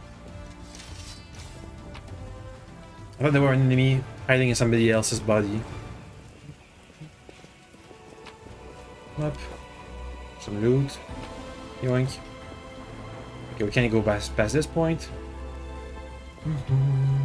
Okay, let's go inside the house. Then from there, we'll head back to the tavern and rest. Everybody's tired. We're low on health. We need to buy a bunch of healing potions and stuff.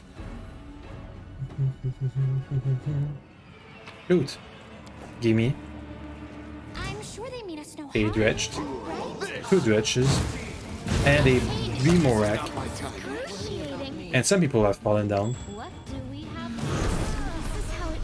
Oh, and Camille's down. And Sila was mortally wounded. I can't die now. I'm not. Please murder him. Thank you. People get back up. This on the top, please, Camelia.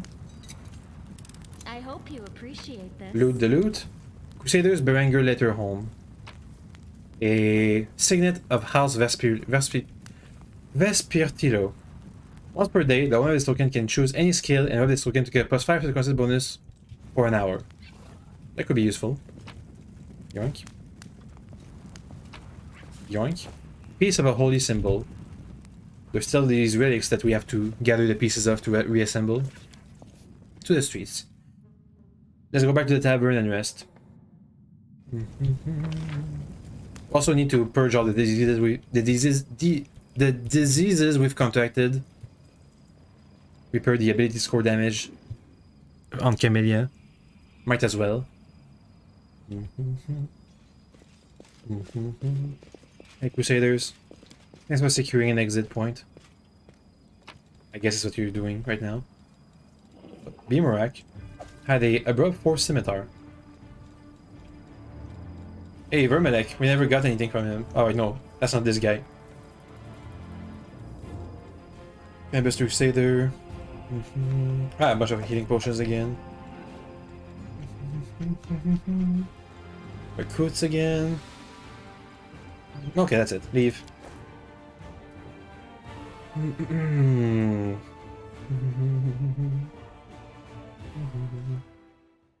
But we still have something. Kill Ramian. He's in the market square, is he? Should we come back later? Defender's Heart. Celebrate, talk to people. Let's try to find Ramian.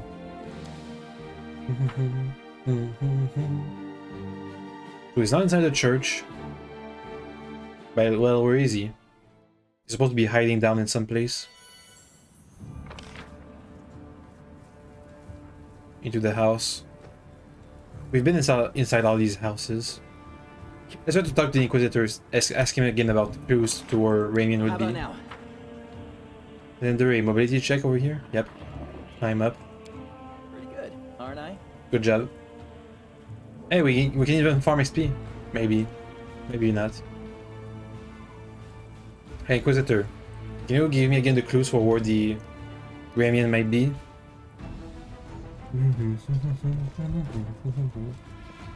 Heyo. Where can I find Ramian? How should I know? The weasel can have gone far. Looking down some hole like the treacherous little rat he is. Let's see what's nearby here. Every exit. Maybe this house over there. The temple too.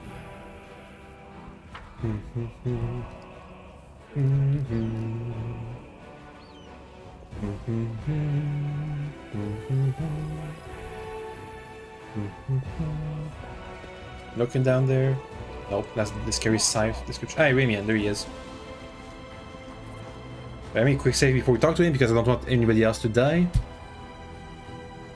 Talk to Ramian. So you found me. I have nowhere else to run. I'm at your mercy. Kill me if you wish. But I ask you, hear me out first.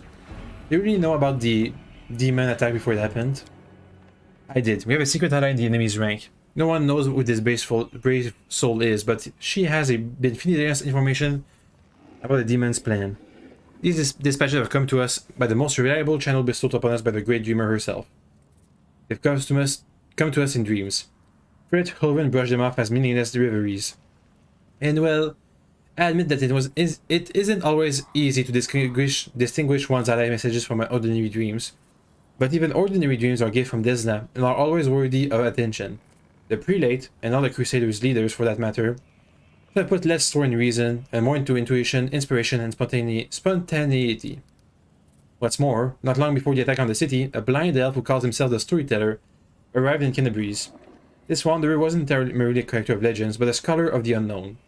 According to him, the wardstone in our city, the first and most important in the chain of wardstones, weakened since long ago, was teetering on the brink of corruption. It seemed that the Red Morning Massacre and other demon attacks, even the ones we fended off, did not leave us unscathed. Unfortunately, the prelate did not wish to listen to the storyteller either. We're lucky he wasn't burned at the stake as a heretic. We had such vital information on our hands, information that could have saved the city. Not all dreams have benign origins. What if those dreams were sent by a demon?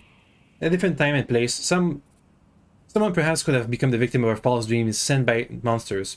But here, in the war with the Abyss, the goddess is keeping a close eye on her most faithful follower. I have no doubt that if a demon tried to intrude upon the dreams of one of us, Desmond's punishments would have been swift. Tell me about the strange rituals that were going to be performed on the Wardstone. He looked slightly abashed. With my attempts to open Olwen's eyes ended in failure, a few of my young adepts resolved to take the matter into their own hands. They did not consult me before doing so, but I have never demanded iron discipline from my priests. Army commanders may have subordinates, but I have pupils and fellow worshippers. I can only inspire them. I cannot command them. And it seems they were inspired all on their own. In other words, you get to preach whatever you want. And you don't have to take any responsibility for your flock. You've really got it made. For pity's sakes, how can you be held responsible for the actions of others? These are not children we are discussing here. They are grown adults endowed with their own free will. Praise the goddess. Of course, we all help one another, but in the final reckoning, each of us decides how we will act. And each must answer for those choices. They had no ill intent. They only wished to access the Wardstone in secret and try to cleanse it.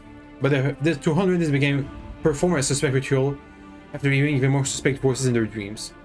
The children wanted to save their city, but the Inquisitor detained them and almost killed them. I had to intervene. I used my authority and my power as a cleric to give them a chance to flee. If they hadn't got away, they were destined for a cell in the Spirit Dungeon and quite likely death. Why are you and Holrun feuding? I'm not feuding with him. I sincerely wish only the best for the man. In an ideal world, he'd be far away from the front lines, enjoying a peaceful retirement. But even if that is impossible, I've always tried to help him fulfill the mission he's taken upon himself, and to which he's proved fatally ill-suited. Protecting Kenabres against the demons. Unfortunately, he's convinced that the followers of Desna are heretics and saboteurs. He refused to listen to me. It was only the kindly order that deterred him from including us in his witch hunt. Now there's clearly no one left to stand in his way. He's finally free to get rid of us once and for all. Is there a chance you can resolve your conflict? You don't know Holgrun's faith is truly formidable. Not only in his face in Imode, but in his own infidelity. In other words, he's as hard-headed as a rock troll. But even so, Desna teaches us never to lose hope. Talk to him, try to explain that we're fighting on the same side. If he attacks you, disarm him, bind his hands, but I beg you, if at all possible, please do not kill him. Or have you left this place for somewhere safe? Because people might need help, and they will come to the temple in search of a priest. I will not hide away in a hole, saving my whole neck, while Kenabres is full of people suffering in the wake of a demon's attack. Let's try to persuade the... persuade the Inquisitor? Wait. 2 of my adepts are hiding somewhere in the ruins of the city. The ones the Inquisitor wrongfully accused of treasons. I beg of you, find them and protect them against demons and vigilantes like Haldun. Don't press until I find them. Find out what happened to the missing Desnan adepts. Something's happening right now. Ilkes. Stranger, wait. You spared Ramian despite what the Mad Inquisitor told you. The young voice comes from nowhere. Ah, hang on, I forgot to remove the spell. Help Holrun's dogs aren't lurking nearby. A pale youth materialized before you. His face looks haggard from lack of sleep, but he's clearly pleased to be speaking with someone. So you're one of Desna's adepts trying to break into the Wardstone? Yes, I'm Ilks, cleric of Desna, and none of the people who answer the call of the voice in dreams. Some unknown person made contact with us through our dreams, telling us about the demons' plans. We know that the demons were planning to attack Kenabres and do something terrible to our Wardstone, which already carried the taints of corruption. Cleric Holrun refused to heed our warning. We had to make a choice. We could either throw our hands and pull back, or take action, even though it could cost us our lives. But what heartless person could stand in the face of such a deadly threat? What are we planning to do to the Wardstone? Our plan was to get to it and then follow our instincts. There were 3 of us, a cleric, a mage, and a bard. Between us, we know a lot. We're capable of a great deal. If we had enough time, I'm sure we could have figured out what was wrong with the Wardstone and how to deal with it. But they didn't give us time. Yes, the local commander got roped into dealing with this. Some idiot kids trying to break into the Wardstone, apparently some of ours.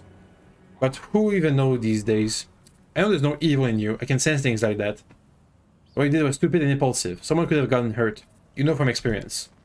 So you decided that you need to do something right away. So you did something right away. Great work. Glad the city's authorities would have done a better job. They weren't going to do a thing, even though it sounded like they knew about the danger. All they knew was some crazies had some weird dreams. But anyway, it's a little late to be trying to pin the blame on people. How did you come up with such a plan? How could you not come up with that plan? You sense the young man's temper rising. Listen, Desna is the goddess of luck, but luck has many lay people who understand it. And luck as we, the followers of Music of Spears, see it, are far from the same things. Other people believe that luck is something good that falls into your lap just because like a generous and but honored reward. We see luck as a fundamental law of creation, according to which, even in the darkest hour of the most hopeless situation, a chance to rescue and change for the better can arise. That sounds like hope, not luck. But you've got to see this chance when it presents itself, or better yet, create your own. Followers of Desna are not people who like idleness and inaction. That's why when Kenabres was in trouble, we did as our goddess taught us. We took the matters into our own hands and tried in a moment of desperation to pluck our chance from the hands of fate itself. We're trying to help. Can they punish you if you were trying to help? Is that allowed? Sometimes even necessary. So you went up against Holrun, but he's the official governor of the city. What of it? Said the cleric with remarkable complacency. Submitted to unworthy leader is one of the great ills of our civilization. We will never defeat the demons if we keep listening to people like Holrun. Whose voices have you been hearing in your dreams? Nobody knows what it is, but everyone who has heard her, I should say, is convinced that she is a good and pure soul chosen by Desna. We had a choice. We could trust her, accept that we have an ally somewhere who isn't afraid of all the armies of the Abyss, or we could drown in suspicion and get one step closer to becoming just like Holrun. We decided to trust the voice, and seeing Kenabres devastated, which is what our unknown ally tried to prevent until the very end. We can see now that we have the truth on our side. Is it possible for demons to defect from the demonic cause? Where are your fellow worshippers and how many of them are there? Unfortunately or unfortunately, I don't know where they are. We split up to confuse the Inquisitors who were chasing us. Do you need help? This teaches us to trust in last-ditch chances. Listen, my friends are called Anraka and Tal. Tal the Wallflower. Anraka is an amazing singer and a truly beautiful girl. There's plenty of friends and fans. She's probably blended into a crowd somewhere, in a tavern. Find Anraka the Desna singer. Wallflower is a mage, but I don't think he'll risk using magic. He'll only bring the Inquisitors down on him. He'll be hard to find. You better find Anraka first. She might know where Wallflower is. Please. Find him and protect him against the demons and Inquisitors. Already good news in the Goddess's temple. I hope our mysterious helper will send us a new message that will reveal what it is to come from the demons. I have to go. Maybe try to speak with Holrun. I'll use the items that give me +5. I'll use it to +5 in persuasion. The cushion of the noble family. The pin cushion? Whatever.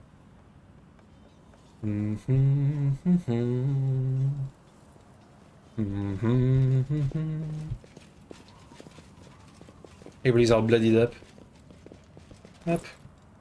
Let me see these trinkets that we've got. There it is. I tire of waiting. Can't you... Okay. Go back. My own legend. Use. Or persuasion. Knowledge world, magical advice, trickery. Stealth, religion, persuasion. Thanks. Quick save, just in case. Let's go. I talked to Ramian. He's not your enemy. He only wants what's good for Kenabres. Because he gives you a blank look. I would consider those words an admission of treason from anyone else.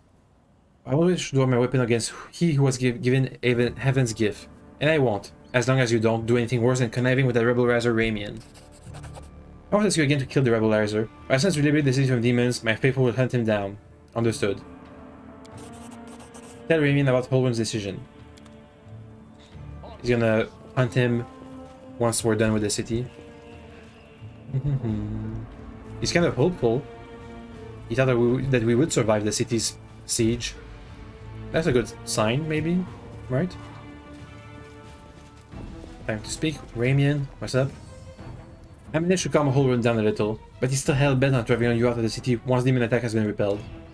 His head lowers. I suppose I should be pleased, but the idiocy, the injustice of it all, it makes my blood boil. I'll leave Kenabres, but not before they fight off the demons. No matter what happens, I thank you. Erebeth Terrorblade of the Eagle Wash is gathering survivors at Defender's Heart's Tavern. You'll be very useful there. Commander Terrorblade? I do not know her personally, but her wife, Anivia, is a regular worshipper at our temple. I'll be glad to help them. Alright. Time to leave, again. Back to the tavern. Let's go. We have a bunch of quests to deal with. Find the singer, the famous singer. leave, please. Thank you.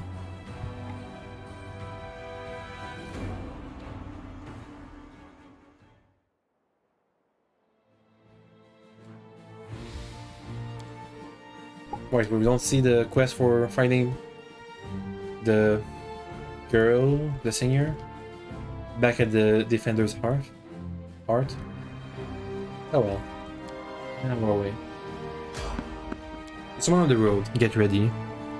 Not a fight. Who is it?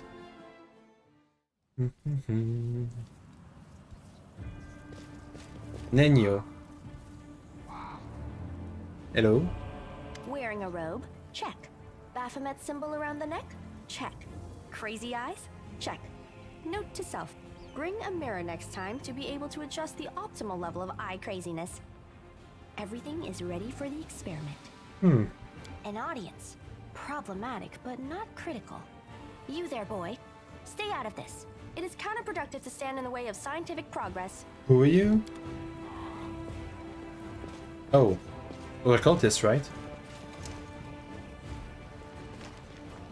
Who's that? I don't know her. Greetings, boys and girls. I am your sister in sin, a devotee of Lord Baphomet's dark will, and so on and so forth. You don't sound like it. She looks like one of us, but she talks kinda weird. Who's there with you? Who? Oh, them. Just an audience. They don't matter. Consider them a supplementary component of the coming experiment. Step in and attack. Death to Baphomet cultists. The experiment was disrupted as a result of audience intervention. Now you're going to start hitting each other, aren't you? Please, proceed. I won't interrupt. Death to Crusaders! We'll deal with that crazy one later! Did we find trouble? Okay, I can go first. See that? They did. Escape. You're in a condition to fight. Let's try using the slumbers on these sharpshooters. You're good. Slumber on this sharpshooter. Let me aggro the fights, the hits. Ah, we got one. We got two. Okay, good. Why are we paused? Because she just ended the fight. See what I did? Murder time. Please murder her. Thank you. One more. The absence of an answer is an answer to him again. Okay. What now? Huh. Okay. The result is statistically predictable, but it's unfortunate I had no time to assess the intelligence level of these individuals. What are you doing? What about you, boy?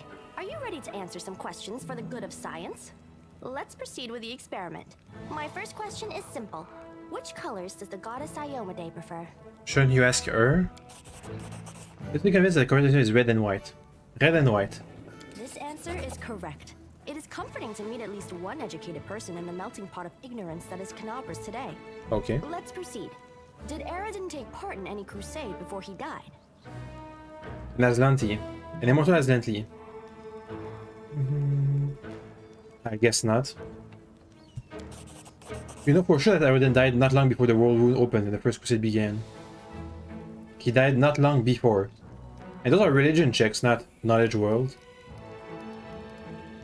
No, he didn't. Your answer is correct. Aradin's death dates to 4606, and that is precisely the year when the world wound was opened. The first crusade started back in 4622. Your knowledge would make Mendev's crusaders proud.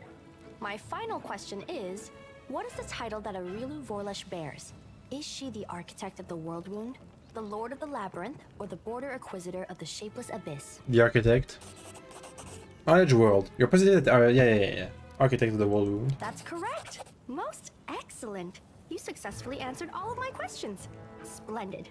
Amazing. This is a breakthrough. It is. I thank you for your cooperation. Why is the breakthrough? It seems to me that I owe you an explanation. My name is Nenio. I am an explorer, a pilgrim, a yet-to-be-recognized scientific luminary, future author of the great Encyclopedia Galarianica, and rector of all Absalom's universities at once. Future rector, I should say. I also know several spells. Why do you add that at the end? Can you finally tell me what you were getting at with all those questions? It is so heartening to see you strive for knowledge. I have been conducting an experiment comparing the intellectual abilities of the average cultist with those of the average crusader. Interesting. And I must admit that you passed the test with flying colors. This does offer a glimmer of hope for the future of Crusade. I have always claimed that despite the popular beliefs about the limited intellectual abilities of those in the army, at least some of them can be considered educated. It pleases me to see that I was correct. Oh, you keep calling me boy. I have a name, you know. Yeah. I apologize for an injury to your ego, but your name is irrelevant on the grand scale of the universe. Thus, it cannot possibly interest me. I will forget it as soon as I hear it.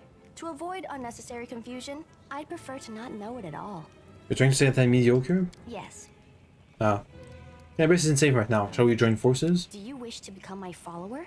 To accompany me on my expeditions to the World Wound? To assist me in my experiments? Not to run really, errands honestly. for me, perhaps even to write down my deepest thoughts for the benefit of future generations? Oh, how splendid! Of course, I agree. Truth be told, I have no money to pay you. But you will be aiding the progress of science, and that is its own reward. If we join forces, you have to perform extortions during our expeditions. Huh? What? Oh, yes, the dangers and these battles. Of course, I will follow your orders. I place my life in your capable hands, so I can focus on the things that really matter. Okay, you can come with us. Excellent. You're hired. To think that I finally found someone to accompany me. 27 Crusaders before you said no. Not one of them saw the undeniable appeal of my offer. I mean, you're kind of an asshole, to be honest. Your first assignment is to take me to a safe place. I have to admit that today's experiment has left me quite tired. Well, we're already going there, so that's fine. I would like some time to collect myself. I guess I could switch out Scylla, but I need more frontline fighters. Maybe Camellia.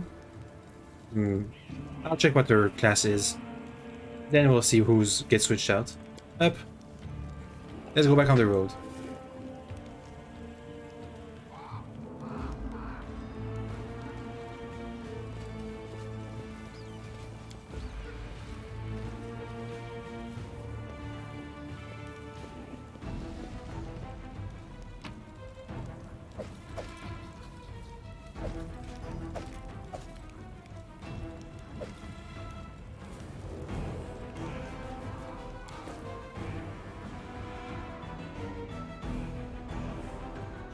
Back to the tavern.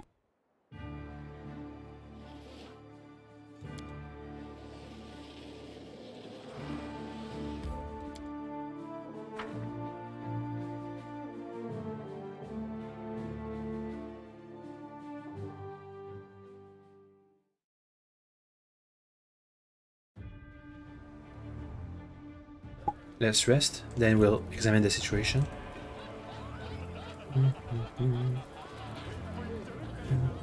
Anti-tiefling. There's more people than before, that's for sure. Let's see, is there that one singer I was told about? Aldori, Sira, Staunton, Nino, Noble Survivor, Anivia, Lon, Hilor, Irabeth, Jurna, that's the not quite ready priest.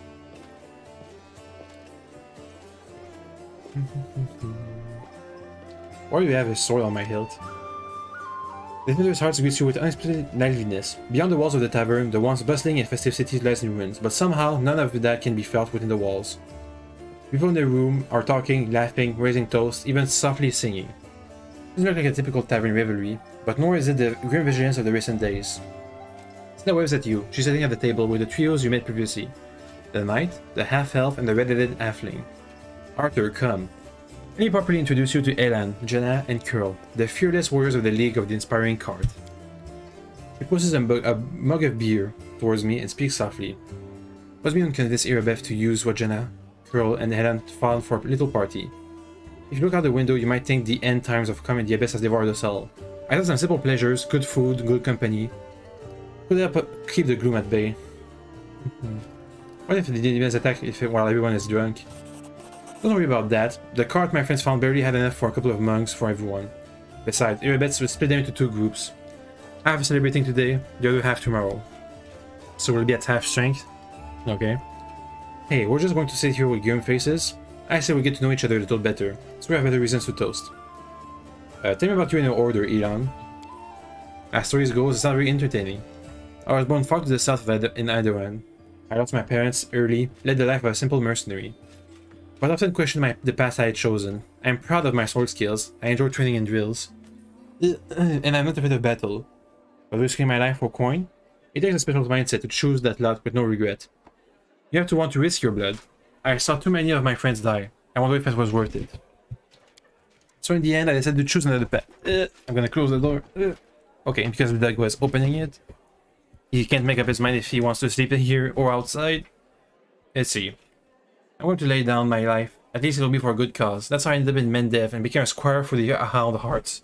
It's in small order, but the tradition never has more than 12 members, and a new member is only knighted after one of the elders dies. We patrol the lands along the Wardstone line and provide aid to travelers and settlers. Unfortunately, the end is coming on the Hearts. I became a full knight 2 years ago, after laying my mentor to rest. But I'm content with my choice. My place is among the Crusaders. Have you been serving in the Eagle Watch for long, Jenna? The answer is no. I signed up 4 days before the demon attack. Am I lucky or what? I'm an apprentice of a famous fencing master from Mivan, and I learned a thing or two from him, believe me. I soon got bored of fighting off bandits and getting involved in petty squabbles of the bickering river kingdoms. I wanted a proper challenge, and you can't find a better place than Mendev. And what do you know? The moment I arrived, the demonic invasion began. My father would say that's no accident. Fate brought me here. What about you, girl? How do you end up among the condemned? I just did what everyone else was doing. I grew up in the slums, where everyone stole little, or maybe smuggled, or guarded stashes. So, I never killed anybody, and never did anything really bad. I got caught stealing, and when they made me choose between prison and the condemned, well, of course I didn't want to go to prison. I'm not a good fighter, but as Norbert is my witness, a thief can also be useful in war against demons. I've always been a good scout. I can sneak under the nose of any monster.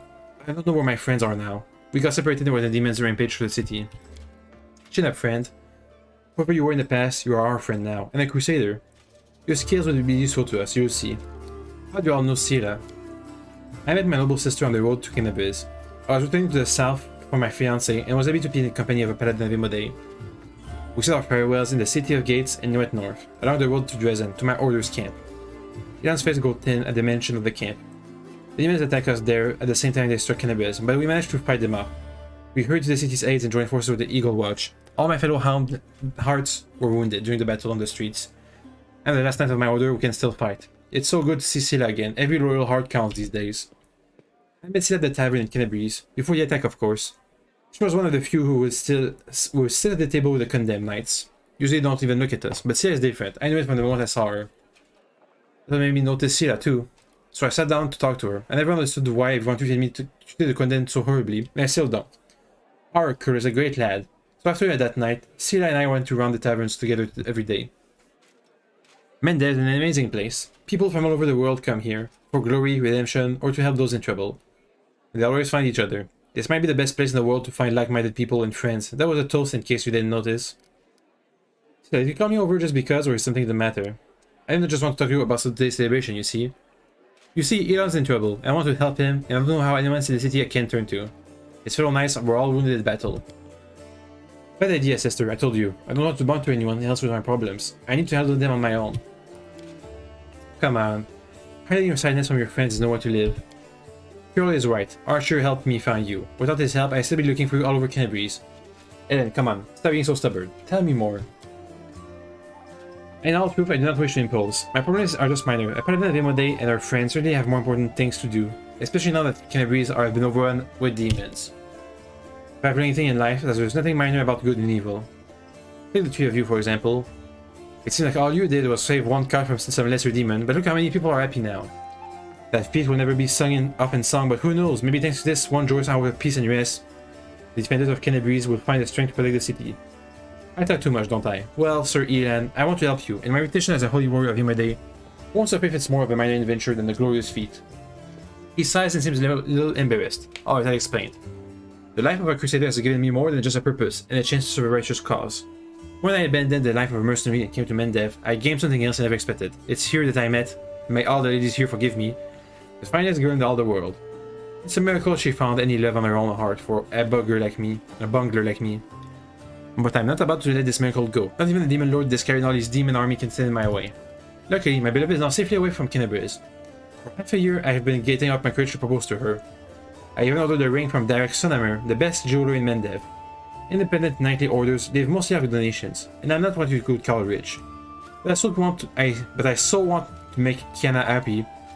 Give me 3 months to find a jewel the same shade as her eyes, and twice that long to scrape to get enough money. Master Derek's worth was worth it. But I lost the ring during the demon attack. I'll probably never find a worthy replacement. Felix was at least at the Hound Hearts camp outside the city. Eli and his friends didn't have a time to pack up. First the demons ambushed them, then they rushed off to help Kenabres. I think we should at least go there and check. Not right now, of course, but once the situation in the city is under control. What could we run into at this camp? My friends and I killed 2 large demons attacking the camp, then rode straight to the city without spending any more time cleaning up the rest of the band. Only a few imps, but they might still be at the camp. Of course, that was a while ago. Our camp was attacked at the same time as the war stormed the main square. I'll help. Thanks for agreeing to help. Ian's a good man and a true knight. I think the world should repay those who are so devoted to doing good. Say that, I hope we can convince Irabet to let me go with you. Of course, if the League of Inspiring Card has come together in this dark hour, we must continue onward together. Yay. Who am I supposed to find? Let's see. Companion quests. Talk to Nino. Okay, I'll do that. We're time for a banquet. Yep, okay. Tower Gaze. Find the Desmond singer. You can find by looking for signs of a highly talented singer and musician. What would that mean, though? Should we do at a banquet or here? In the tavern. Where I can hear music. Let me talk to you a bit first. I found Jenna Aldery like you asked. Thank you. Okay, thanks. We need every fighter we can get. Sure. Dude, I have a stalking sword that says a Pathfinder. Do you know anything about a Pathfinder named Finian Dismar? Let me think. Dismar. I definitely heard the name before. Of course I have. I'm a Pathfinder too. You're the chief in these lands now. What about Lady Ari? When I left before the wound, she has just taken another position. I am afraid Ari perished during the Third Crusade. I don't remember Finian Dismar went missing the wound at the end of the Second Crusade. His name is on the list of the fallen for a while. Here I am, alive and well. Write in your list that I'm back, and soon I'll file a detailed report about everything that's happened to me. I knew it was a misunderstanding, but now everything will return to normal. I need to write up to my folks. They'll probably think I'm dead too. Poor lad. It's just the fate of a Pathfinder. We face the unknown, but sometimes the unknown wins, and our mind cannot take it. Understood. A bunch of citizens. These are the priests. I'm gonna need to heal up all of our sicknesses. So I need 1, 2, 3. Don't I already have some scrolls for that? Let me just check. There they are. Remove sickness. Roll GIF. Use. Okay. Is it gonna actually remove the sicknesses? I guess I need to remove disease. Let's see, I have Unbreakable Heart, Lesser Restoration. Use it on her. It kind of worked, but not really. They have potions of restoration, Mage Armor, some Bless, Scroll of Web, Haze of Dreams, Screaming, Remove Sickness. Look, I'll just buy stuff from the priest instead. Have we rested? No, we've not rested yet. Never mind. Let's move. I'll talk to Nuno and Amber after that.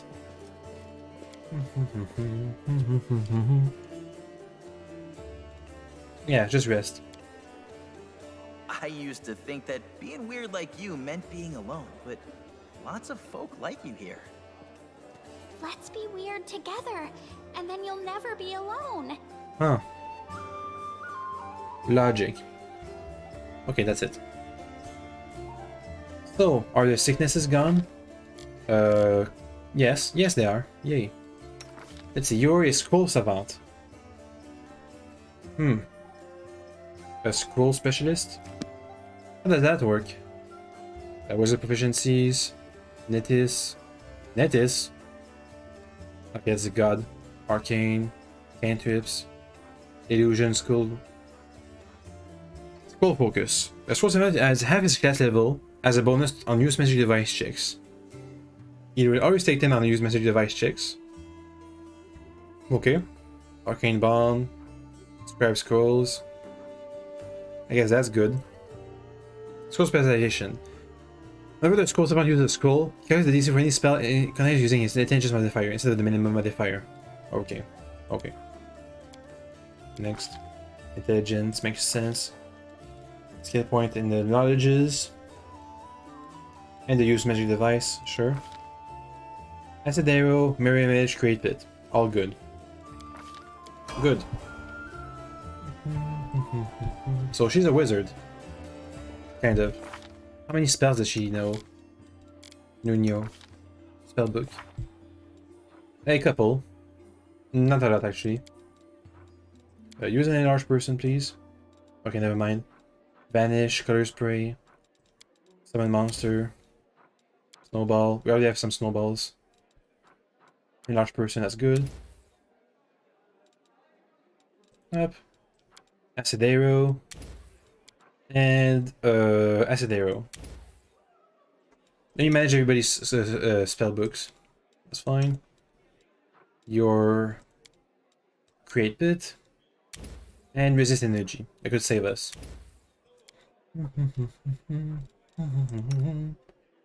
You can't cast spells, but you can.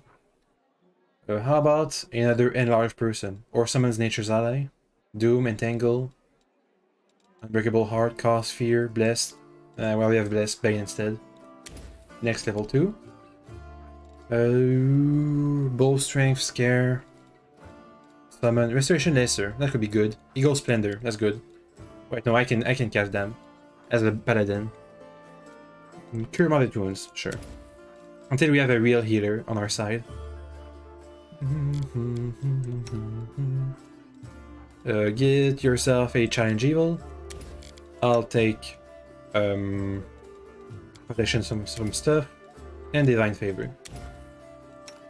Okay, everybody's spellbook adjourned. Next, what are your specific characteristics? It's Scribe Skull, Spell Focus Illusion, Spell Penetration. What should be my party composition? We have enough spellcasters, I feel. Woldviv, Woldgif, Amber. I guess I can switch out Camellia and Nuno. As soon as I've done Camelia's quest, I'll come back for Nenio's. Let's speak with her. Heyo. Boy, I'm pleased with you. I asked you to bring me safety, and that's exactly what you did, indeed. Having a follower to aid me is more efficient and frankly pleasing. With you on hand, I shall conquer new horizons, plumb the depths of knowledge, hit the route unknown, and scale the dizzying heights of future discoveries. What I mean is, I'd like to express my gratitude. I foresee immense potential in our future. Happy to help. Do you always express your delight so effusively? What? Who are you? She stares at you for a while, bewilderment in her eyes, but then it is replaced by recognition. Ah, yes, my new followers. What am I supposed to do? I must provide some verbal encouragement for your as-yet modest achievement, and try to induce you to strive for much more encouragement. Principle that underpins any training. I see. Your modest nature was unsettled by the overabundance of my gratitude. I do apologize for putting you in such an awkward position. I'll never praise you again, unless I forget. But let's get back to business at hand. Your new assignment will be to take me to the inconspicuous ruins that are located in an even more inconspicuous valley lying between Kenabres and Dresden. As soon as it's reasonably practicable, I'll mark the place on your map with a large red cross so you don't forget it. What's special about the ruins? I'm glad you asked.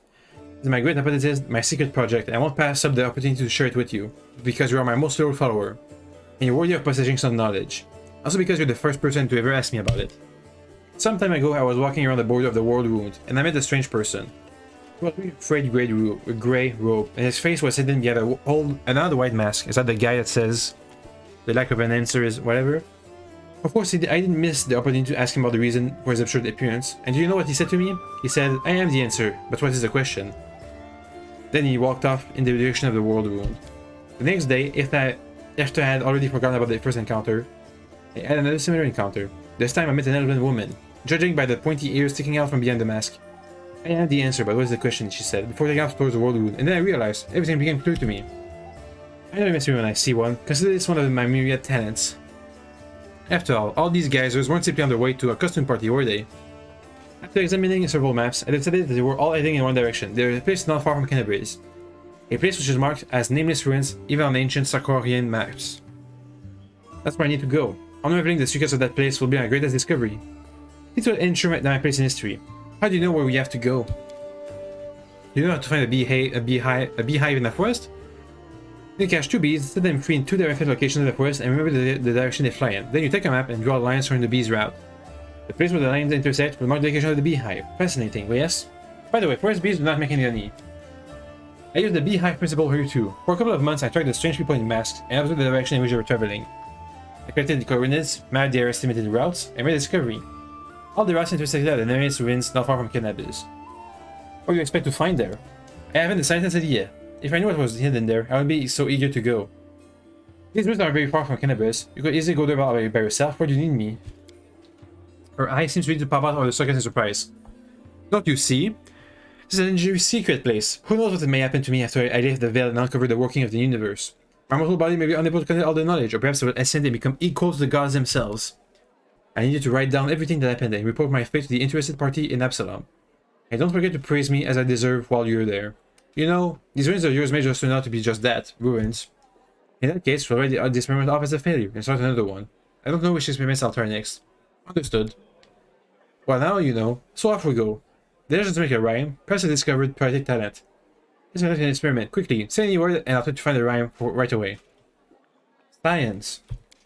That's when all takers make an alliance. Intellectual defiance. One of the best rhymes, don't you think? Well, this experiment was unsuccessful. This experiment was unsuccessful. We learned that I have no poetic talent after all. I see no reason to despair. I have a gift for poetry in addition to my inaccessible intelligence. Would have been a little too much. Besides, I am catastrophically busy, and I have no time to spend on writing poetry. I don't like it when you call me bored. My name is Arthur. Ah, the grand scale of the world history. Your name is irrelevant. I have no reason to remember it. I mean, for now, I guess. You see, the brain of any given individual can only contain a limited amount of facts. Is that true? You know, I've always had a great memory. I never felt my brain be limited by the amount of facts I know. I only expand my memory on things that are truly important. The laws of thermodynamics, we know about those. Divine esoterica, planar geography. Things that lead Golarion to a brighter future. Besides, what if I make a great discovery, but I won't be able to remember it because my memory is full of outdated or useless information? What nightmare that would be. What a loss for the whole of Golarion. Do you remember your own name, do you? Only so I know what to put the other's name in my encyclopedia. Any names worth remembering? There are, and to my deepest regret, there are too many of them. Names of the gods and demigods, the names of rulers, conquerors, and other persons by some reason deemed great by the people of Golarion. They etch the names in history, and alas, every self-respecting, educated person must know them. But there are some names I am happy to remember. Great scientists, some of them divine, other mortals, true keepers of knowledge and great experiment. Finders of knowledge, Eori, Netis, Arelu Vorlesh. Isn't that going a bit too far to admire Vorlesh? By no means. She's the greatest of the great. Just imagine she managed to open a rift from Golarion to the Abyss. No one knew how, no one believed it possible, no one even dreamed of such a thing. And she just did it. It was the experiment of the century. I would have been so happy if I could have been in her place. Of course, some parts of Golarion population died as a result of her experiment, and the Crusaders are still wrestling with its consequences to this day. But the very essence of what Arelu managed to do was a breakthrough of cosmic significance, both figuratively and literally. Sooner or later, the world wound will be closed. Peace will return to Golarion. As for the victims of the ongoing war, they'll be remembered as unfortunate, but unavoidable sacrifice made at the altar of science. That's interesting, but I'm not sure the Crusaders will agree with you. What were we talking about? Tell me about yourself. I'm an explorer, pilgrim, blah blah blah blah blah. Should be enough to satisfy your curiosity. Where are you from? Irrelevant. How did you become a scientist? You have a circle tattoo on your shoulder. What does that mean? I do not remember the circumstance of this creation, but I like it. I prefer to think of it as a zero, null, nothing, a center point, an origin of coordinates. It reminds me of how much of the unknown world there is to explore. Don't remember? Can you just forget this? How can you just decide to forget important pieces of information? It's one of my many talents. The secret is to stop thinking about the thing you want to forget. And the main thing is to not remember anything you don't need, to filter it. Get right to the essence. I'll teach you someday, unless I forget. What is the encyclopedia that you're working on? The Encyclopedia Golarionica. We published in 100 volumes, 1,000 pages each, plus the others addenda, appendices added by future co-authors, and critical commentaries. And then the indexation is still in question. It's like number 100. I'm not sure that I'll be able to keep within the established word limit. It will be a magisterial piece of scholarship that will become part of a mandatory curriculum of every educational institution worth mentioning. In it, I describe every object, item, event, fact, and personality that is present or at least somehow related to Golarion. And how are you going to divide these facts? My calculations show that I have completed no more than 1% of this monumental book. Remember your past or your parents? All of this is relevant on the grand scale of world history. I have no reason to remember such things. Forgive me for saying this, but you're out of your mind. What? Okay, I'll stop torturing you with questions. I'd like to clarify new things about your new tasks. No, I don't actually. I have to go. This conversation lasted approximately 5 minutes. No, it didn't. No way. By the way, did you know that the exact amount of time Inquisitors of Kenabres need to find a defendant guilty? But the check of Inquisitors chasing you takes 5 times as long. The experiment proved that running while clad in heavy armor is not burdensome for them at all. Thanks. Hey Ember, what's up? The elf in front of you is young, still adolescent by the scent of the long-lived folk. A childish, carefree smile plays on her face, and her wandering eyes lingers on you, but for just a moment, before darting off again in the distance. Terrible scars covers her body, and a few of her fingers are missing. Ew. The crow sits on her shoulder, observing you with its clever black eyes. Tell me about yourself. Well, they call me Ember. I used to live in the River City, and now I walk with you. That's my story. Why are you called Ember? I've had many names. When I was little, my mom and dad called me Dove, or Cricket, or Kitten. Dad called me his ray of sunshine. And when my mom was cross, she called me by a long name, a grown-up one. I can't remember it, no matter how hard I try. Then when I came to live in the River City, the good people called me a different funny names, like Ember, or Torch, or Smoky. I don't know why. They call me Bird Brain because I have a crow. They call me Lucky 7 because of my fingers. The middle finger on the right hand and the 2 smaller fingers on the left hands are missing.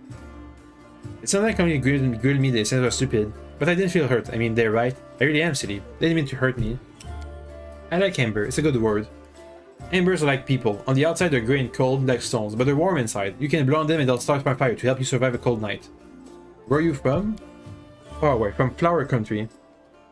It's so beautiful there. Everywhere there's flowers blooming, golden towers, and waterfalls. And everyone is like me, with pointy ears. There's no round-haired people, no short ones, no horned heads. We lived there together, me, Mom, and Dad. Mom and Dad argued a lot. Dad used to say that all the good people should go on a crusade and fight the demons. And Mom said it was silly because it was so far away and none of our business, and that he shouldn't have been his child, she meant me. But he didn't abandon me, he took me along. He said I was born the same year that the whole of the demon world opened. That's a long time ago, wasn't it? 100 years ago? He said it was a sign that I would be one of the heroes who closed it. Of course I'm not a hero, but I'm here anyway, helping as much as I can. Where did you get your scars? I happened by accident. My dad and I came sailing down the river to join a crusade. Dad said that all the good people were going blah blah blah blah blah. Before after the River City, the Crusaders got everything mixed up. They thought my dad and I were bad, and decided to burn us at the stakes. Dad died, and he cried so loudly that one good night realized it was all a big mistake. Yeah, you already told that. The kind knight took me to the healer. I later learned that while the knight was pulling me from the flames, he himself was burned so badly that he died not long after. But I'm still alive, a few fingers missing, and my skin is funny.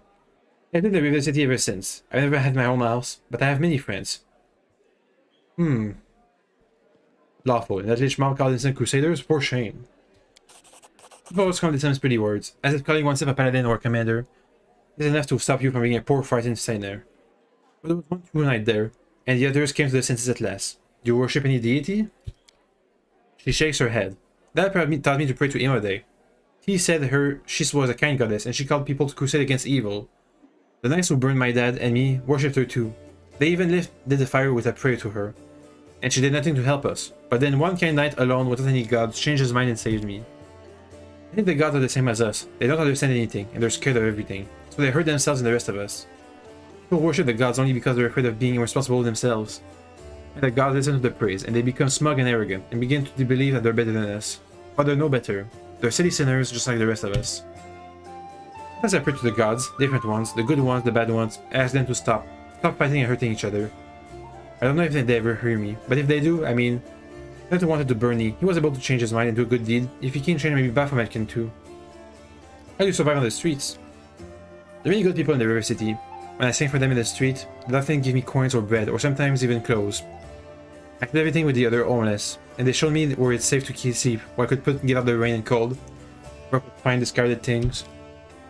When the demons destroyed the River City, I looked for my friends, but I found no one. They probably all died. The homeless have no supplies or weapons or basement to hide in.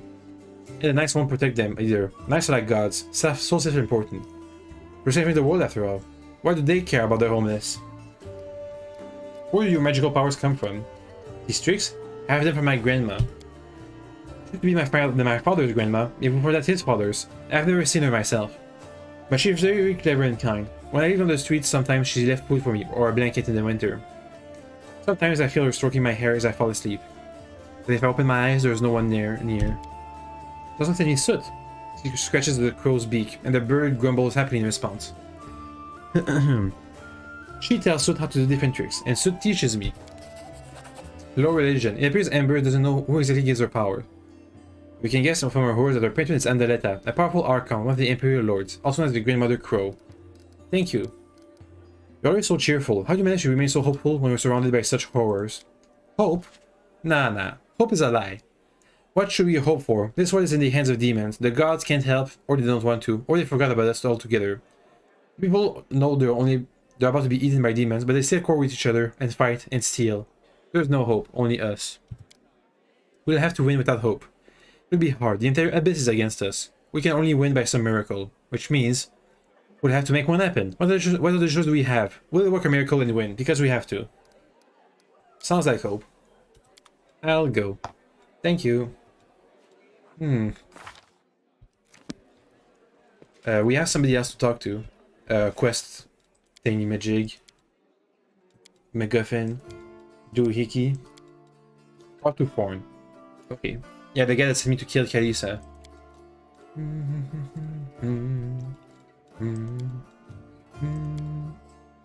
So all these two quests are going to be after we're done with Kenabres.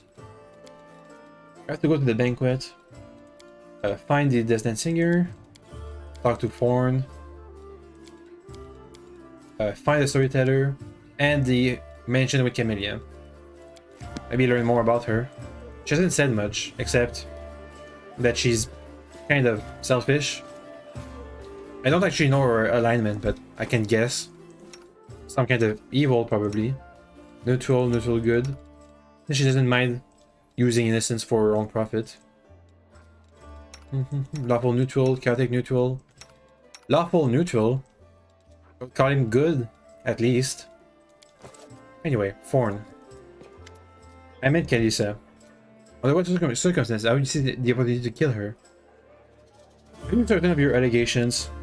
I am. Her misdeeds are terrible, and proven with absolute certainty. She claims she doesn't serve the demons. Let her go. The decision is just regrettable. I'm afraid that in doing so, you've committed her many future victims to death. I suppose it just means that bringing this hunt too close falls upon my shoulder. Okay. Anything to say? No. No. Let me buy all your cure wounds. 1,500. Sure. 800. That's most of our money. Bulk selling. Also sell all the masterwork weapons I've gathered. Throwing axe +1, dark horn, a glaive. Cold iron +1. Cold iron short spear +1. Club with nails. Abrupt force, a scimitar. It's fine. The metal heavy shield, let's go to Celia. Hide armor +1, no need. Unbending armor, I'll keep it for now. Telekinesis thing. Okay, good. Deal. Bunch of monies. Oof, 9,000 bucks for this potion. For these potions of healing. Let's see. Dark Veil, no. Dark Omen. I can give this to Ember. Bag of holding, I'll take that. Any more recipe? Sure. First aid kits, I'll take one. And the rest is vendor trash. Deal. Let me give the shield to Sila. The heavy shield. She's at 25 AC. Now she's at 27 AC. What's the highest AC? 19, 13, 17, 21, 23, 27. Why is your AC so low? You have +5 dex, no armor on. +5, +2. Oh, because you actually have literally no armor at all. Okay. New recipe, yeah, that's fine. Let me just learn it. Copy. Any spells to learn in the scroll section? A couple. Up. Up. Up. How about you, Ninyo? Learn them spells. Good. I think that's it. Okay, I'm getting quite tired, so I'll put an end to the stream right now. Let me just save. Quick save. Bonk. Have a good day or night, and see you next time. Bye bye.